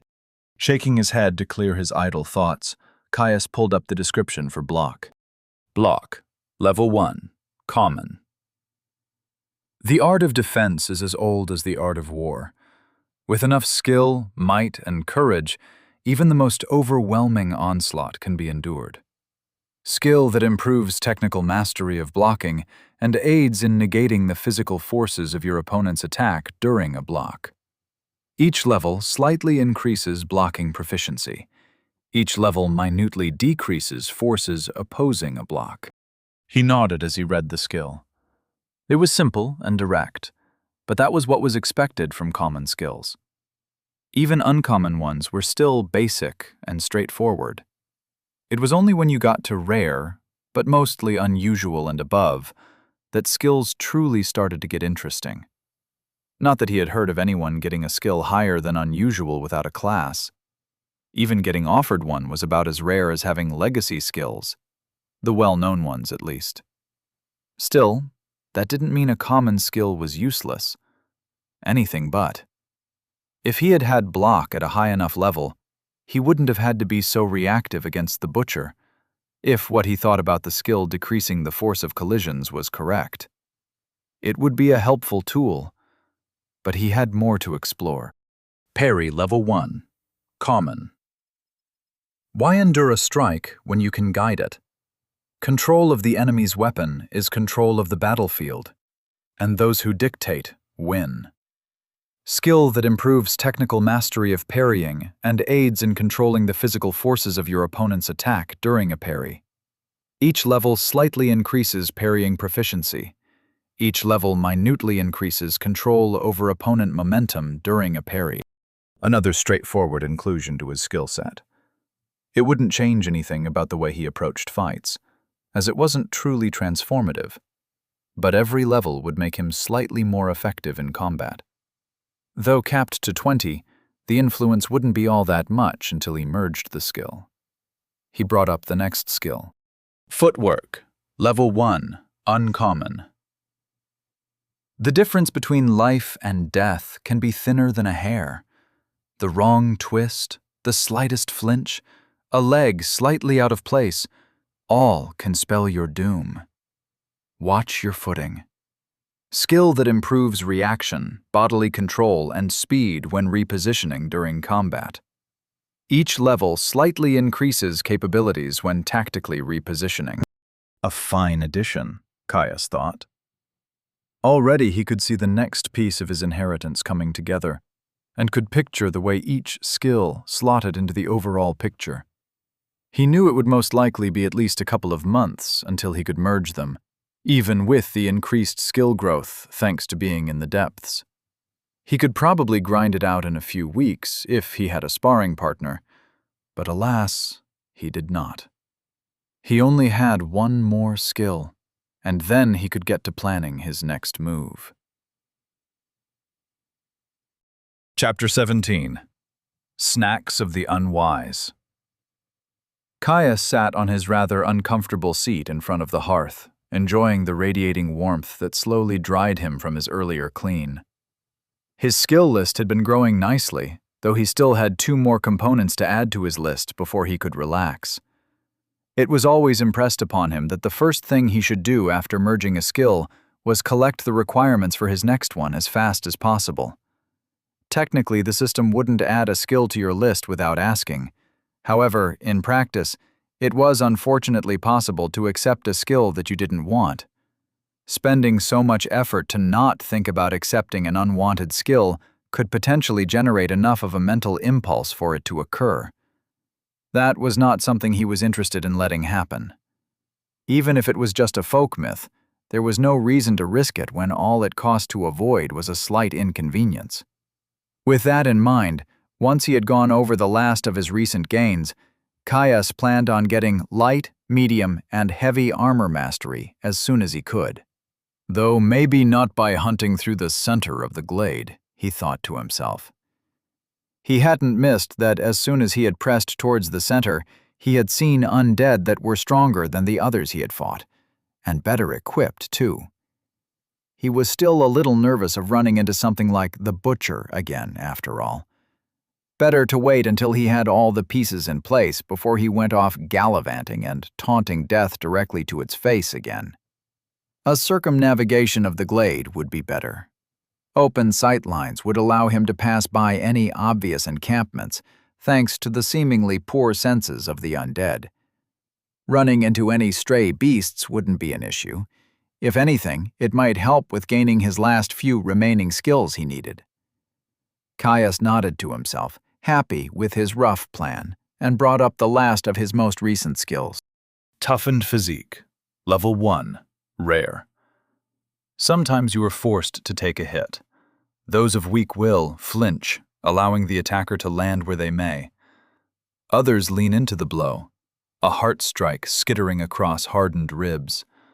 Flesh is given, but death is avoided. Skill that increases the body's resistance to injury, and increases speed and control when the user is unable to avoid injury, aiding them in receiving the injury to non-fatal locations. Each level slightly increases the chance to divert attacks to non-fatal areas. Each level minutely increases the effectiveness of endurance to bodily integrity. Caius grinned as he read the description of the skill. This was something that would make an immediate difference, even if a small one at first. The boost to endurance was significant, but would be of little utility until he was much higher level, at which point he would have merged this skill anyway. However, the instinct to divert unavoidable blows to turn them into minor wounds was huge, especially because, if he was correct on the wording of the skill, it would still work while wearing armor. Standing with a smile, Caius stood up and retrieved his pack, as well as the slightly rusted chain shirt that he had scavenged from one of the undead guards that had originally surrounded the church. He returned to his seat, facing away from the fire to dry his still damp back. Fumbling with the buckle, he eventually opened his bag before pulling out his folded, reinforced tunic and laying it out by the fire. He was going to put it back on shortly anyway, so he wouldn't hold himself back from small creature comforts like pleasantly warmed clothes. He then moved to the chain shirt, folding it up as best he could. It was big enough to fit over his tunic, and he needed it for medium armor mastery. He wouldn't be able to wear it straight away. First, he needed light armor mastery. His jacket should be enough for that. Unfortunately, the final skill he needed for Adamant Body was heavy armor mastery. He'd scavenged a breastplate, but it would be too unwieldy to take with him. There was no way in hell he was going to wear the heavy chest armor on his trip either. Taking it off would be too slow, and if he was ambushed with it on, he was likely to get offered the skill and be forced to turn it down. It'd make reacquiring it difficult, the system more unforgiving when you had already rejected its gifts once. Unfortunately, even just bringing the chainmail would be a challenge. It didn't fold quite as easily as canvas and leather. Caius cocked his eye at the sizable lump of metal. "Now, how am I going to make you fit?" he muttered. The weight wasn't much of an issue. At most, it would be a stone and a half. It was his pack that was the issue. It was a big bag, large enough for him to carry all he needed for an ongoing journey. He still needed to empty it a bit first. Caius reached into the bag. The first thing he decided to leave behind was his bulky medical kit. While it was a vital resource, he ultimately still had his natural health regeneration. Plus, he thought that in a true bind, he could always gamble on one of the potions he had gotten for defeating the butcher. Next was a redundant water skin. While he was definitely bringing it with him, he could always string it to his belt. As Caius pulled the water skin from his bag, something rolled free with a soft thunk. Peering in curiosity, Caius spied one of the strange purple fruits he had found in the glade.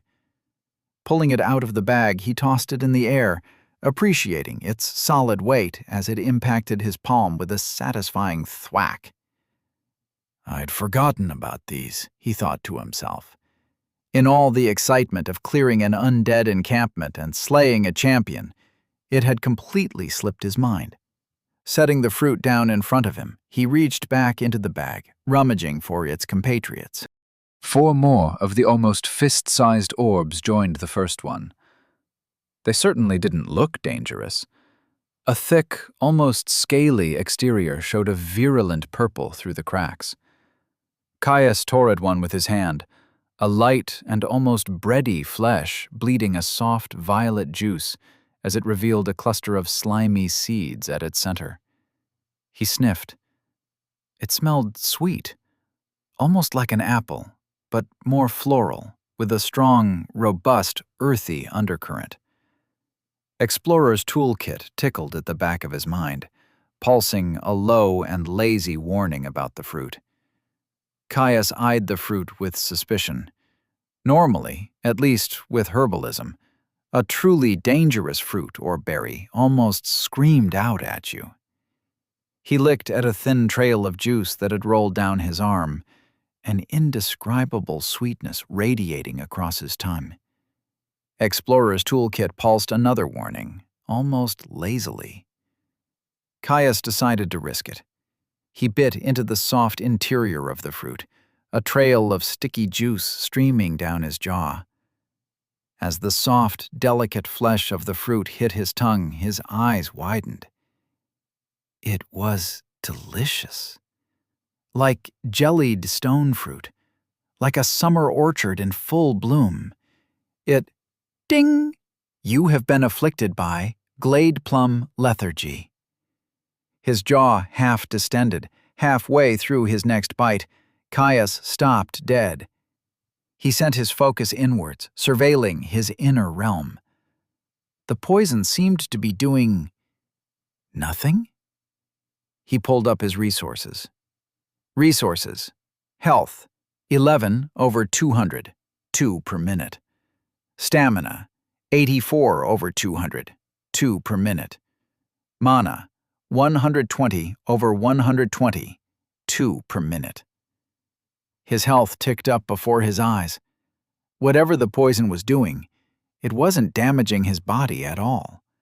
Even something as indirect as slowing his breathing would expend the resource in an effort to fight it off. His stamina, however, was dropping prodigiously. That was fine? His attention turned to the surge of rapid adaptation, already racing to contain the strange poison of the fruit. It seemed to have it well in hand. Caius had a stupid idea, a grin spilling across his purple-stained face. He took another massive bite of the glade plum, moaning as its floral and sweet juices rolled across his tongue. Barely chewing, he swallowed the bite and took another. And another. Quickly, all that was left of the fruit was a pile of slimy seeds. He snatched up another, devouring it with similar gusto. After weeks of dried jerky, the succulent glade plums may as well have been godly ambrosia for how their sweetness enveloped his mouth. After a few minutes, he moved to the next one. The growing well of mild toxin built up in his stomach, slowly overwhelming the containment that rapid adaptation had created. His stamina bottomed out, and by his third fruit, his eyes began to droop. By the fourth, every limb felt like it was weighed down by a particularly hefty oxen. Even chewing became a struggle. Caius could help but let out a large yawn. Slumping off his seat, he sprawled out in front of the hearth, the fire-warmed stone feeling as soft as a fleece-filled pillow. As his eyes drooped closed, Caius's thoughts wandered. I hope this works. Underestimate. Ding! Rapid adaptation has reached level 14. Ding! You have resisted glade plum lethargy. Caius groaned, rising to wakefulness with agonizing slowness. His eyelids felt like they had been cast from lead. His whole body did, really. Forced to squint, he blinked rapidly in an attempt to clear the indistinct blur that coated his vision. He lifted his head, straining against the weakness that held him stuck to the floor. Slowly, control of his body returned to him as his skill eliminated the last remnants of the poison that had incapacitated him. He shook his head to clear the drowsiness, clicking his tongue against the bone-dry roof of his mouth. Need water. The thought was basic, primal, but his remaining lethargy wasn't exactly conducive to higher thought. A few minutes later, he stood, empty water skin in hand, and rubbed at his eyes. Well, it worked, he thought with a grin. It was a massive find. The biggest struggle with rapid adaptation was that most methods of leveling it by their very nature carried a deadly risk, especially since most things capable of afflicting him also had a vested interest in turning him into a corpse through significantly more active efforts. It was far too dangerous to infect himself with unknown afflictions in combat. If the worst had come to pass, and he had still not capped the skill as his class selection closed in, he would have been forced to take drastic measures. He was no masochist, but pain would have served to level the skill in a controlled manner, as gruesome as it was. The plums represented another avenue, something that he thought he would never get access to in the depths. A poison that didn't physically harm the body. That was the original plan, up in the forest below, if, in the months preceding his class, he hadn't capped the skill naturally. They had planned to travel to one of the larger frontier cities and enlist the skills of an alchemist. Though completely disabling myself for who knows how long is not exactly what I would consider safe. Caius thought, looking at the aging, barred door that secured the church. The plums were too useful, too plentiful, and too plain delicious to ignore. But next time he would have to make some preparations to ensure his safety. Quietly, with more than a little abashment, Caius admitted he might have been a little hasty. In his defense, he didn't think that they would have quite so potent of an effect. Plus, he had been living off a diet of plain water and smoked meat for far too long. Fresh fruit was too much of a tempter. With a sigh, Caius adjusted the blanket he was using as a skirt before unbarring the church door to check on his pants and boots that he had left outside to let his cleaning enchantments work their magic. Pulling the clothing off the headstone they were draped over, he inspected them before nodding in satisfaction at their reasonable level of cleanliness. A few minutes of getting changed, and he was all suited up, pack rearranged to fit his scavenged chain shirt. He only had a few more skills to gain, and he still had more scouting to do. Pushing deeper into the glade was an option, but he hadn't missed that as soon as he had made tracks for the center, he had quickly ran into stronger and better geared undead. If that was an indicator of growing danger, he wanted no part in it. At least, not yet. On the other hand, the thin, clear strip that separated the glade from the cavern walls would give him good sightlines, allowing him to spot any more camps similar to the hunter's lodge from a distance far enough to avoid significant danger. Scouting out the various exits tangling deeper into the biome was something he would need to do anyway, so a circumnavigation served as good a goal as any in his opinion. He decided to bring his empty water skins with him. It had been a few days since his last trek to the stream, and he was down to a single one, half empty at that. Rolled tight, he managed to squeeze them under the flap of his pack. May as well start where I came in. It's close to home, and as recognizable a spot as any. He mumbled, leaving the church and vaulting over the small stone wall that surrounded its boundaries. Underestimate. Caius strode along the thin stretch of grass that existed between the glade proper and the walls of the immense cavern that held the glowing forest deep beneath the earth. He kept close to the tree line, happy to let the canopy and endless wall of trunks break up his figure as his feet ate up the distance beneath his feet. He'd been walking for some time now, moving counterclockwise from his start, and already he had passed a couple of exits from the immense space. Much like the tunnel he had entered from, these passageways were relatively small, maybe big enough for 3 men to walk abreast. They were covered in rooty vines. Barely lit by the luminescent moss that was omnipresent in this biome of the depths, they quickly turned off, barring him from deeper insights into their destination. He had simply noted them and moved on. He'd already decided that he wasn't going to leave the glade until he had at least acquired his next merged skill. It would shore up his defenses nicely, and for all the glade's danger, it was still far better than ambush-ridden passageways that were, no doubt, covered in traps. Fighting was always more fraught in confined spaces, and he had no intention of taking unnecessary risks. Not when he still had another 2 years stuck with almost no chance of rescue. Somehow he doubted that some high-level delving team would just so happen to take a swim at the bottom of a remote waterfall deep in the foothills of the mountains that sealed off his home from the rest of the arboreal sea. Soon he would come across the spring that breached the wall of the cavern, supplying the small stream that he had been using as a water source. He was pretty sure he could already see it, the distinct spray of water refracting the soft light of the cavern as it erupted from the stone.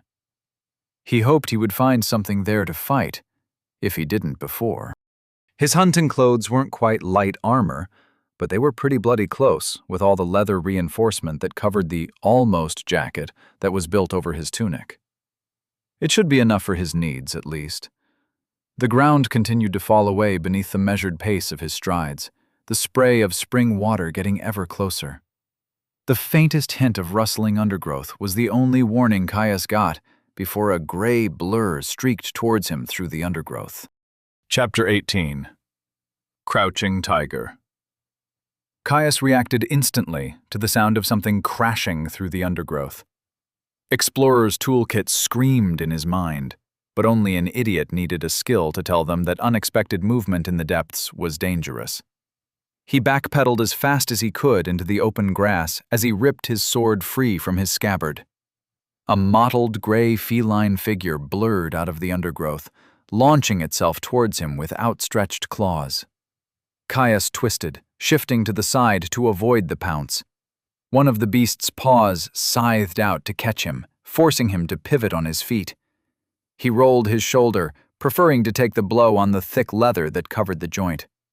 The claws skittered on the pseudo-pauldron, cutting a deep line into the thickened material, but saving his flesh from a worse wound. The force of the impact knocked him back, forcing him to adjust his footing lest he get knocked prone. The beast landed softly, quickly spinning as it hunched down, its muscles rippling under its fur as it readied itself for another confrontation. Caius brought his longsword up into a mid-guard, ready for the beast's next charge, as he quickly slung off his pack and tossed it to the side. He stared hard at the beast. It was far less twisted than he expected, considering all the hellish-seeming dire beasts he had seen so far. Roughly the size of a wolf, it was big enough to nearly reach his hips. A short, mottled coat barely served to hide the thick muscle that stood out in stark relief under its skin. Almost like one of the mountain lions that he rarely saw in the forest above. The lion's chops drew back, revealing sharpened canines as a deep, threatening rumble echoed from deep in its chest. In an instant, it went from motionless to a dead sprint, claws driving deep into the earth to launch itself towards him.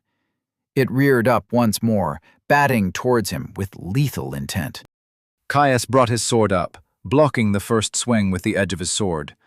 A thin line of red trickled down his blade as it cut deep into the beast's pad. Its other paw hit him with the weight of a fully laden cart. Its claws tore across the leather of his chest, biting into the material and drawing blood. Caius gasped, forcing himself to inhale after the weight of the blow drove the air from his chest.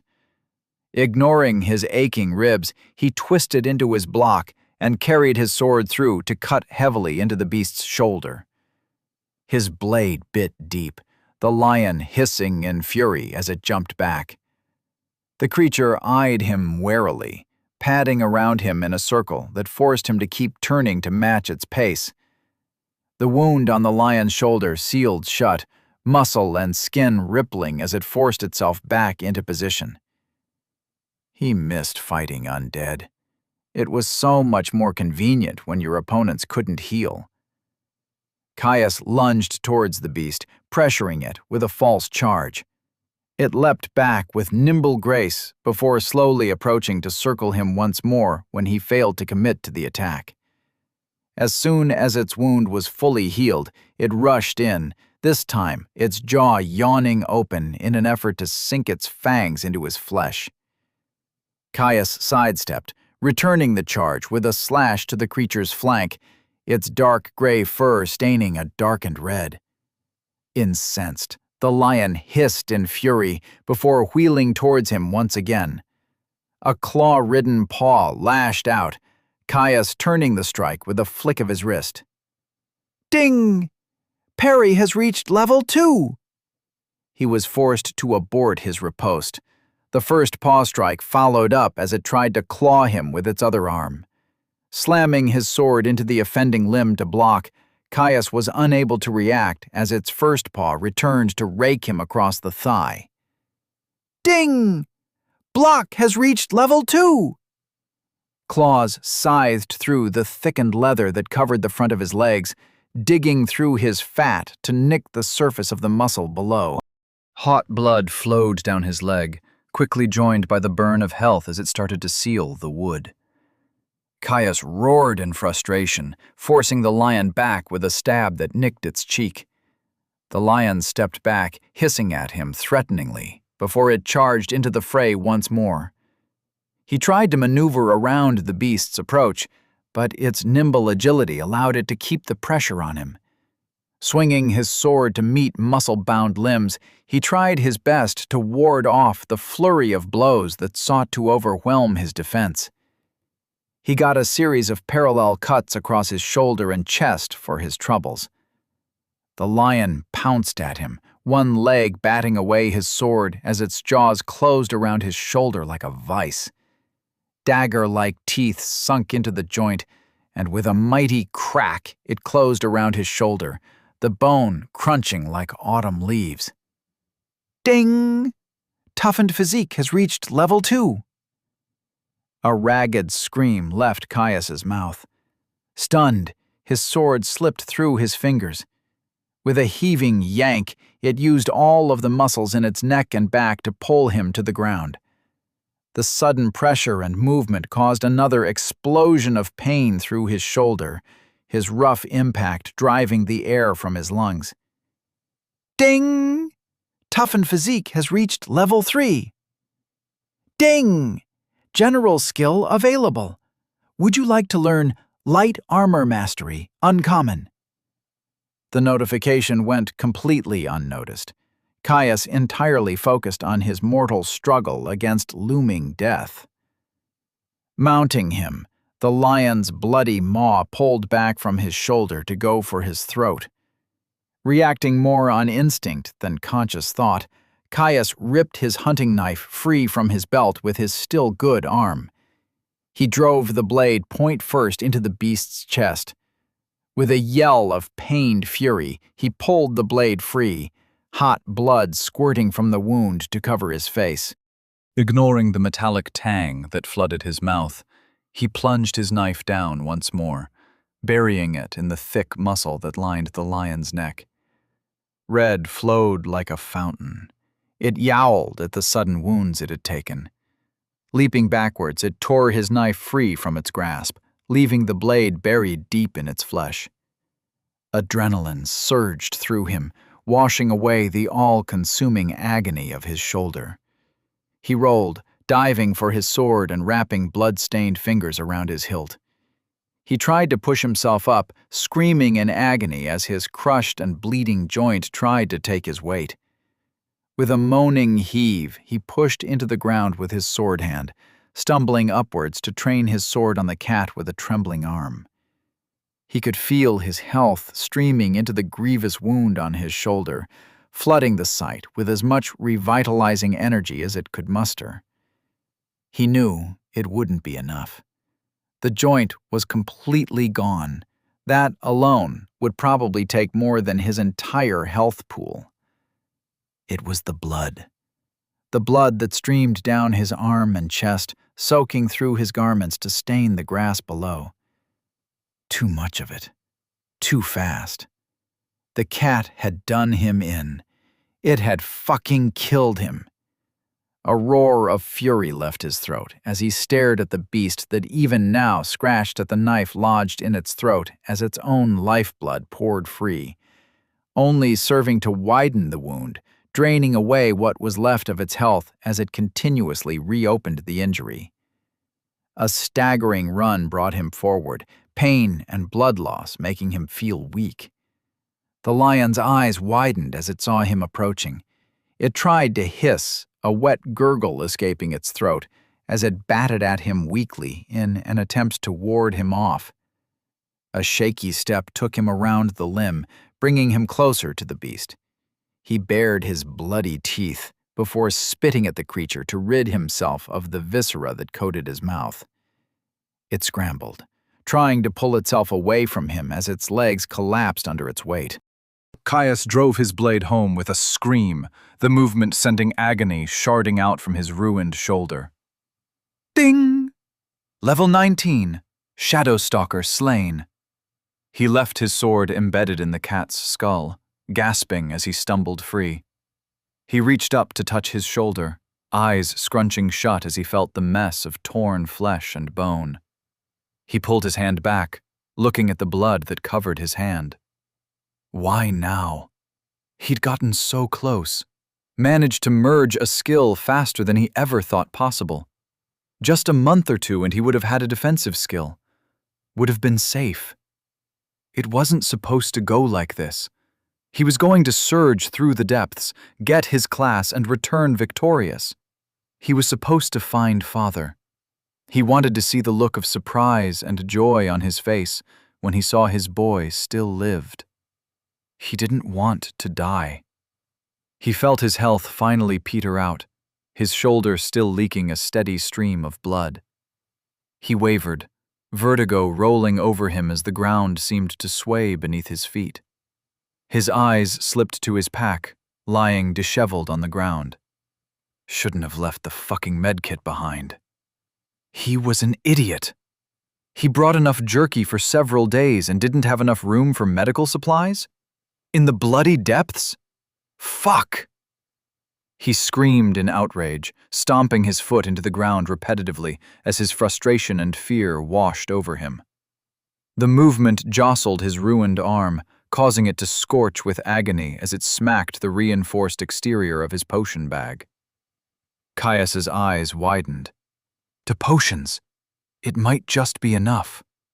A manic laugh bubbled from his lips as he scrambled at the clasp sealing the box tight, ignoring the waves of pain that protested at his movement. Ripping the container open, he fumbled for one of the rectangular vials, smearing blood over their glass exteriors. He pulled one free, quickly uncorking it with his teeth before emptying the burnt orange fluid down his waiting throat. A floral-scented heat flowed free of the bottle, tasting of berries and an impossible note of the setting sun. It ignited within him, continuous waves of energy wafting through his body, bolstering the natural welling of his health and stamina that seeped from his soul. Ding! You have imbibed a tonic, solar revitalization. He gasped, the welling energy immediately diverting to work on sealing the ravaged wound on his shoulder. With wide eyes, he brought up his resources. Resources. Health. 0/200. 2 per minute plus 15 per minute. Stamina. 163/200. 2 per minute plus 15 per minute. Mana. 120/120. 2 per minute. A brew of regeneration. Not the best for his current situation, but a significant one. It might just be enough. He'd need to help it along, though, and stem his bleeding that served the worst risk. He sat down heavily, scrambling at his buckled and laced boots with his single good arm. Ripping them free, he unbuckled his belt before tearing off his pants. Wadding up a section of exposed, heavy-duty canvas, he pressed it over his wound. The pressure brought starbursts to his eyes, tears welling up at the agony. He simply gritted his teeth and pushed harder. He had no idea how long the potion would last, and he needed to stem the bleeding before it wore off. He sat there, huddled on the ground, eyes scrunched up shut against the agony of his shoulder, feeling his flesh slowly writhe and undulate under the canvas of his pants. Hot blood soaking through the fabric, staining his hand red. For the first time in years, he prayed. To Elintir, goddess of the lost, that it was enough, that he had the luck needed to pass through this trial. He was a traveler, damn well lost, and most likely an orphan. It had to be enough for a little bit of luck. He pleaded that it was enough. He felt heavy, far, far too heavy. A ragged gasp fell out of him, his body betraying him as he fought to keep down the rising panic. It would be enough, he reassured himself. He had survived a fight against a champion. He could survive a brawl with a glorified house cat. His breath started to steady. Caius forced himself to breathe in deep through his nose, extending the inhalation over a number of seconds. He paused. After a slow breath out, he repeated the cycle, helping to pull himself together. Shit happened. He needed to get over it. The lion died, and he would most likely live now that he had consumed a tonic. It was a reminder that just because everything had gone in his favor so far, it didn't mean it always would. He was in the depths. He had to be bloody careful if he wanted to make it out of here. Literally everything down here would have a stat advantage on him, and so far he had only just barely been bridging the gap with his skills. That trend would continue. He would make it so. He had no other option. As he grew his skills, he would be safer, be able to push himself harder. But until that point, no more stupid mistakes. As his breathing slowed and his panic slowly withdrew its claws from his chest, his heartbeat steadied to a measured pace, slowing the pace of his bleed. After nearly 10 minutes of quiet contemplation, Caius stopped feeling the slowly stemming stream of blood that had been leaking free of his wounded shoulder. His attention dipped inside of himself, quickly seeing the bolstering energy of the potion of solar revitalization still burning away happily. That was good. Hopefully it would have enough juice left to at least knit his shoulder back together, if not top up his health pool once it was done. He really should look at the wound.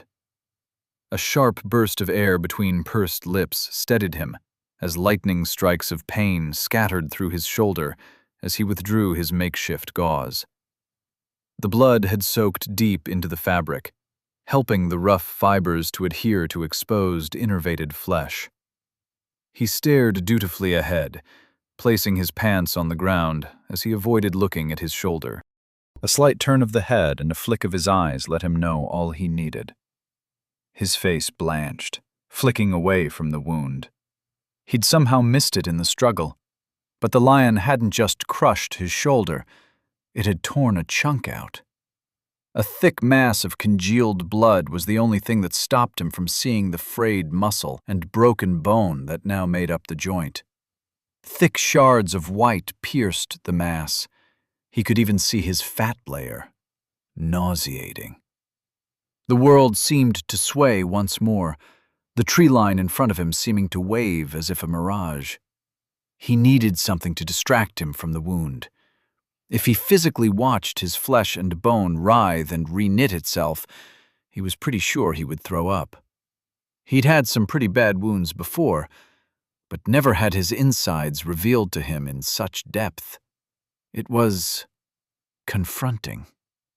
He searched his mind for a distraction, quickly finding the system notification blaring in the background. Well, at least I got something out of that, he muttered to himself. Chapter 19.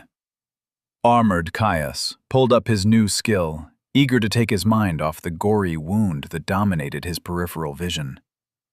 Light Armor Mastery, Level 1, Uncommon. The best defense is never getting hit in the first place. Unfortunately, it is sometimes unavoidable. Would you prefer cloth or reinforced leather when that occurs? Skill that increases the defensive efficacy of worn light armor and increases agility while wearing it. Each level slightly increases the integrity of worn light armor.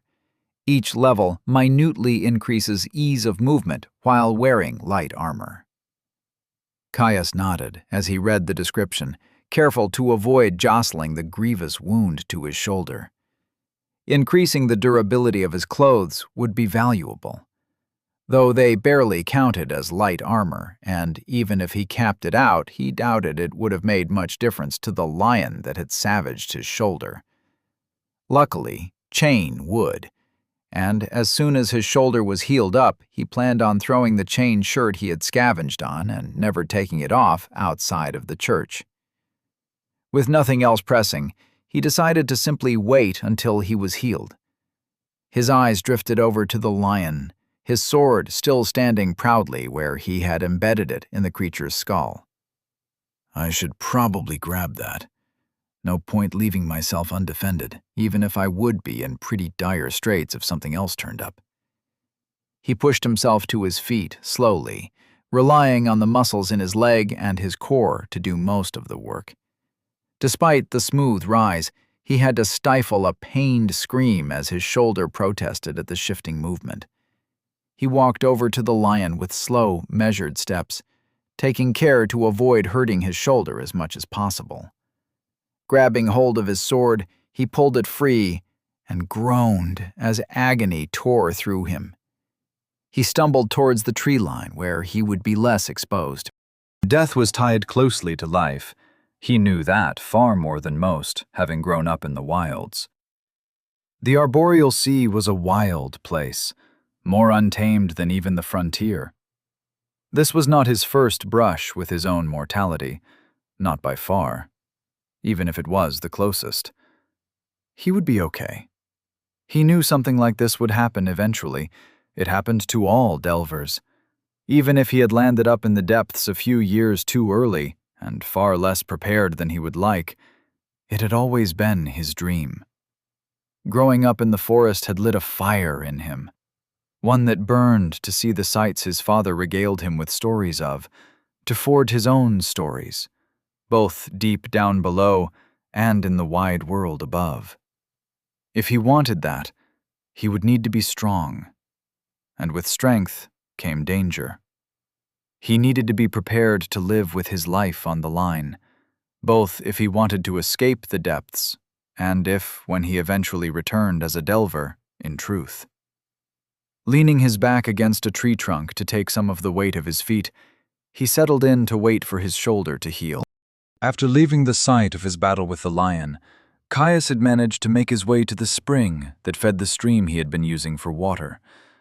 It had been a welcome respite, a way for him to wash off the blood, refill his water, and cleanse himself from the ardor of battle. The tonic he had taken during the fight had lasted him almost the whole walk to the water source, the better part of an hour. At his best guess, long enough to refill his health pool 3 times over. He slung off his bag, throwing it down roughly onto the ground beside him, his extra water skins that he had tied to its exterior sloshing from the impact. Ahead of him was another small cave that wound its way into the rock of the cavern. They seemed to be fairly frequent, as he passed them reasonably often in his journey around the cavern. This one, however, was slightly different. A small stone shack was built into the cave wall next to it, with a handful of undead lingering outside. These ones seemed fairly similar in makeup to the ones that had guarded the church, and he doubted that such a small structure would host a guardian, so he wasn't too worried. Perfect enemies to focus on a little skill training, and to help him gain medium armor mastery. He could already feel his excitement rising at the prospect. The more time he spent down here, the more he craved the violent clash of steel and the explosive growth it brought. Hurriedly unbuckling his belt, Caius reached into his pack and shrugged on the set of chainmail he had scavenged from one of the churches. It was poorly made, poorly preserved, and even more poorly fitted. While his reinforced tunic did well to prevent any chafing, the armor constricted his arms slightly and pinched horribly in the armpit. It was worth it. It was armor. He'd been lucky. The clean sightlines of the clear strip at the edge of the glade had let him see the undead far before they had seen him. It gave him time to prepare. For a moment, he considered trying a stealth approach, but the even lighting and lack of cover quickly disabused him of that idea. Free of the weight of his pack, Caius simply approached them openly. He'd decided against using a similar tactic to the one he had taken at the hunting lodge. The undead didn't really have the numbers to force him to use a fighting retreat, and a full frontal assault was much more likely to aid him in his skill growth. "It'd be quicker this way anyway," he muttered to himself, drawing his sword in a smooth motion. Setting a brisk pace towards the undead that loitered outside the cave entrance, the distance dissolved beneath his feet. As one, the group acknowledged his presence with a stiff-legged turn, vacant gazes training on him with unnerving synchronicity. As a collective, they raised their motley weapons and charged. They were garbed in a ragtag collection of armor, mostly leather with the odd bit of chain or rusted plate reinforcing their vital areas. Apart from two that were wearing helms, the armor was a bit pointless. Even a blow through the heart wouldn't slow them down. None of them had anything longer than an arming sword either, further satisfying Caius that a frontal confrontation would not put him at too much risk. They met his charge with a haphazard run of their own, weapons rising in mindless violence to meet him in a crash of cacophonous steel and whirling blades. Caius parried one of the undead, turning away its pitted mace and returning the favor by driving his sword through its face. Ding! Level 12 wretched militiaman slain. He stepped back quickly, trying to avoid being gutted by an arming sword. Swift footwork saved him from the full force of the blow, but he was unable to avoid it completely as the tip of the sword skittered along his chest. The dull blade screeched horribly as it skittered along his chain shirt. Though the chain saved him from the worst of the injury, the sheer strength of the blow still caused him to wince as it bruised his flesh.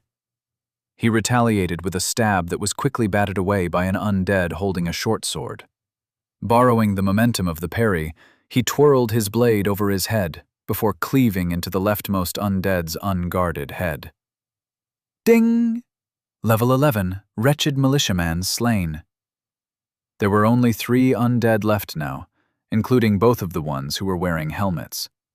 He focused his attention on the 3rd undead, holding an ancient-looking battle axe. Both of the helmeted undead stabbed towards him with their arming swords in a surprising display of unity. He parried the first thrust, but was forced to twist around the second blow, unable to bring his sword to bear in time. Its rust-spotted edge crashed along his ribs, his chainmail saving him once again from suffering anything worse than a deep bruise. Ding! Parry has reached level 3. Ding! Footwork has reached level 2. I fucking love armor, he thought to himself with a grin, spinning away from the advancing sword-wielding undead to engage the remaining monster, already bringing its axe down in a savaged chop. Caius's back stepped out of range, allowing the weight of the swing to pull the undead out of position. With its head unguarded, he slew it with ease. Ding! Level 11, wretched militiaman slain. He pulled his blade free of the creature's skull to intercept a slash from one of the remaining militiamen, the sudden movement causing a spray of black blood to trail from his sword point. Pivoting into the movement, he avoided yet another thrust from its compatriot. He lunged forwards, the failed stab having left the undead open. He took it through the eye, the open-faced helmet doing nothing to protect it from a frontal lunge. Ding! Level 13, wretched militiaman slain. Caius settled in. With only 1 undead remaining, it was time for him to enact his plan. He had a skill to earn, and he intended to get it without another unnecessary brush with death. The last undead charged him, raising its sword before bringing it down towards his unguarded head. With a flick of his sword, Caius turned the blow. Instead of flowing smoothly into a riposte, he simply reset his stance with a backstep, falling into a flexible mid-guard. Re-engaging him with a wild diagonal swing, the undead tried to cut him through the shoulder. Caius's pupils narrowed to points, still shaken from the previous injury he had taken to the joint. He clamped down on the rising feeling of concern, discarding the unhelpful panic. A smooth step took him into position, and he shifted, allowing the sword through his guard. Its point skittered harmlessly across his mail. The strike still stung, small amounts of health siphoning away to heal the quickly forming contusion the arming sword left in its wake. Ding! Footwork has reached level 3. Another slash he allowed to glance off his shoulder, while the undead's follow-up thrust cut harmlessly against the chain that defended his ribs. It tried to go for his head again, but Kaya simply parried the blow with the extra reach and power a two-handed sword gave him. Immediately, the undead tried to follow up with another heavy overhand chop. Caius decided to try something a little different. After all, he still needed to level his newest skills as often as he could. He stepped into the swing, bringing his sword up to catch the weak of the undead's blade with his strong. The edge of his blade bit into the mundane metal of his opponents, binding their blades. The force of the collision caused Caius to grunt, engaging the muscles in his legs and back to keep himself stable. His legs started to quiver, feet digging deep into the soft earth. Even holding a position of greatly favorable leverage, with 2 arms to the undead's 1, the creature's infernal strength was undeniable. It pushed down harder, Caius clenching his teeth as he fought to keep himself steady. He was at his limit. Chapter 20. Temptation. Caius's legs shook as the undead pressed down on his sword. Leverage or not, it was a bad matchup. Even at such a relatively low level, its strength clearly exceeded his own. Regardless if he needed to train his skills or not, there had to be a better way than going toe-to-toe with undead in an avenue where he held none of the advantages. A flick of his wrist disengaged their bind. Caius pivoted his blade, sending the undead's arming sword skittering down its length and away from his body. Ding! Block has reached level 3. Still a bit too risky, I think, he thought to himself as he stepped back to create some distance from the undead. Still, he would need to do it at some point, and blocking higher-level creatures with a significant strength advantage would do wonders for his skill growth. The undead charged back in, sword held ready to slash him. The dance continued unabated. He relied on his footwork, allowing a few more stinging, glancing blows that failed to penetrate his chainmail. He was careful to avoid anything that looked like it would allow the undead to connect with the full might of its strength. A simple sidestep or parry took care of those.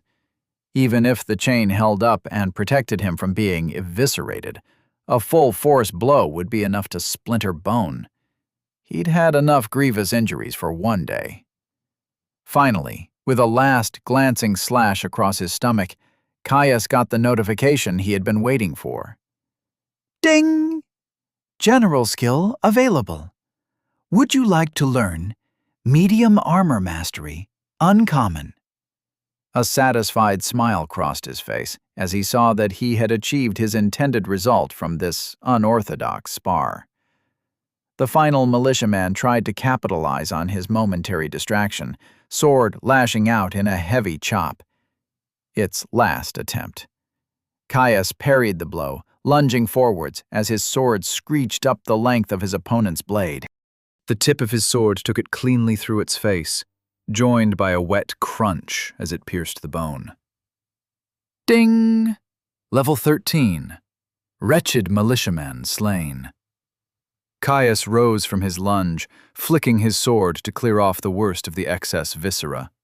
He wiped it briefly on one of the undead's shirts before returning it to its sheath. As he walked back to his pack, he pulled up his latest skills description. Medium Armor Mastery, Level 1, Uncommon. If you are too slow, too encumbered, you will get surrounded, overwhelmed. If you forego all but the slightest defense, you cannot avoid a horde. You die. Find the balance, and you might just survive. Skill that increases the defensive efficacy and maneuverability of worn medium armor. Each level slightly increases the integrity of worn medium armor. Each level minutely decreases medium armor's impact on range of motion. Caius nodded as he read the skill. Much like light armor mastery, the gains were small at first, but they added up quickly. Oh, sure, it would take plenty of levels for something like soft copper to become as tough as steel, but that didn't mean it was unnoticeable. Already he could feel the undersized chain chafing less at the pit of his arms, freeing up his movement, even if only slightly. He made a mental note of the small watch house that was adjacent to the cave entrance that carved a path away from the glade. It was a notable point of difference from its cousins that he had walked past on his circumnavigation. If he had come to know anything about the depths, points of interest such as this served as a warning and an indicator that it was worth a closer look. A short walk and a quick investigation showed nothing of note in the building itself. A small table and a shattered chair sat in front of an opening facing towards the cave, but he found no great treasures or empowered opponents to cross blades with. Whatever secrets were hiding, they were probably to be found further into the cave's depths. He burned to explore it further, the familiar itch to poke around in unusual places rearing its head again. Still, he had set himself a goal: merge his next skill to guarantee a better degree of safety, and then go gallivanting around the depths. He added the spot to his growing mental map of the underground glade and moved on. If he found nothing else of note in his exploration of the rim, it would be the first place he returned to when he was ready to move on. As Caius walked, he finally had a moment to think. He had spent a few weeks in the depths now, time enough for the omnipresent anxiety that its dangerous confines induced to lull somewhat. There was only so much he could endure before the stress of it all simply muted, hyper-awareness simply becoming his new normal. He needed to find out the fate of his father. That fact was as solid as adamant in his mind. Caius's stomach clenched as he returned to the memory of the fateful morning where father had forced him to flee, screaming at him as he had stayed behind to confront the bandits. If he'd been able to drive them off, nothing would have stopped father from searching for him. He would have followed the tracks, as his passage through the forest had been anything but measured and careful. When the trail led clear to the edge of the plateau, he would have taken the long journey down, to confirm his death at the very least. With his father's skill, it wouldn't have taken him long to discover the entrance he had fallen through. There was a chance that the portal was still simply closed, and father was merely waiting for his time. A deep frown crossed Caius's face as he considered it. Unlikely. It had been weeks, and while plenty of the various fish carcasses that had littered the ground had been fully decomposed, a few were relatively fresh. As much as it pained him to admit, the chances of his father swooping to his rescue was already razor thin, and growing more unlikely by the hour. With how vital it was that he push himself into confrontation after confrontation to fuel his growth, he couldn't waste time hyper-analyzing it. It was something that he'd have plenty of time to process when he escaped the depths. At the very least, if a bandit group moved into this area of the sea, there was no way they wouldn't try to raid the nearby villagers. That is what bandits did, after all. That gave him an avenue to look into. The people of the frontier were a rough sort. Without kingdom guards, roaming knights, or patrolled roads, they had a tendency towards their own kind of justice. No one would take bandit attacks lying down. Hell, he could already see the apoplectic rage on Holtz's face if Threefields was attacked. Caius couldn't help but smile as he remembered some of his own interactions with the short-tempered man. The head of the constabulary was harsh, and had given him more than a few choice words when he was younger. In his defense, he hadn't been quite used to the social mores expected from him when in town. They still considered him one of their own, even if he and his father only visited any given village a few times a year. They'd help him, even if just sharing what they knew. Leaving the small watch house, Caius made a good pace in his exploration, only briefly interrupted by an overly aggressive direboar that had tried its best to gore him. The beast had been far more difficult to fight than the one he had gotten the drop on in his first forays into the glade. In the open space, it had relentlessly pursued him with aggressive charges, forcing Caius to rely on a slow accumulation of glancing strikes that bled it dry.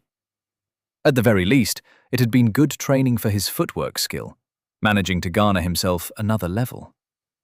He expected his meteoric growth to peter out soon. The early levels always came the fastest. As Caius came further around the gentle bend of the glade, the clean line of the cavern wall was abruptly disturbed by a pile of rough boulders erupting from the stone, having previously been occluded from his view by the dense vegetation. Caius slowed, dropping from a brisk walk to eventually stop as his eyes narrowed in on the disruption. He palmed the hilt of his sword, loosening it so that he could draw it at a moment's notice. He was still a good way off, but he had learned more than once that a moment of carelessness was all it took in the depths. Stepping deeper into the tree line, Caius dropped into an easy stalk as he approached the disruption to the monotony of his surroundings. As he approached, the boulders parted to reveal a massive cave entrance, easily 3 times his height. He flexed his fingers, hand instinctively drifting closer to his sword as he stopped dead once more. There was only one other breach in the cavern that he had seen of a similar size, the hunter's lodge on the other side of the glade, where he had faced a champion, where he had almost died. Unlike the lodge, this opening seemed to penetrate far deeper as the passage shot away from the glade. A poor angle and shadowy interior prevented him from peering deep into its contents.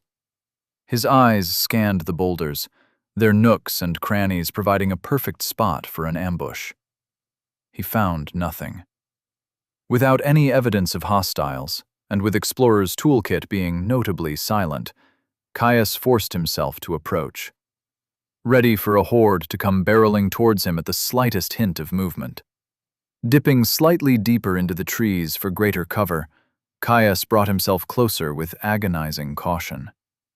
Now positioned front and center before the opening, he crouched behind a bush and peered deep into the side passage. Running deep into the rock, a sharp bend obscured its depths. Its interior was bare, only the rare stalagmite and stalactite breaking up the rough stone that formed its edges. Even in the cave proper, he saw no sign of anything living or undead. There was one thing that jumped out at him. Muddied by the light of the omnipresent moss, a soft, muted glow seemed to emanate from around the cave's bend. The only reason he even noticed it in the first place was its soft yellow color, standing out in contrast with the pale blue tint that he had grown so used to. Whatever it was, there was something down the cave. Still, with such a large opening, he doubted it was undefended. He'd be back. But for now he wanted to put a league or two behind him and make a better pace back to his camp. He readied himself to move on, still keeping himself hidden in the dense brush of the tree line in case something was watching. The wind changed. A soft, warm gust washed over him from deep within the cave. It brought with it a scent of power, electrifying and filled with notes of growth, springtime, and the breaching of roots through fertile spring soil. The scent of magic, alchemy, and natural wonders. His skin puckered, hairs rising as a cascade of sparks ran up his spine. Ding! Explorer's Toolkit has reached level 3! Explorer's Toolkit screamed at him to investigate, the tantalizing smell causing his skill to fire with mad abandon at the allure of the bait. His foot paused halfway through his next step as he stopped fast. It was bait, sure as a demon lives in the hells. Nothing that could set off a treasure sense skill with that much power would be undefended, let alone in the depths. I really shouldn't, he thought. He would have to be a moron to go in there. Even if there was something good, it wasn't going anywhere. He could return, stronger and more prepared to face down whatever horrible creature waited to rip his throat out. On the other hand, a powerful reward could change everything, even the kinds that you would find on the second layer. Fuck it. Caius turned back to the cave. Chapter 21. On the nature of curiosity and death. Caius slowly approached the cave entrance, relying on Explorer's toolkit to aid his furtive movements, as shadows subtly bent to hide his form. He had his sword drawn and ready, expecting something to jump out at him at any moment. He watched the boulders that crowded its entrance. Piled in a rough, haphazard manner, they presented plenty of nooks and crannies for any number of beasts to hide and make their dens in. Thankfully, they seemed uninhabited and provided a perfect spot for him to hide his pack as he pushed on with his reckless exploration. Caius sniffed deeply as another gust emanated from the cave. It still carried with it the indescribable scent of magic, a wave bolstering growth washing over him. More than anything, it was suffused with a sense of power. It set his heart racing, a frantic pulse that sent shooting currents of anticipation right to his fingertips. He adjusted his grip on his sword. His only other example of such blatant bait had ended up with him facing down a champion. Conventionally, he knew a pattern of one was not enough to go on. The deep tension he felt down to his bones protested otherwise. Whatever I find in here, I'm not getting it without a fight, he thought. As he approached the rear of the tunnel, it started to curve gently away from him. With his back to the soft radiance of the glade outside, a resplendent yellow glow washed over the far reaches of the cave. With each creeping step into the cavern, the scent of magic grew stronger, stoking the rising urge that emanated from his skill. The passage opened up before him, his eyes widening as he dropped deeper into his crouch and slunk closer to the cave wall. Peering around the edge, Caius looked into a sizable cavern. Compared to the truly immense one that held the glade outside, this one was admittedly tiny, maybe 100 or 200 strides in diameter, made up of craggly and jagged rock. Unlike most of the other tunnels and caves he had seen, this one was not lit up by the moss he had grown so used to. Instead, towering out of a small pool at the center of the room, there was a towering oak glowing with an internal golden light. Breath held in wonder, Caius's eyes traced up its stoat trunk, where shifting geometrics danced. At its crown, flat and broad leaves soaked the surrounding stone in a warm radiance. From a single branch, a gleaming fruit sat heavy, weighing the limb down until it was deeply bowed. Its glistening skin seemed to shimmer, colors shifting as it swirled between the brightest vermilion and the most resplendent yellow. As soon as he laid his eyes on the treasure, his heart rate quickened, mouth drying as his focus sharpened. It was only the quiet insistence of Explorer's toolkit that stopped him from rushing out to snatch the fruit. Barely a moment later, frigid fingers of ice shot up his nerves as he heard a slow, rumbling exhalation from inside the cavern. Revealing itself with the noise, Caius's gaze instantly trained on the occupant of the chamber. There, half hidden behind the bulk of the oak's trunk, was a truly momentous bear. It was nestled on its stomach, resting by the small pond that held the tree. Every few seconds he watched its chest rise and fall, the hard stone catching and amplifying the sound of its breaths. Easily outweighing even the largest of mortal bears that he had seen, the creature was clearly a beast.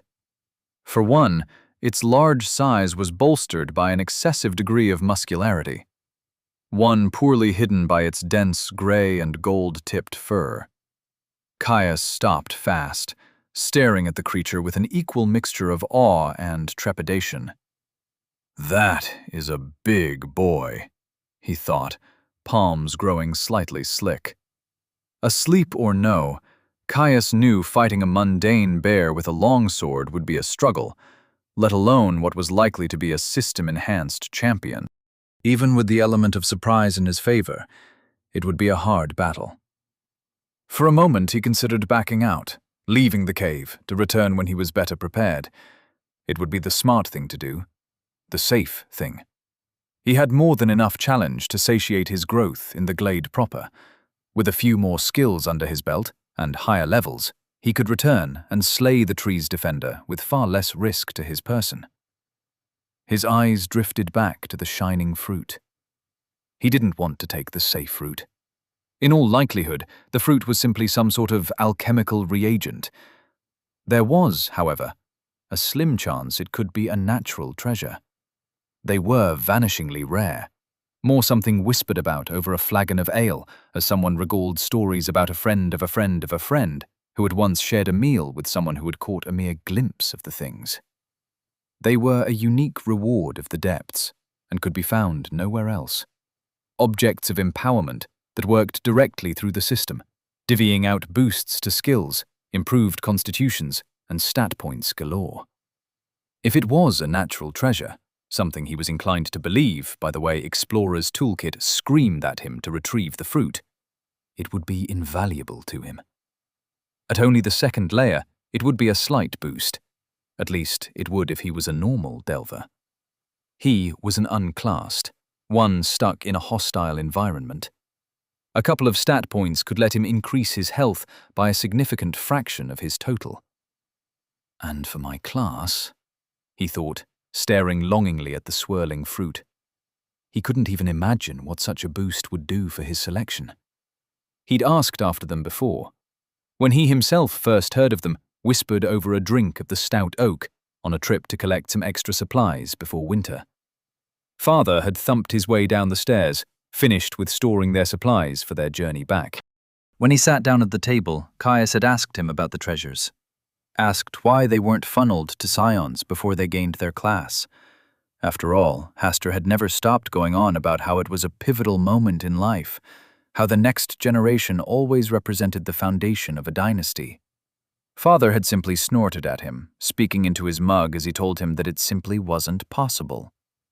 Certain benefits were denied to unclassed who had not secured them for themselves. When he had tried to press further, his father had reminded him of their conversation after the last time he had gone poking into things he had no business with. That had been enough to warn him off. Regardless, the system's restriction on supplying them to unclassed was moot if he secured it for himself. Mind set on his course of action, Caius forced himself to breathe evenly. A clench of his fists steadied the slight tremble that had settled into his arms. He could do this. It was a worthy risk. Forgettable. Caius crept into the cavern, each step taken with agonizing slowness as he forced himself to roll his weight across the ball of his foot and onto his heel. The silent intensity of the cavern ate at him, only broken by the occasional sighing breath of the sleeping champion. Every time he heard the beast breathe, his heart leapt into his chest, instincts screaming at him to burst into action. Sure that each sound was confirmation that the beast was going to awaken, to rise from its position and roar in fury of his challenge to its domain. He forced himself to keep his breathing quiet, worried that the slightest excess noise would shatter the delicate balance of his approach. Forcing his muscles to obey, he took another step closer. Slowly, stride by stride, he circled around the cavern. The constant soft pulse of luminance from the oak to his left dragged at his attention, almost begging him to look away from his target. He ignored it, his focus locked in. The pressure of his slow approach inuring him from the slightest distraction. He slackened his grip on his sword, too tight, and it would impact his swordplay. As he closed in on the rear of the beast, he had to readjust his measure of its size. He knew bears. They crowded the streams that came off the mountains every spring, This thing was far too large to be included in their number. It was too late to back out now. Despite his anxiety, the bear remained slumbering as he approached. Finally, his glacial pace brought him behind the creature. It took all of his willpower to avoid driving his sword point first into the spine of the beast. It would be a grievous blow, and would no doubt do much to disable the beast. However, it was no undead.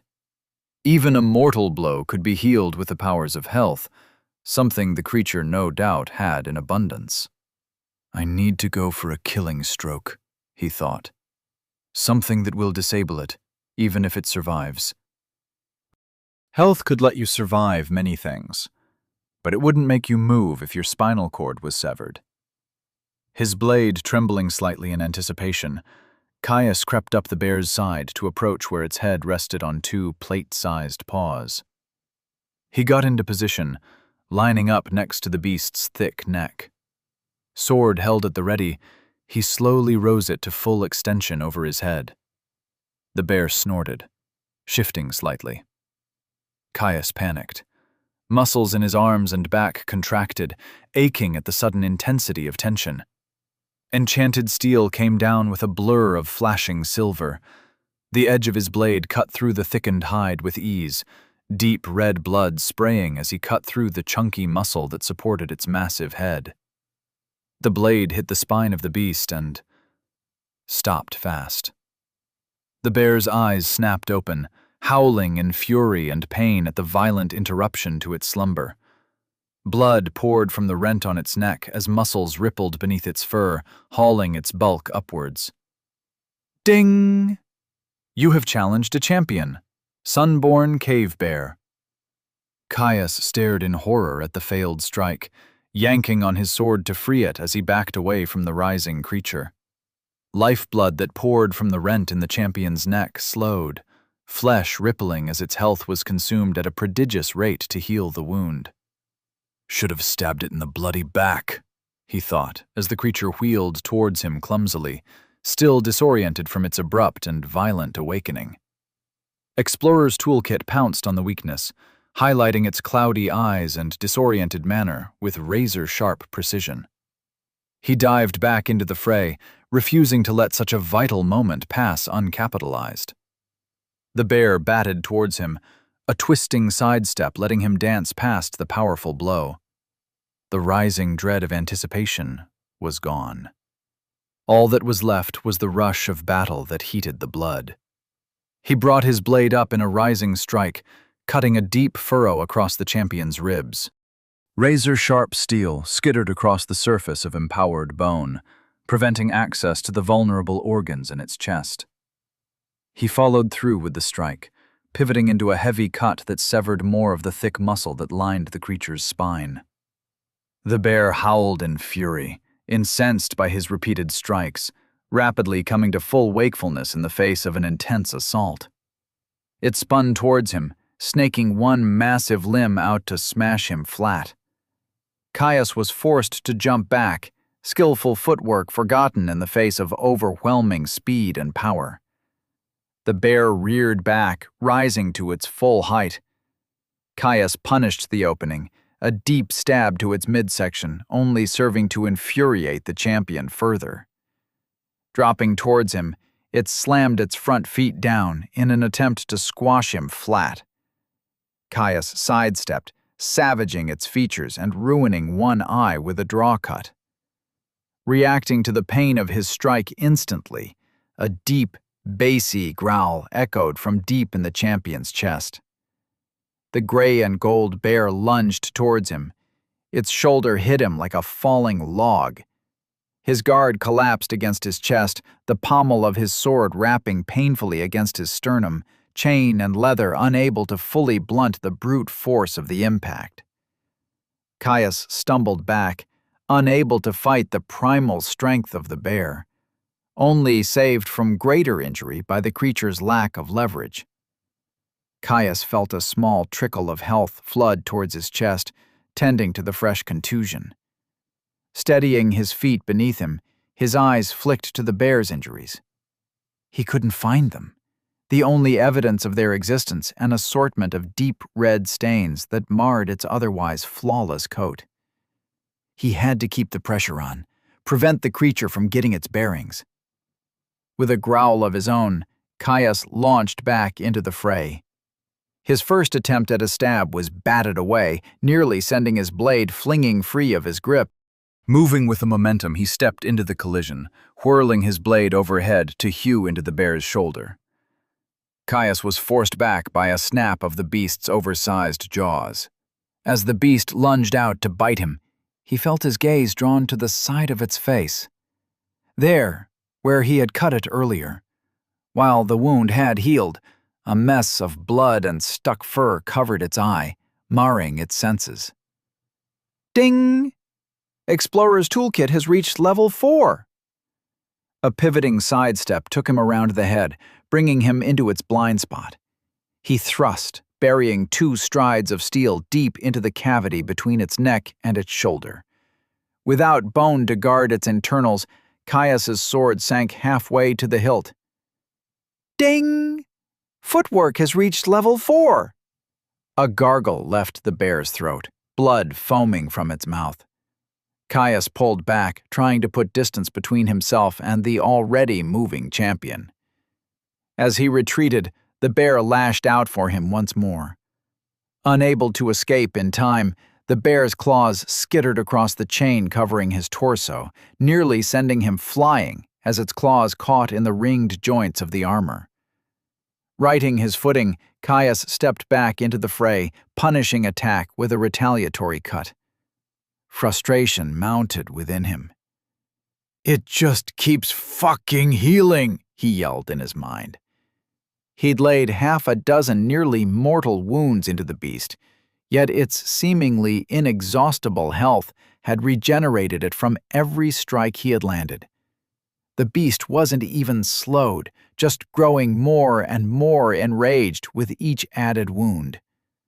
Gritting his teeth, Caius sidestepped another snap of its jaws to pressure it with a low, flowing cut to its underside. Mid-swing, the champion smashed aside his attack with one paw. The claws on its other began to glow. Icy dread shot through Caius's spine. He tried to pull back, to retreat in the face of the obvious skill. He was too slow. So fast, he only perceived it as a blur. The creature's paw came sailing towards him. Glowing with amber light, the claws a trail of glistening embers in the air. The blow smashed into his side harder than a battering ram. Something crunched. Caius's feet left the ground as the champion's paw scooped him up and sent him sailing across the cavern. Chapter 22. Champion's Might. The champion's paw lashed out with a skill-enhanced swipe, smashing into Caius's side as its claws trailed floating embers of light. Far too fast for him to react to, whatever skill the champion had used seemed to magnetize its blow to the opening in his guard. A soft gasp left Caius's lips as the air was forced from his lungs, ejected in a great exhale. His elbow smashed into the side of his ribs, a shuddering crunch resonating through his bones. Before he had time to even process the pain of the collision, he was ejected, the bear launching him to send him tumbling over the cold stone. Miraculously, more through beating and forced repetition than any intention, he maintained his grip on his sword. He landed in a heap, head rapping painfully against the cold stone. A rapid-fire series of dings sounded in his dazed mind. He struggled to focus, a deep, burning ache ratcheting through his torso as he tried and failed to get his lungs to take a breath in. Time seemed to hang. Ding! Toughened physique has reached level 4. Ding! Toughened physique has reached level 5. Ding! Light armor mastery has reached level 2. Ding! Light armor mastery has reached level 3. Ding! Medium armor mastery has reached level 2. Ding! General skill available. Would you like to learn Rooted iron stance? Unusual? A cold sweat broke out as he took in his final notification, adrenaline dumping to skyrocket his heart and bring him slamming straight back into the present. No! He all but screamed in his mind, rejecting the offered skill. He coughed, tasting blood. Health smoldered in his chest, the resource expending itself rapidly as it worked to heal broken ribs and bleeding organs. Caius grit his teeth, the heat of battle and adrenaline-filled veins allowing him to push the pain to the back of his mind. He rose to his feet. Across the cavern, the champion roared in victory, rising on its hind legs as its massive jaw hung open, a chest-rattling roar pouring forth. Caius settled back into his stance, wincing as his ribs ground together at the movement. With his free hand, he dropped to his potion pouch. They were a valuable and limited resource, but if now wasn't an appropriate time to use one, he didn't know when was. The buckle opened smoothly, and in one motion he pulled free a tonic. Uncorking it with his teeth, he poured it down his throat, the taste of sunshine forgotten in his locked focus on his opponent. Ding! You have imbibed a tonic. Solar revitalization. Caius discarded the bottle. The clattering sound of reinforced glass on stone drew the attention of the champion, who tilted its great head to watch him intently. Caius calmly rebuckled his potion pouch as the bear dropped to all fours. Dropping his hand back to his sword, he rose into a high guard. Not dead yet, you bastard, he spat out, venom and aggression flowing easily into his voice. Already he could feel the tonic working, a bolstering reserve of energy that supplemented the natural welling of regeneration from his soul, stalling out the drain to his reserves caused by his ongoing healing. The champion roared once more, settling into a loping gait as it charged him. Caius held his ground, staring down the beast with a cold fury. Leaping towards him, the bear widened its arms to catch him in a fatal grab. Caius sidestepped, ducking through his rotation to fly under its outstretched paw. He slashed, the bear's own momentum and trajectory allowing him to deliver an agonizing incision from shoulder to flank. Ding! Footwork has reached level 5. Caius's face whitened in agony as, bracing against the collision, caused his core muscles to contract around his injured ribs. He finished the cut with gritted teeth, pivoting on his front foot to face his opponent once more. The bear landed hard, howling in fury. Caius brought his sword back around for a crushing chop, his blade glancing off the creature's hip bone, cutting a jagged wound. Eyes drinking in everything he could from the bear's posture, he quickly noticed the sagging cut he had left in its side was already beginning to wriggle, flesh tightening to seal the wound. He still hadn't drained its health. The champion growled, pink spittle flying free from its clenched jaw. Spinning towards him, it rose up on its hind feet before slamming down with a snap of thumb-sized teeth. Caius whirled away, just quick enough to avoid its bite. Not quick enough, however, to avoid its follow-up swipe.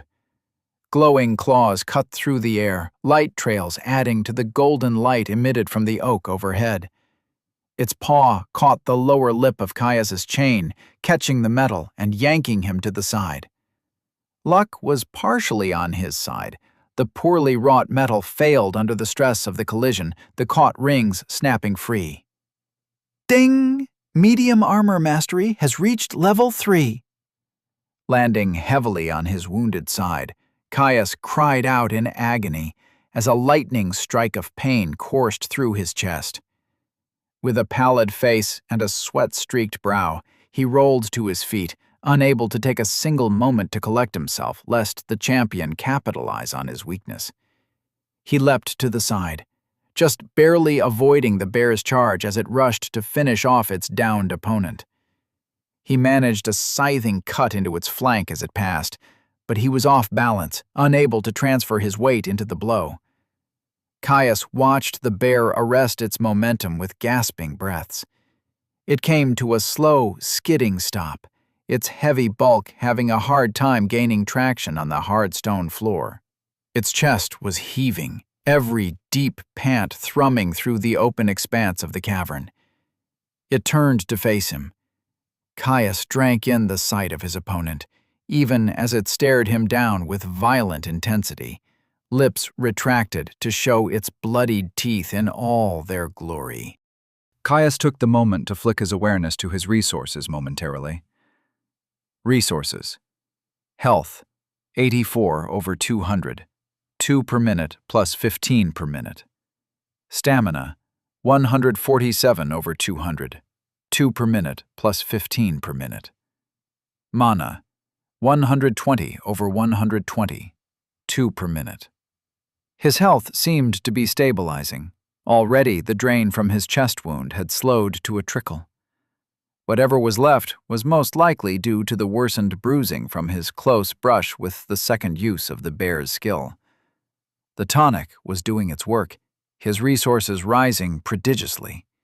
At least, that is, in comparison to their pitiful standard rate.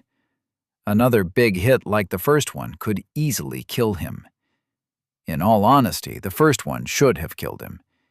If he'd had the time to react and brace into the blow, it would have broken far more than just a few ribs.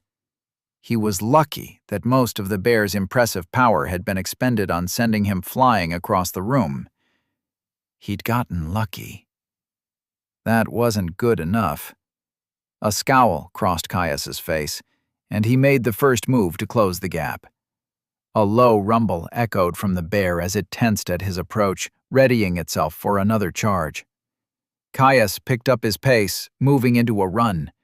The bear reacted in kind, iron-like claws scratching horribly against stone as it forced its impressive weight to move at an almost impossible-seeming speed. The gap closed. With an outstretched lunge that brought him down into a low crouch, Caius dove into a fencer's thrust. The point of his sword took it in the chest, nearly wrenching his blade free from his hand as the bear's momentum brought it barreling up its length. It wheezed in fury, paws rising to crush him beneath its bulk. Caius dove to the side, rolling away from the slam to come to his feet by its side. Before he could follow up on his initial move, the champion spun towards him with an outstretched paw, claws once again glowing with skill-infused might. Bringing his sword up with a twist to guard his shoulder, Caius just barely managed to interpose his blade with the incoming blow. Skill-enhanced claws met rune-scribed steel in a shower of sparks. He hauled against the claw. Rather than making a futile attempt to divert the blow, Caius tried to divert himself, letting his feet slide against rough stone as he pushed himself back. The blow still rattled him, every joint and bone in his arm aching from the force of the collision. Ding! Parry has reached level 4. Ding! Parry has reached level 5. Refusing to let something as mundane as stinging pain and numbing reverberation steal the moment to retaliate, Caius pivoted in his slide. His blade slipped free from the bear's paw, the deadly limb continuing its light show past his torso. A twist of his hips, and he cut deep into the neck of his opponent, a great torrent of blood falling free to join the growing pools that littered the gray stone. The bear huffed in agony, attempting to ward off another strike by rearing up to slam, the gushing wound on its neck drenching the fur on its belly. Caius rewarded the attempt with another probing stab to its undefended midsection. The thrust caused the champion to abort its slam early, yelping in pain as it snapped at him. Caius danced back, watching the wound on its neck. With a start, he realized that its wound had stopped writhing, only managing to seal itself half shut. Its health was depleted. Wait, Caius thought, staring closer at the wound even as he stepped around another furious palm strike. The healing might have drastically slowed, but it had not stopped. His eyes widened. The vitality required alone, he thought to himself in wonder. No, it must have been bolstered by a passive skill. To regenerate health so fast at such a low level. Such an investment of stats would have left it weakened in all other areas, even for an empowered depthsborn like a champion. Something that was clearly not the case. The bear roared, voice coming through strong and pure as its voice box recovered. Whatever the reason, it meant he could not rely on his usual tactic of whittling down an otherwise stronger foe, depleting their resources until they were bled dry. He needed to press the attack, to keep the pressure on the beast. A step forward and a twist took him inside the champion's guard, narrowly missing another savage bite that snapped at his arms. Now facing the beast, Caius slashed his sword. He allowed its momentum to work against it, a savage draw cut parting the flesh of its side. Volume was important now. Anything he could do to add to the burden that its monstrous regeneration was trying to heal. To his surprise, the bear kept running, creating distance as it tore off to the other side of the cavern. Before Caius could start to chase, it wheeled back around and roared in fury. It dug its claws in and charged, impressive bulk heaving against the stone as it approached him at a barreling pace. As it crossed the floor of the cavern, it left a streak of red blood that darkened under the yellow light. Caius's sword dropped behind him as he moved into a rear guard. He readied himself for another slash, hoping to go low and disable one of its legs. The bear drew close. Caius sidestepped. The bear's claws glowed. In an instant, empowered keratin bit into stone, its limbs straining against its bulk to radically change its direction. Where he would have slipped past the charge, the champion's altered movement slamming into him, one shoulder driving heavily into his sternum. It knocked the wind from his chest, his ribs shuddering as they creaked ominously. Caius fell back onto the stone, gasping mutely as his jaw worked ineffectively to draw breath. Ding! Light armor mastery has reached level 4. Leather padding or no, the blow hurt, phantom pains of his earlier injury flaring up like forgotten embers fed fresh wood. The bear reared up, slamming down towards his prone form.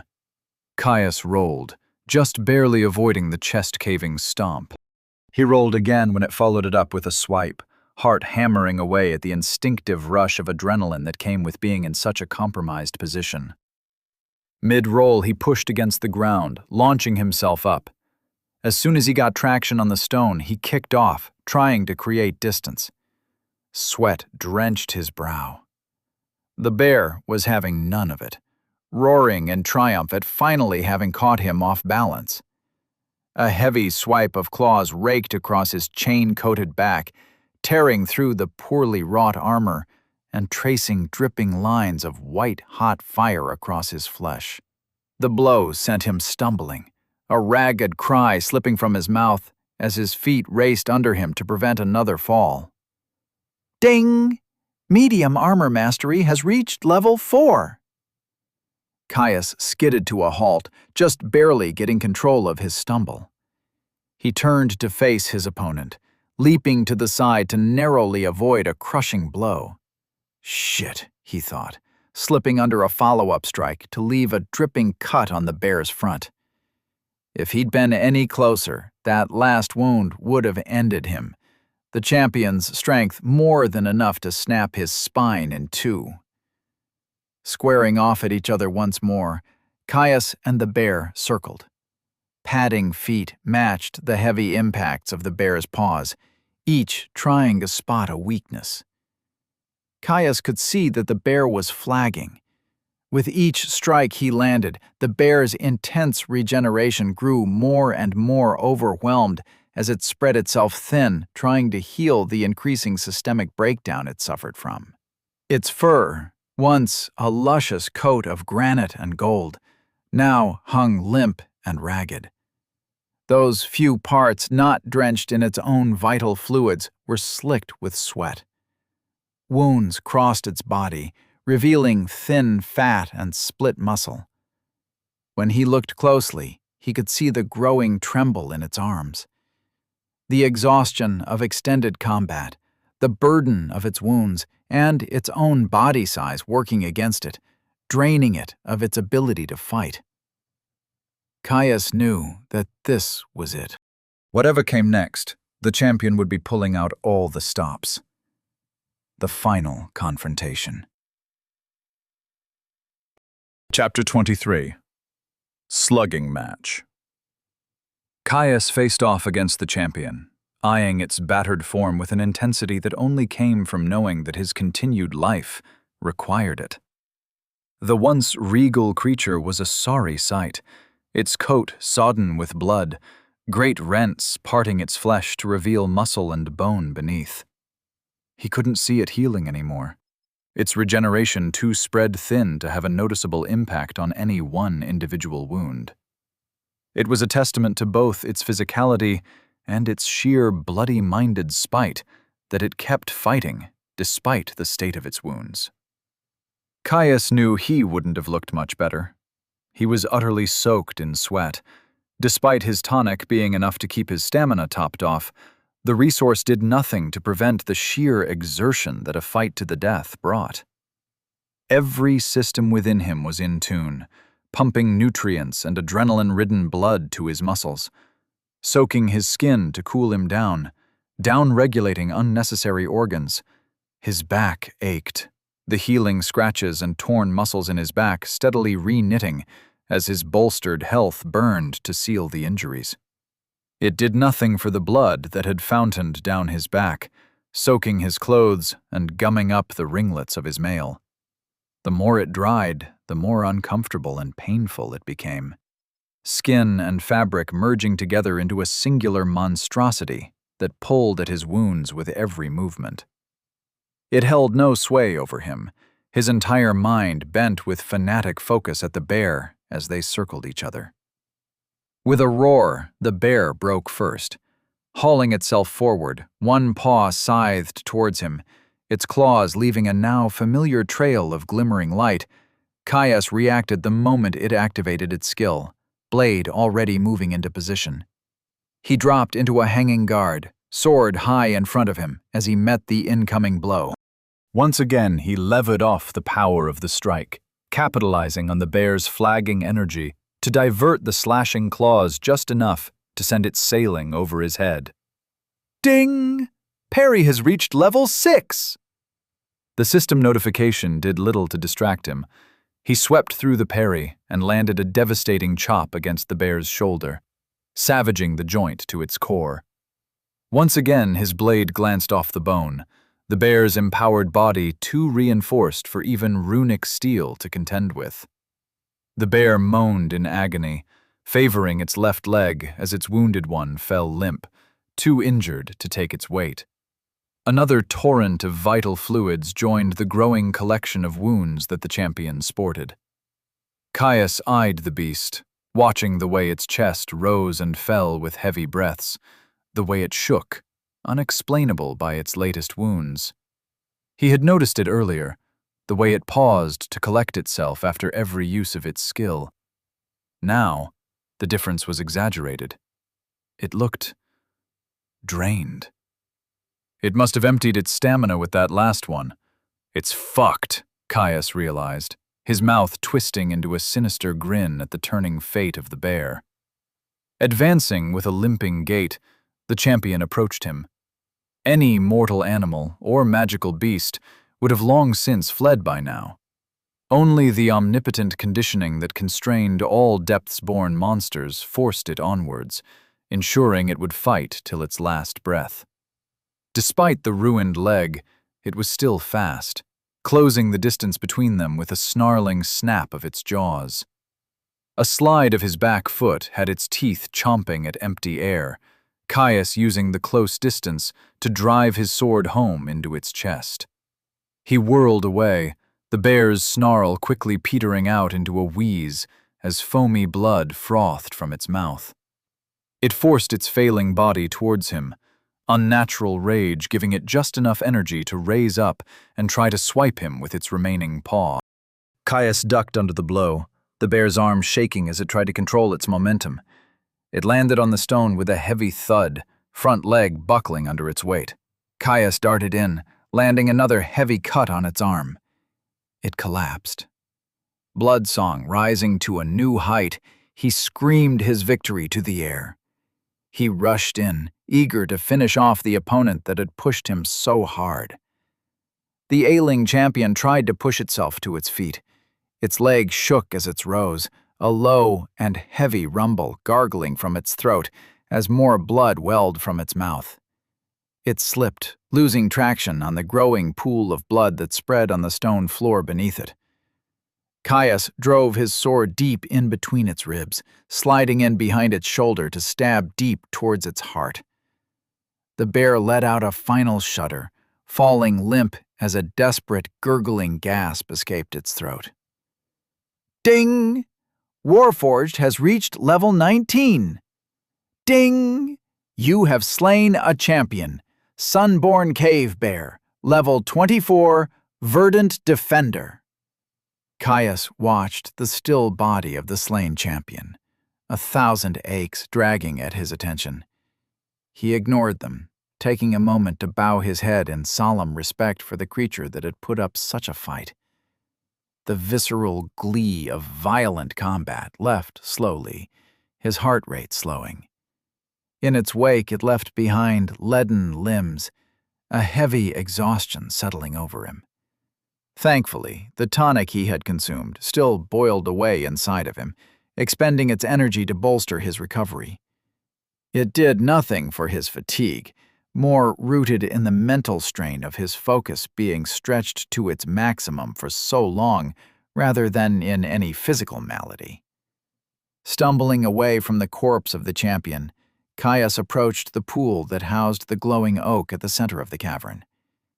He couldn't help but stare at it, soaring so high overhead. Scintillating geometrics shifted and pulsed over its bark, hanging over the scene of his battle like some ageless observer. Arriving at the pond, he collapsed to his knees, wincing at the impact.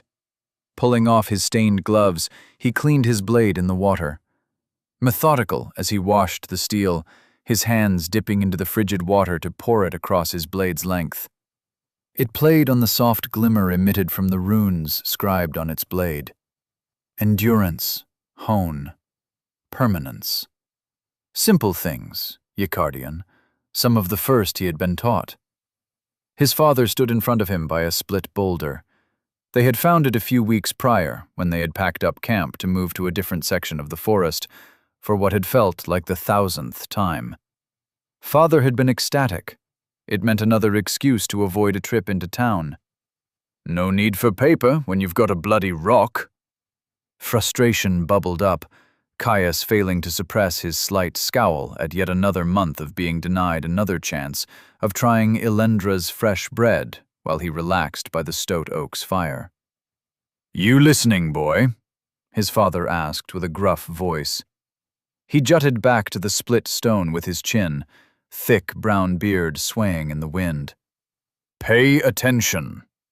He gestured to what may have well been a swirling knot of string traced out in charcoal for all he could make sense of the image. "You asked me to do this, so now we're going to commit. Or would you like more resistance training?" Father asked him with a slight grin. Caius blanched, rapidly shaking his head. "Good. Now, Yacardian is a relatively simple dialect. Strong, self-contained sigils, large vocabulary. I think it could be a good contender for you." Caius forced himself to stare at the image, regretting ever telling his father his plans for his class. It was all curving lines, with the odd, hard, straight line carving through the mess. Though it's got a messy syntax, and is pretty terrible for higher-order networks, he continued, arm sweeping to draw a pointing line at some section of the rune that was indistinguishable from the rest. "If it's bad for networks, wouldn't it be a bad choice then?" Caius asked with a furrowed brow. Father shot him a grin. It might. Or its powerful and self-contained nature could drastically simplify the process. There are other candidates, though, which is why, now that we have such a helpful writing space, we will spend the next few months here learning them. Caius groaned, sinking his head into his hands. Father simply laughed at him in response. His eyes focused, Caius shaking his head to escape the memory. He stared into the pool. A young man stared back, weary and blood-soaked. He looked tired, shaggy dark brown hair flattened into streaks with a combination of oil, sweat, and blood. His eyes were haggard, bags covering cold green orbs that held a shard of steel within them. He swiped his hands through the water, ripples wiping away the confronting sight. Need a goddamned bath, he thought as he peered down at his stained clothes. Cleaning enchantment or no, he hated the feeling of blood-soaked clothes on his skin. He eyed the pool, testing its icy temperature with his hand. I've had worse, he shrugged. Quickly stripping off his gear, Caius dived into the crystal-clear pool. He surfaced with a gasp, almost launching himself back out of the water as the cold kicked him in the chest. The once crystalline water darkened, reds and browns slowly emanating away from him. He ducked back under, scrubbing as hard as he could at his face and hair. Once he'd done the best he could, he pulled himself out, skin puckering as the air brushed his wet skin. Rapid adaptation might mean that he was basically incapable of actually suffering injury from all but the most severe mundane temperatures, but it did absolutely nothing for his comfort. He settled back down by the edge of the pool, taking his time to work out the worst of the blood and grime from his clothes. It was slow work, the stains already having worked their way deep into the fibers. At this point, I would be willing to fight another bloody champion if it meant I had a bar of soap, he grumbled to himself. As he worked the clothes, filth flowing free in great clouds to discolor the surrounding water, Caius thought back to his fight with the Guardian. Bubbling energy welled up in him at the thought of the raw fury with which the creature had pursued him. The fight had been stupid, reckless, and unnecessary, yet he was not quite sure he had ever felt so alive. I think I might be developing a bit of a problem, he thought to himself. Pretty sure most people don't feel like they've had one too many cups of japa after a fight like that.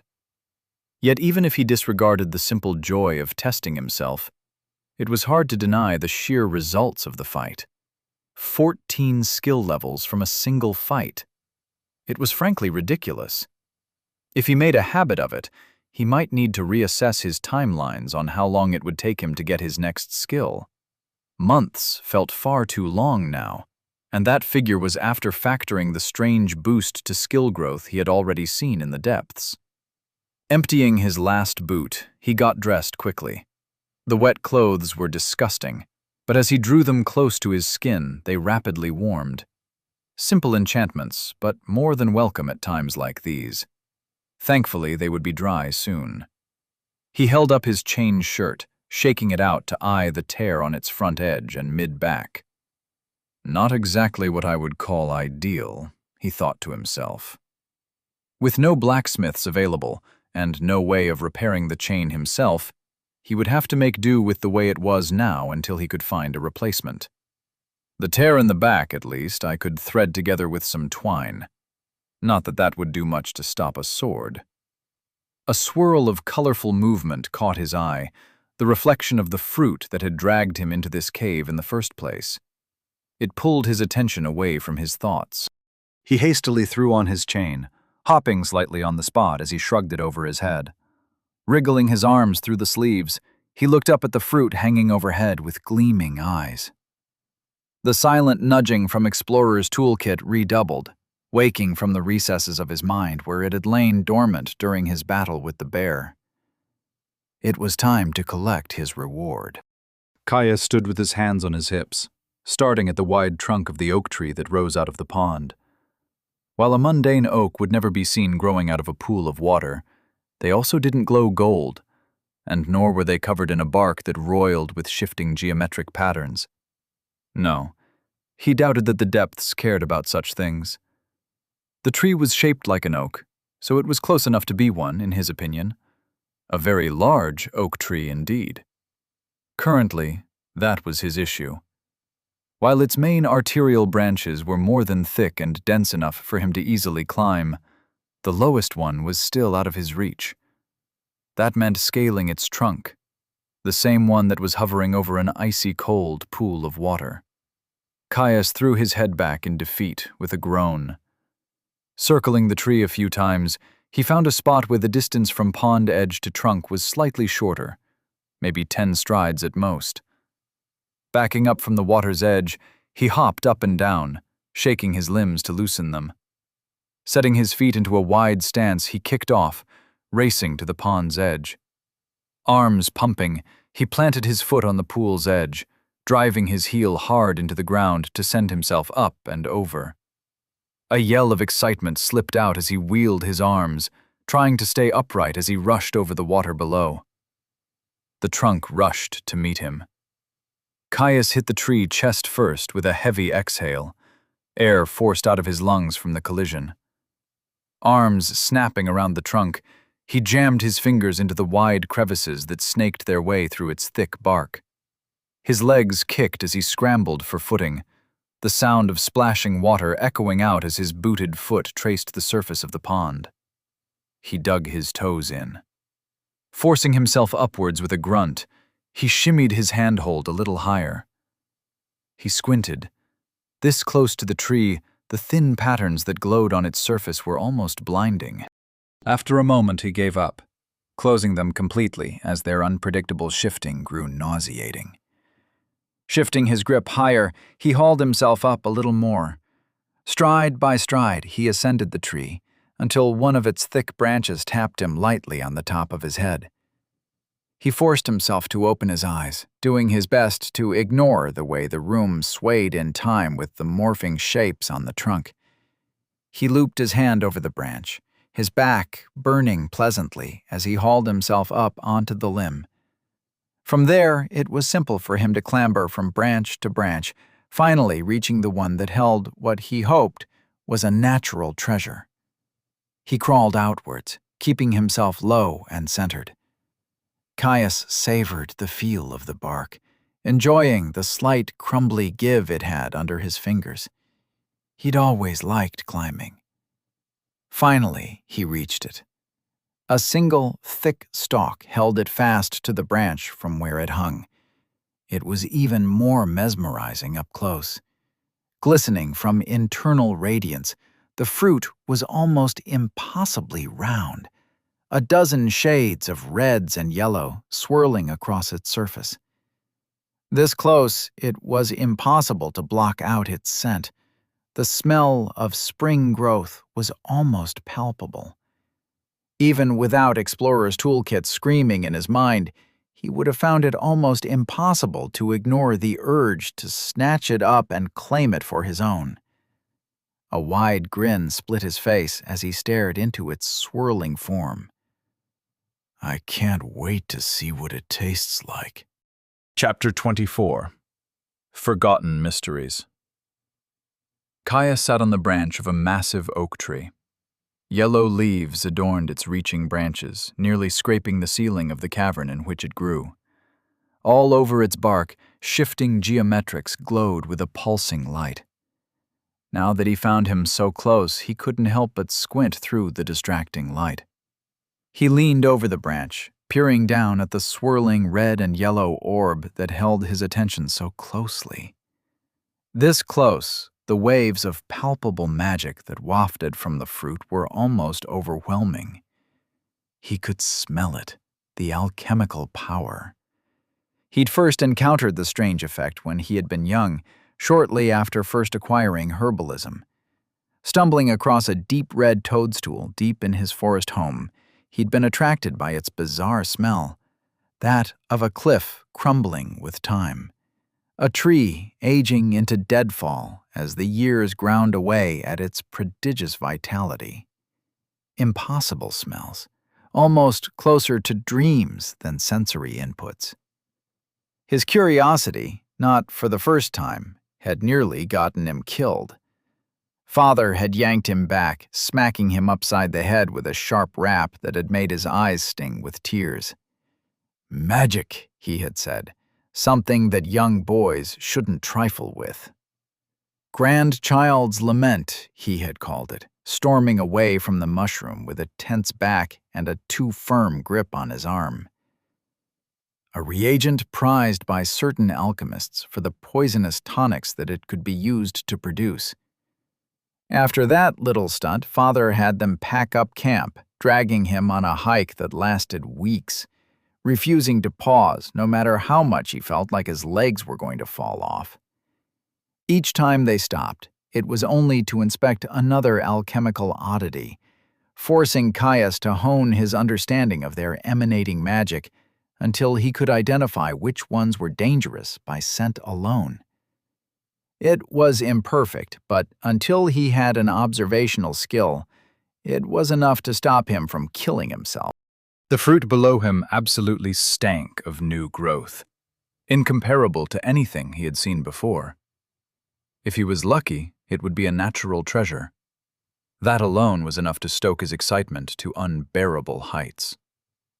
Caius pushed himself up, scooting his legs underneath him to lie across the top of the branch.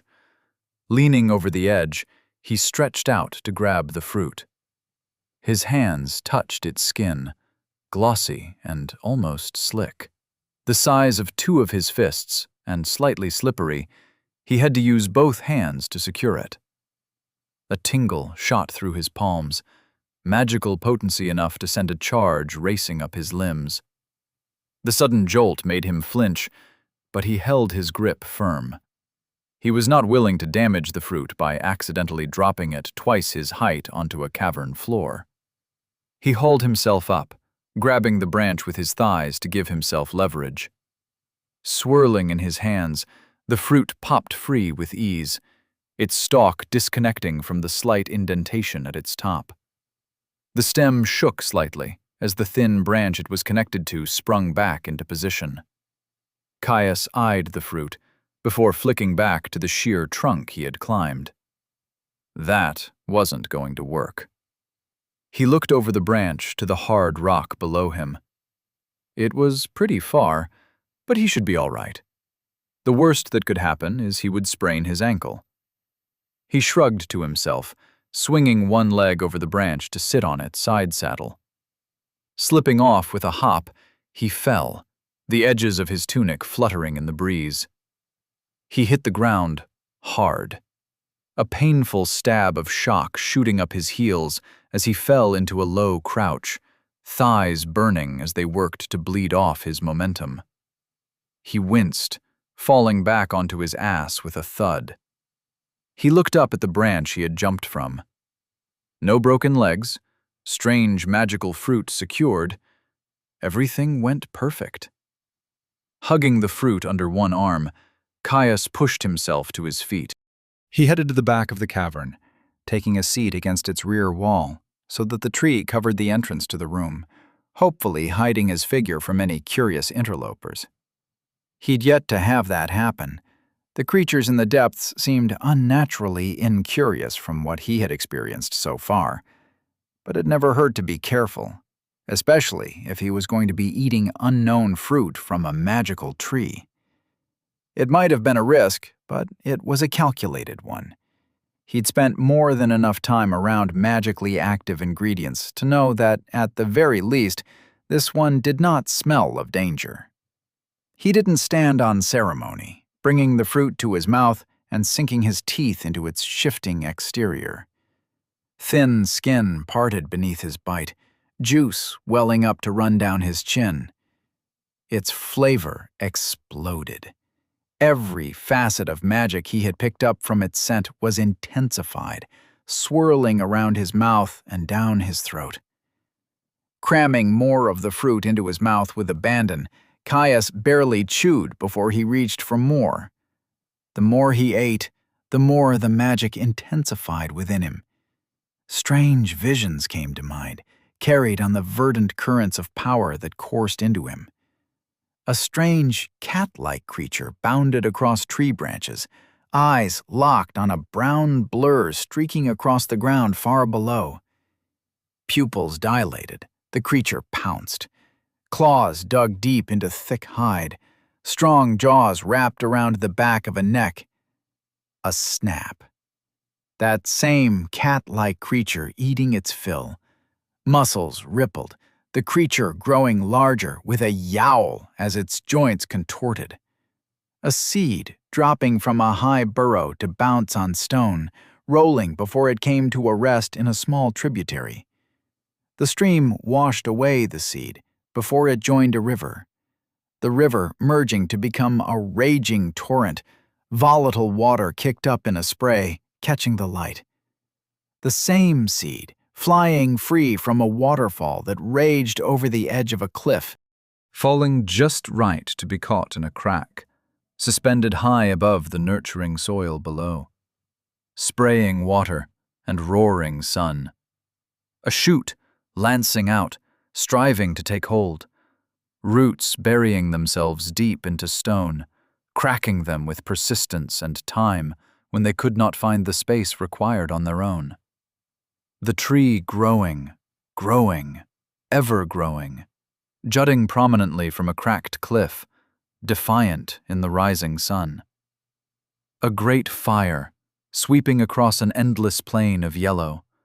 Grasses and shrubs consumed in the face of a growing inferno, howling winds of smoke and fire, driving a million lives into a furor of terror.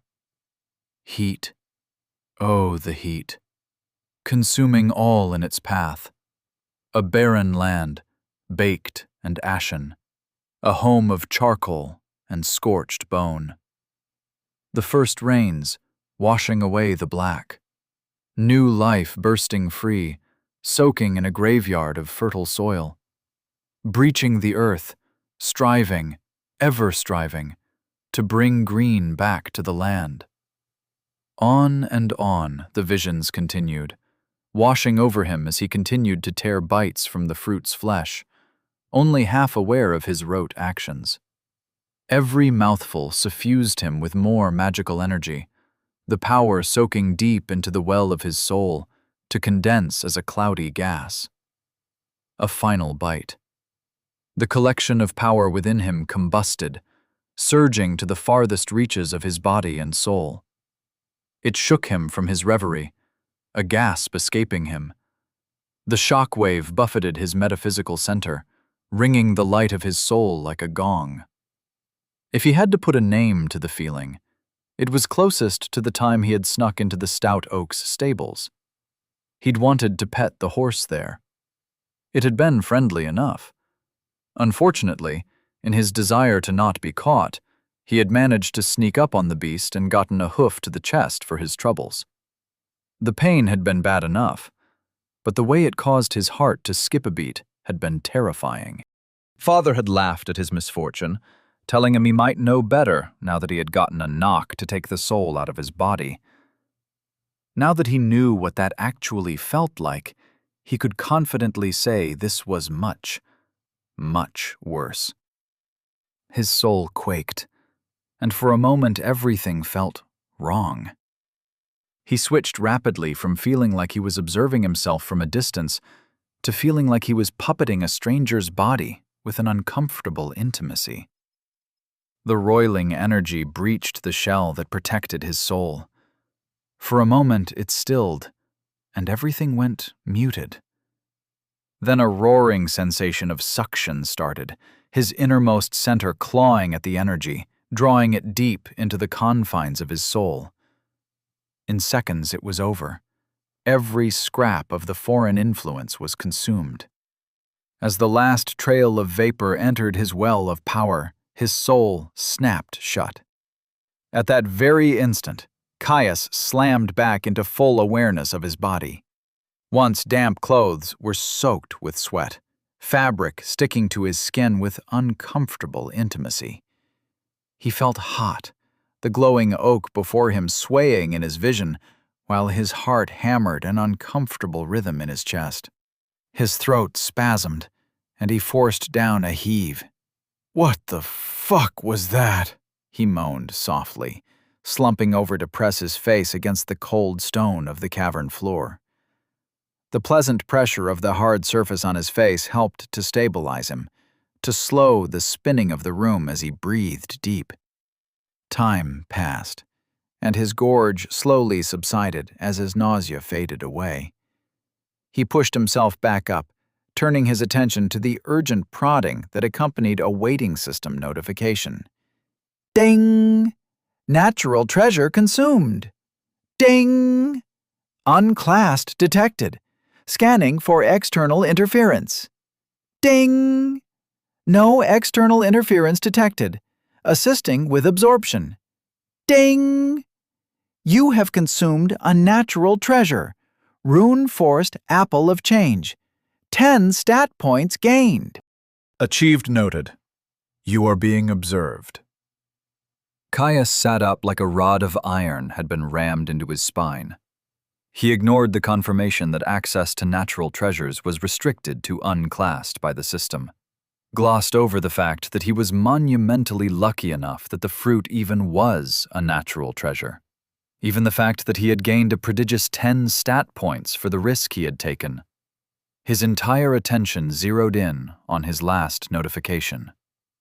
That was impossible.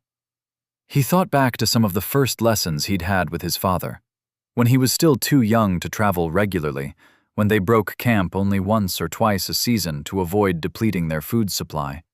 On one of their many evenings around a fire, they had been laying on their backs, watching the distant stars. He had been young then, young enough that the only thing his system displayed was his name and time, until he unlocked partial access to the full interface. Like all children, the magical construct that hovered at the back of his mind had been fascinating.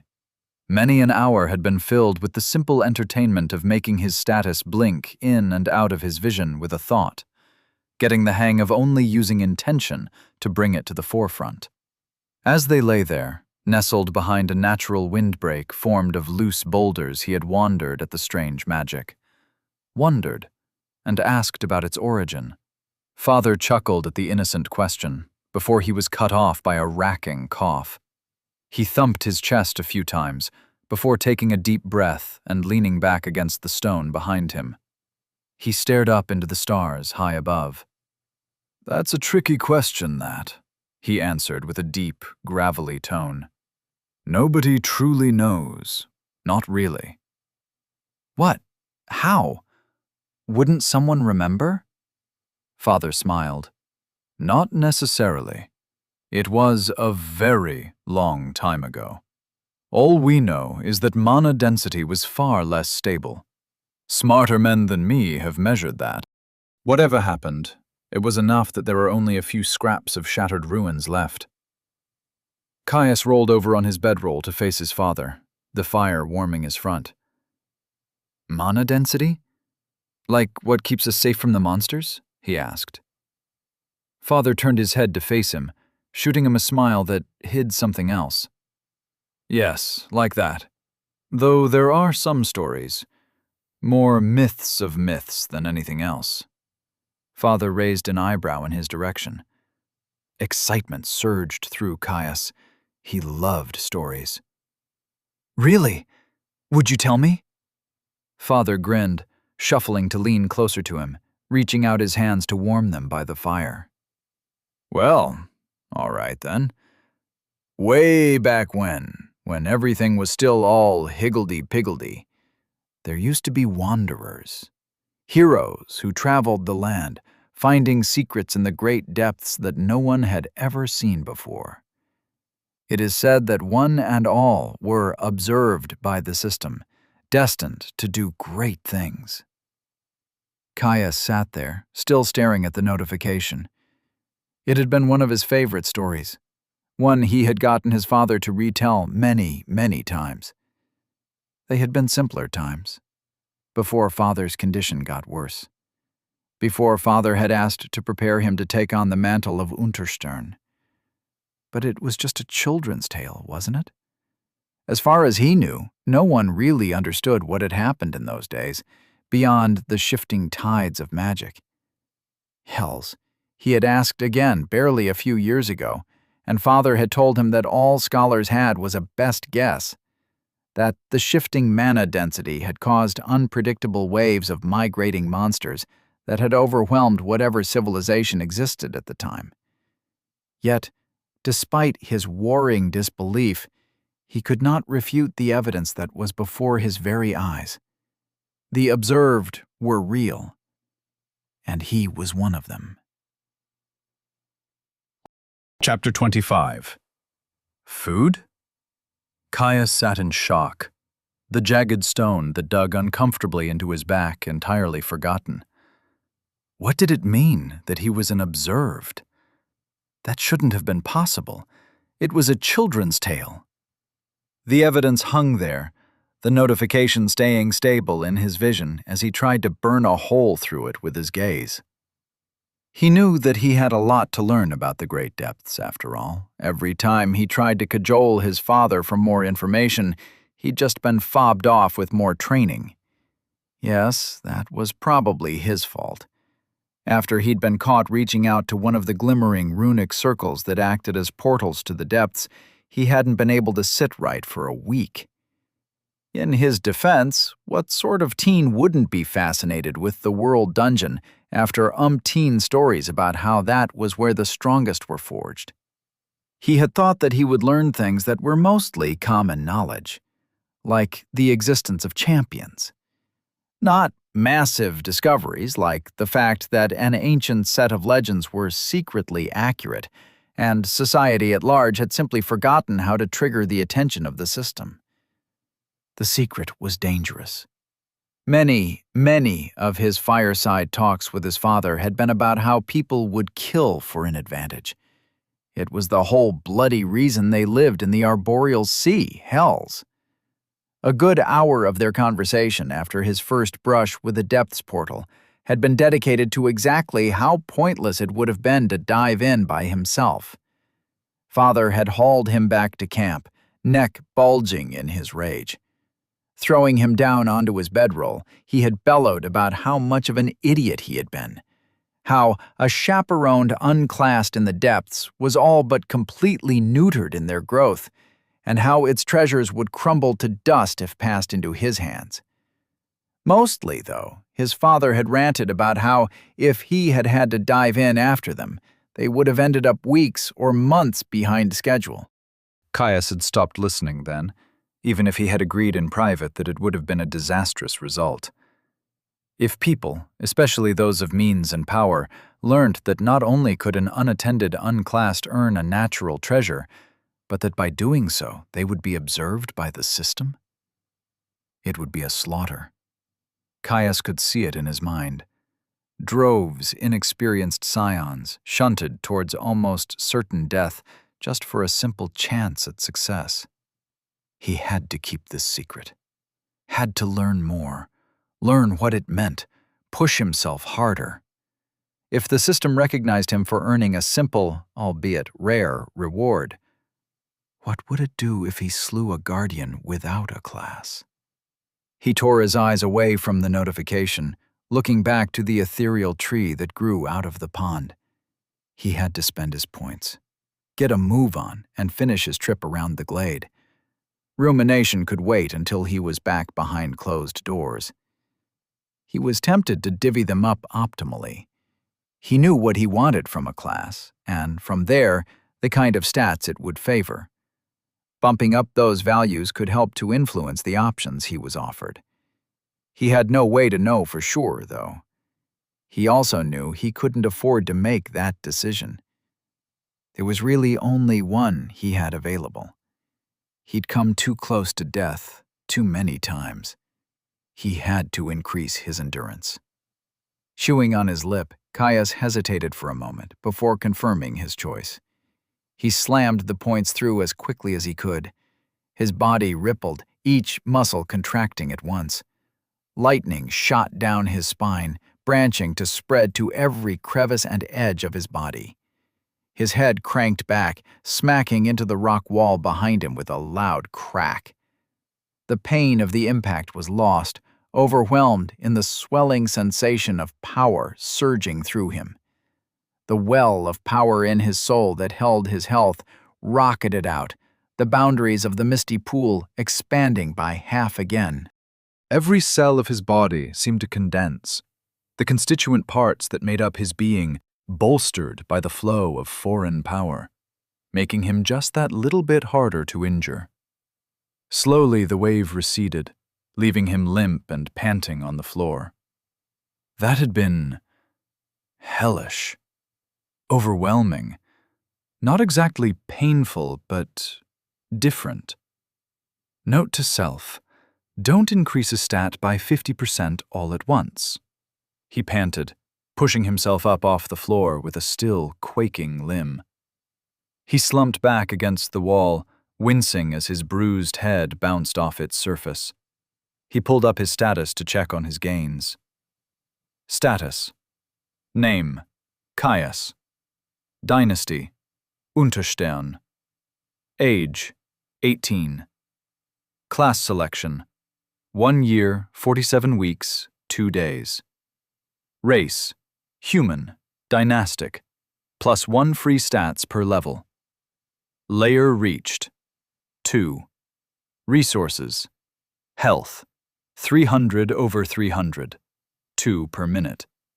Stamina, 200 over 200, 2 per minute. Mana, 120 over 120, 2 per minute. Stats: endurance, 30, vitality, 20, strength, 20, dexterity, 20, intelligence, 12, willpower, -20, stat points, 0, class skills, 0 over 10, N/A, general skills, 9 over 10, rapid adaptation, heroic, 14, warforged, unique, 19, explorer's toolkit, unusual, 4, block, common, 2, parry, common, 5, footwork, uncommon, 5, toughened physique, rare, 5, light armor mastery, uncommon, 4, medium armor mastery, uncommon, 4. Caius looked over his sheet, smiling at the gains he had made in such a short time. The increase to his health was going to be massive, and once he managed to cap out toughened physique, it would help to decrease the amount of the precious resource that he had to spend. Every scrap of health counted. He knew, deep in his bones, that he wasn't going to be able to avoid taking risks now. Both champions he had faced had provided invaluable resources. The potions he had secured from the butcher had saved his life twice over now, and the natural treasure had just given him an edge he might be able to leverage into future gains. It was always about balancing risk. That much had been a focus of a lot of his training. Being punished for messing around with strange mushrooms and portals hadn't been because it put him in danger, but because it did so for no benefit. He remembered the moment when he first learned pain resistance, the first skill he had ever learnt. Father had told him that it was a choice, that no matter how much he wanted him to take up the mantle of the dynasty, he couldn't force him. That the first few skills were a risk, one that many of his ancestors hadn't survived. It hadn't even taken him a second to agree, burying his hand into a biting nest of ants up to his wrist. He had kept it there, trembling as 1,000 stinging bugs crawled over him, not retreating until he went numb from the shock. It had been worth it. He had never regretted that decision, not even when the tortures grew more extreme over the coming years. The champions were the same. He could afford to wait until he had his next skill, but after that, he would hunt them. Their rewards might give him the edge he needed to get out of the depths alive. Caius left the cavern with the radiant oak, making sure to collect the potion bottle he had discarded mid-battle with the bear, and retrieved his pack. Setting off around the rim of the glade, Caius made what he thought was good time. Without access to the sun and stars, he had no reliable way to tell the time, but by his reckoning, he had been walking for what felt like just under half a day. That is, if he considered his forced nap after consuming a glade plum night. The cavern, which held the impressive underground woodland, was roughly circular as far as he could tell, though it was hard to make any halfway accurate measurements with the just brighter-than-twilight glow doing little to penetrate the fog of distance. He doubted that the glade was much bigger than a day's walk, though if he was wrong, he did have enough supplies to last a night. Climbing a tree to bed in safety from ground-bound predators was never fun, but he had done it often enough. Walking through the thin strip of borderland between the cavern wall and the tree line, he passed several more tunnels that wound their way into the rock. So far, only one more had shown any differences like the passage with the watch house had been. The undead defenders had been a breeze to push through. These ones had been dressed as miners, clad in rough canvas and armed with picks.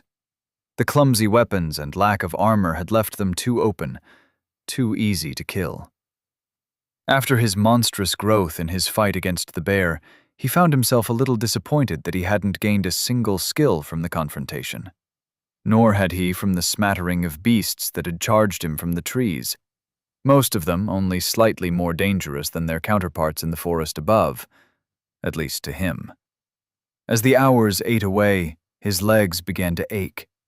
Health and stamina not enough to soothe the mundane discomforts of long travel. Finally, his eyes widened as he saw a familiar sight far off in front of him. A yawning opening in the cavern wall, a squat building made from stacked stone poking out of its entrance. The Butcher's Lodge. He picked up his pace, glad to be back in familiar territory. He should be back safe and sound in a few hours now. Luckily, he had been right on the money. By the time he arrived, it should be just about time for him to get some rest. He was exhausted. The lodge opened up to his right. The shadow-cloaked stone buildings, rotting furs, and general disrepair of the place cooled his enthusiasm. He stared at the corpse of the butcher, still laying where he had put it down in the center of the space between the buildings. Its gray, boil-ridden flesh had decayed further, undead body quickly collapsing in the preceding days without its animating magics.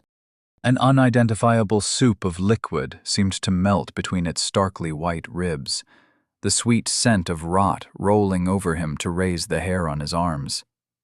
His face blanched, saliva pooling in his mouth. Snapping his gaze back to his path, Caius hurried onwards, happy to leave the grisly scene behind him as soon as possible.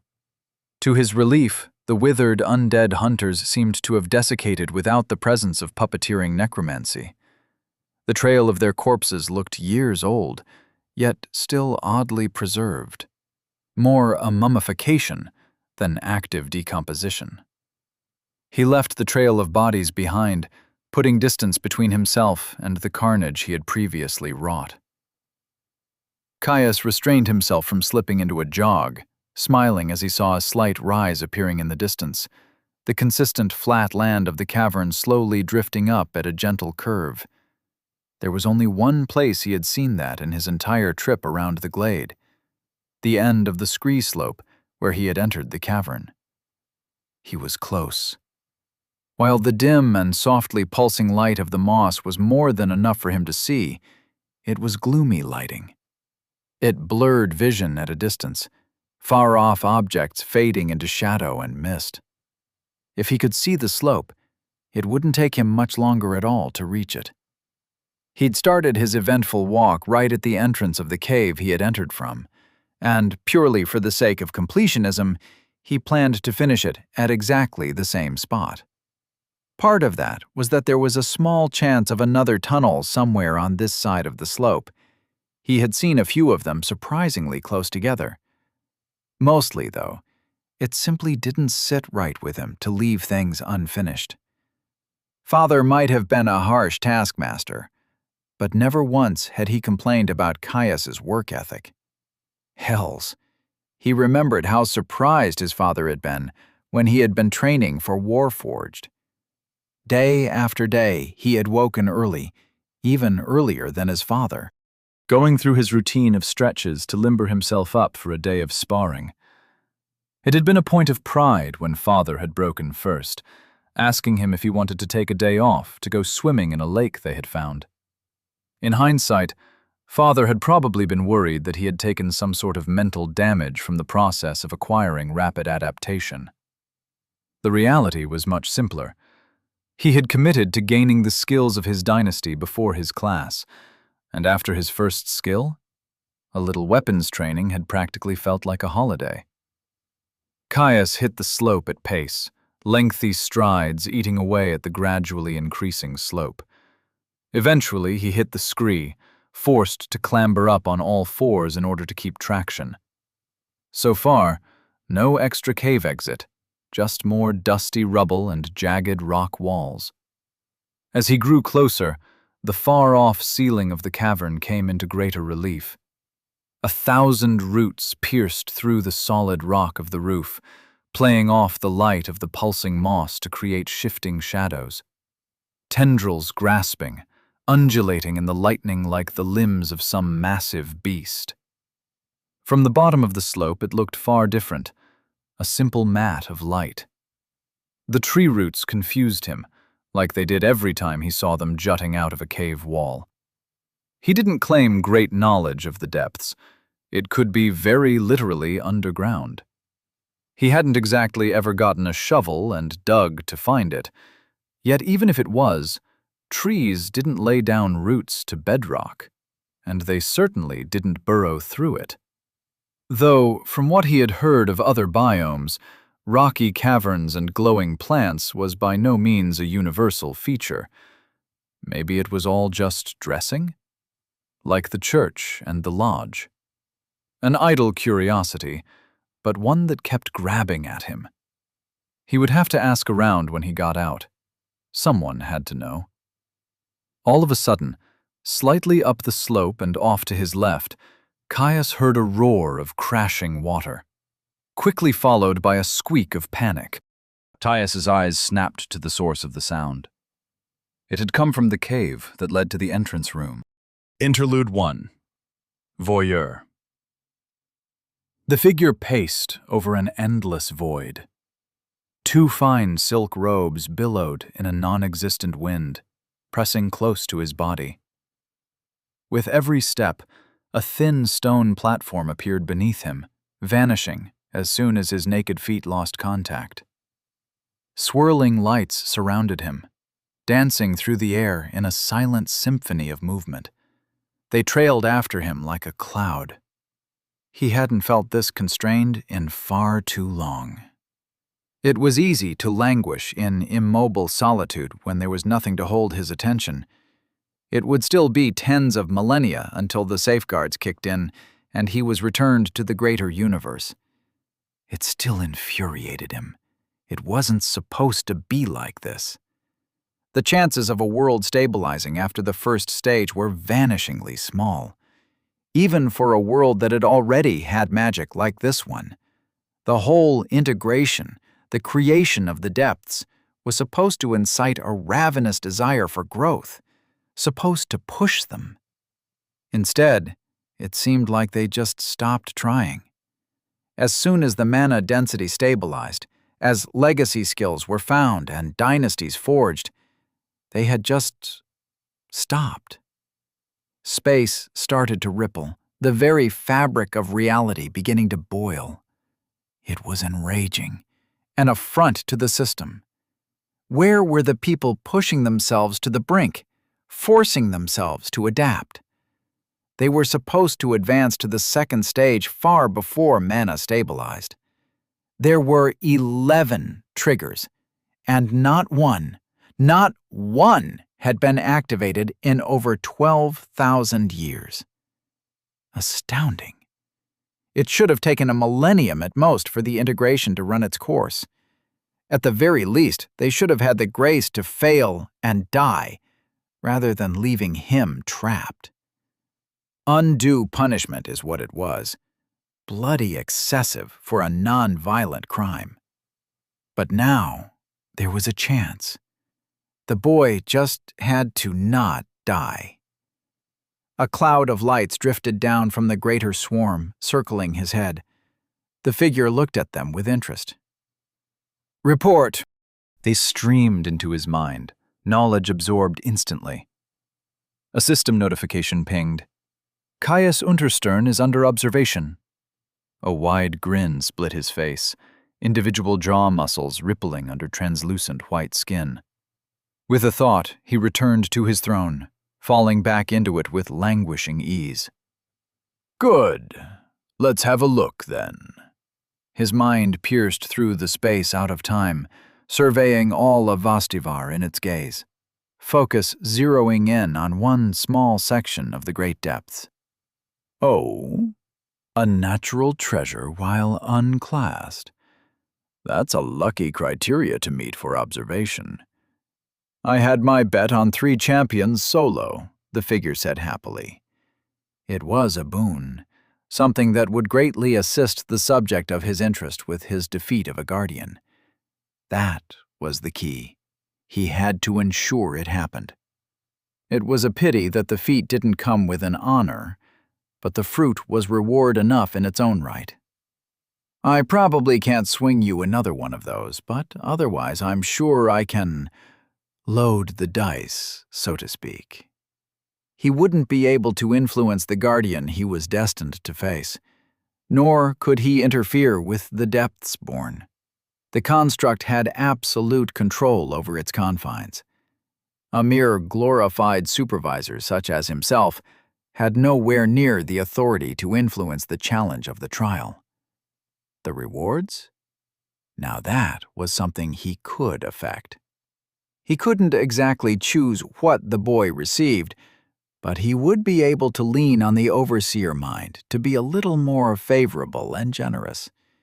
Even if it cost him 1,000 years of psi accumulation, it would be worth it. After all, if the boy failed, he would have nothing but time to cultivate it once more. Chapter 26. Attack. Badger. Friendly? The sound of crashing water echoed out across the cavern, petering off slowly as the residual noises slowly faded. Faint but unmistakable, Caius heard a squeak of panic, almost drowned out by the noise of water crashing against stone. His head snapped towards the source of the sound. It had come from up the slope, directly from the cave which led to the entrance portal that had teleported him into the depths. Whatever had triggered it definitely hadn't been a person. Maybe some startled deer had gotten itself caught in the river's currents, a lucky undertow from the waterfall pulling it into contact with the entrance. Deer meant venison. His stomach gurgled at the idea of something different to his poor attempt at boar jerky. He started salivating, imagining the gamey taste that he was so fond of. In the forest above, it was a major staple, but even with its abundance, he had never grown tired of it. He redoubled his pace, turning to scramble in the direction of the cave.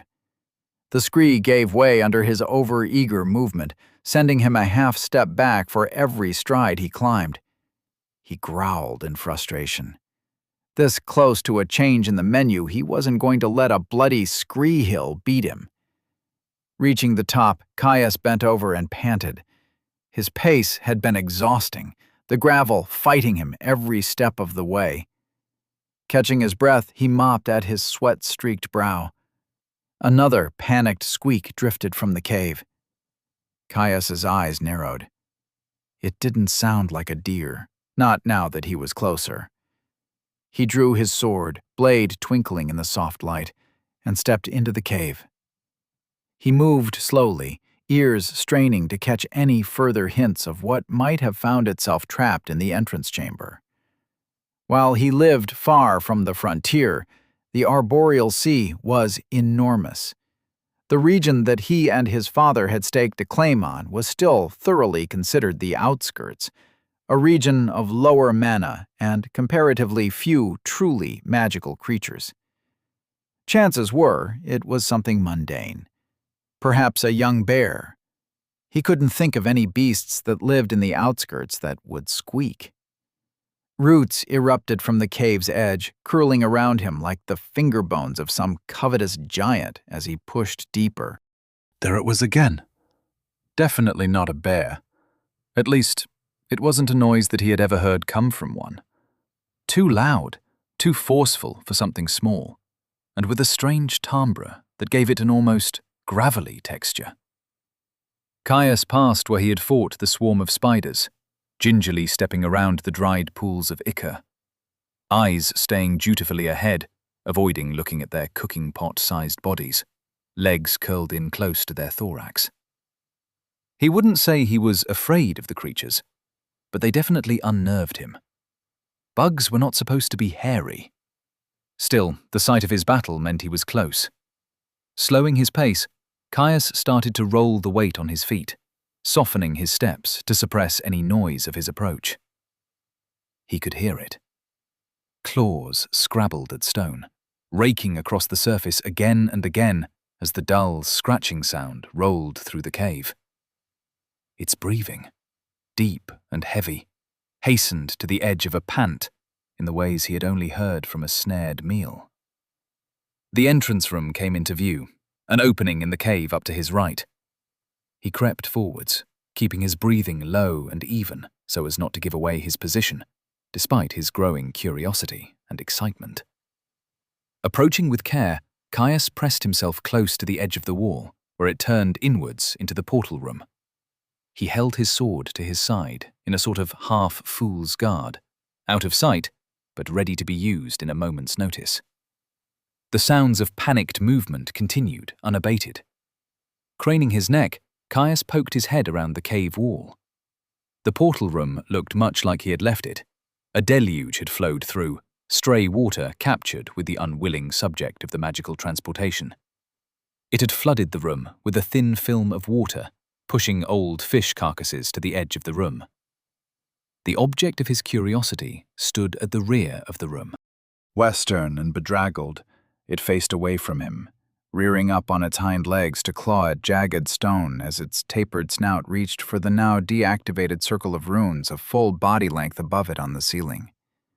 Shaped closest to a common badger, a little Malays, it was stout of leg and long of tail. Standing on its hind legs as it was easily as tall as him.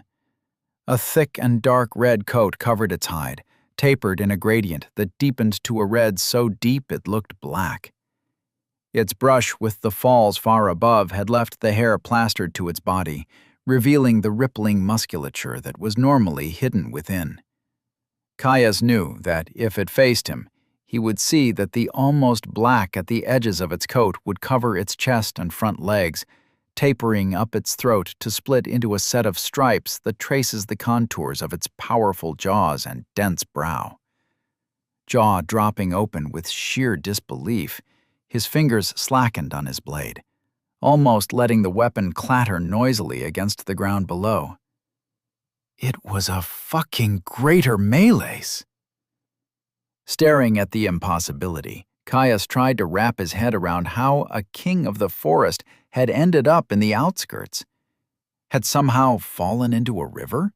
Had gotten itself trapped in the same section of the depths as him. It was small, too, far smaller than he had expected from the stories. Obviously, he had never seen one in person.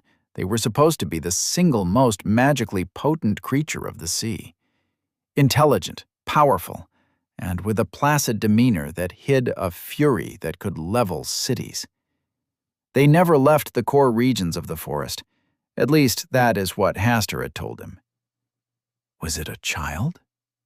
The greater Malays, apparently accepting that it wouldn't be able to climb the sheer rock wall, let out a huff and dropped to all fours. Shaking its head, it started to turn. Caius's eyebrows shot upwards, the movement jolting him out of his shock as a spike of dread that shot down his spine. Yanking his head back from the corner, he leaned back into the wall. Chest rising, he took deep breaths, his eyes staring at nothing while his thoughts raced. Killing it would be wrong, if he was even confident that he could. They were almost sacred. They were, quite literally, to some of the elven conclaves that made their homes in the deep reaches of the sea. He forced his breathing to slow, lest the noise give him away. Greater melees weren't supposed to be bloodthirsty. It wasn't a dumb animal. No greater beast was, even the young ones. He could just try to talk to it? He focused on his breathing, heart slowly slowing to make the pace of the slow rise and fall of his chest. Talking to it was probably the best idea. If it was simply a lost young one, he doubted it would be able to make it free of the depths by itself. There were rumors of greater melees rewarding travelers that had aided them in some way. Stories of strange blessings and valuable reagents handed out in abundance. Mostly stories he had heard from aging hunters in the rare times he and his father had shared their fire. If those stories held a nugget of truth, and he managed to return the young one to its den. Making up his mind, Caius nodded to himself. He would do it. With a smooth motion, he sheathed his sword, as softly as he could to avoid startling the creature. Caius could still hear it breathing, heavy pants that cut themselves short. Realizing that he probably wouldn't be able to avoid startling the daylights out of the creature, he stifled a wince. Here goes nothing, he thought. Taking a final deep breath to steady his nerves, Caius spoke out calm and steady. Ho, greater melees. I mean you no harm. The words bounced around the cave. He received no response, no longer hearing the deep breaths of the greater beast. The silence hung painfully, his unease growing with every additional moment. Head bowed as he scrunched his eyes, Caius hoped and waited for some sort of reaction. His head came back up.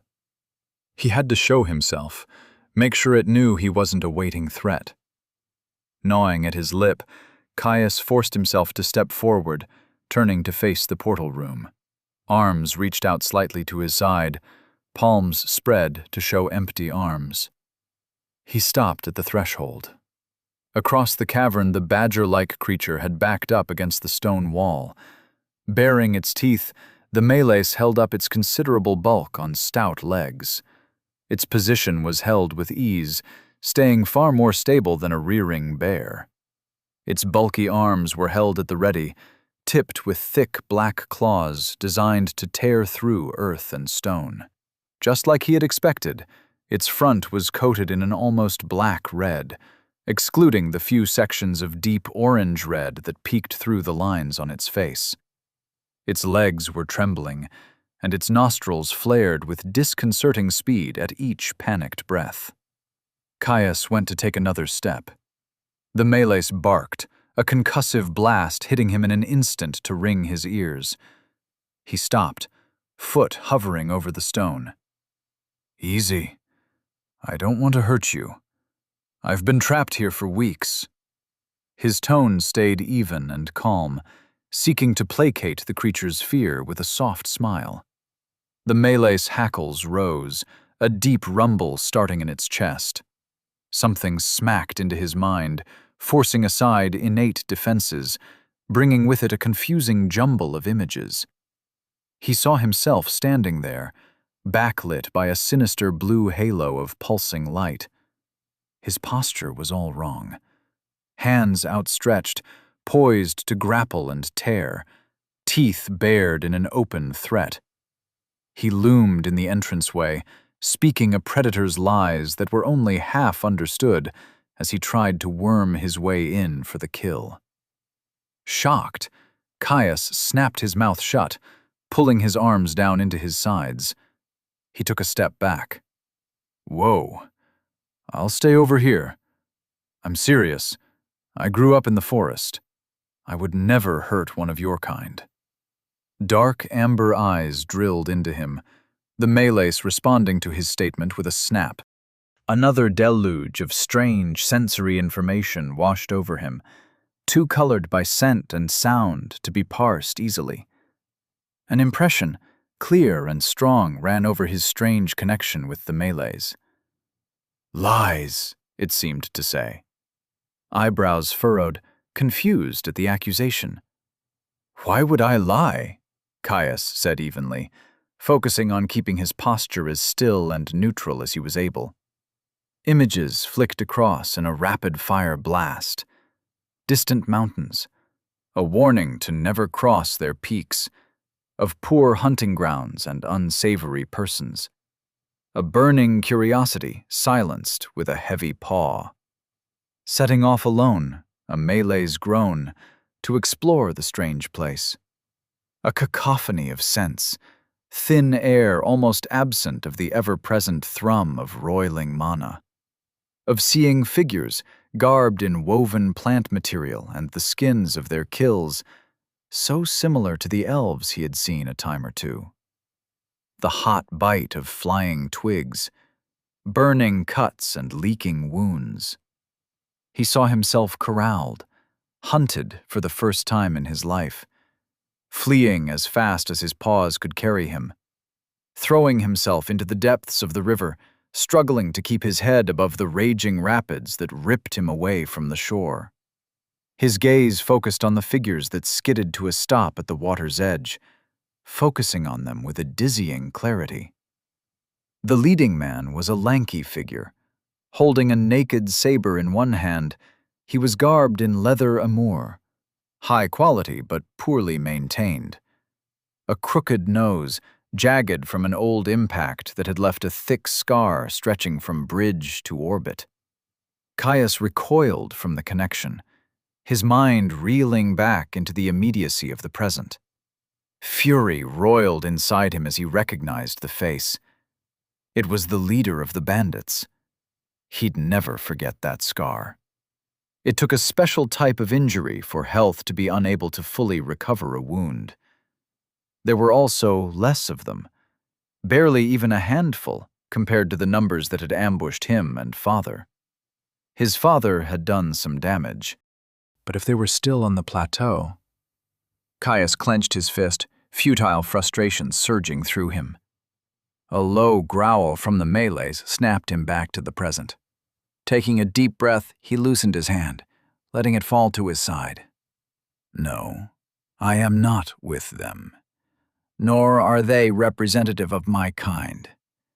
I lived on that plateau for years, and know far better than to hunt a greater Malays," Caius huffed, his shoulders slumping before looking back up to look back into amber eyes.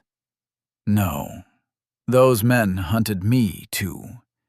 I was driven over the falls, chased off lest I let them kill me. My father stayed behind. I'm not sure if he made it." His eyes drifted downwards, burning as he thought of the potential fate of his father. The hackles of the Malays fell, its growl petering out.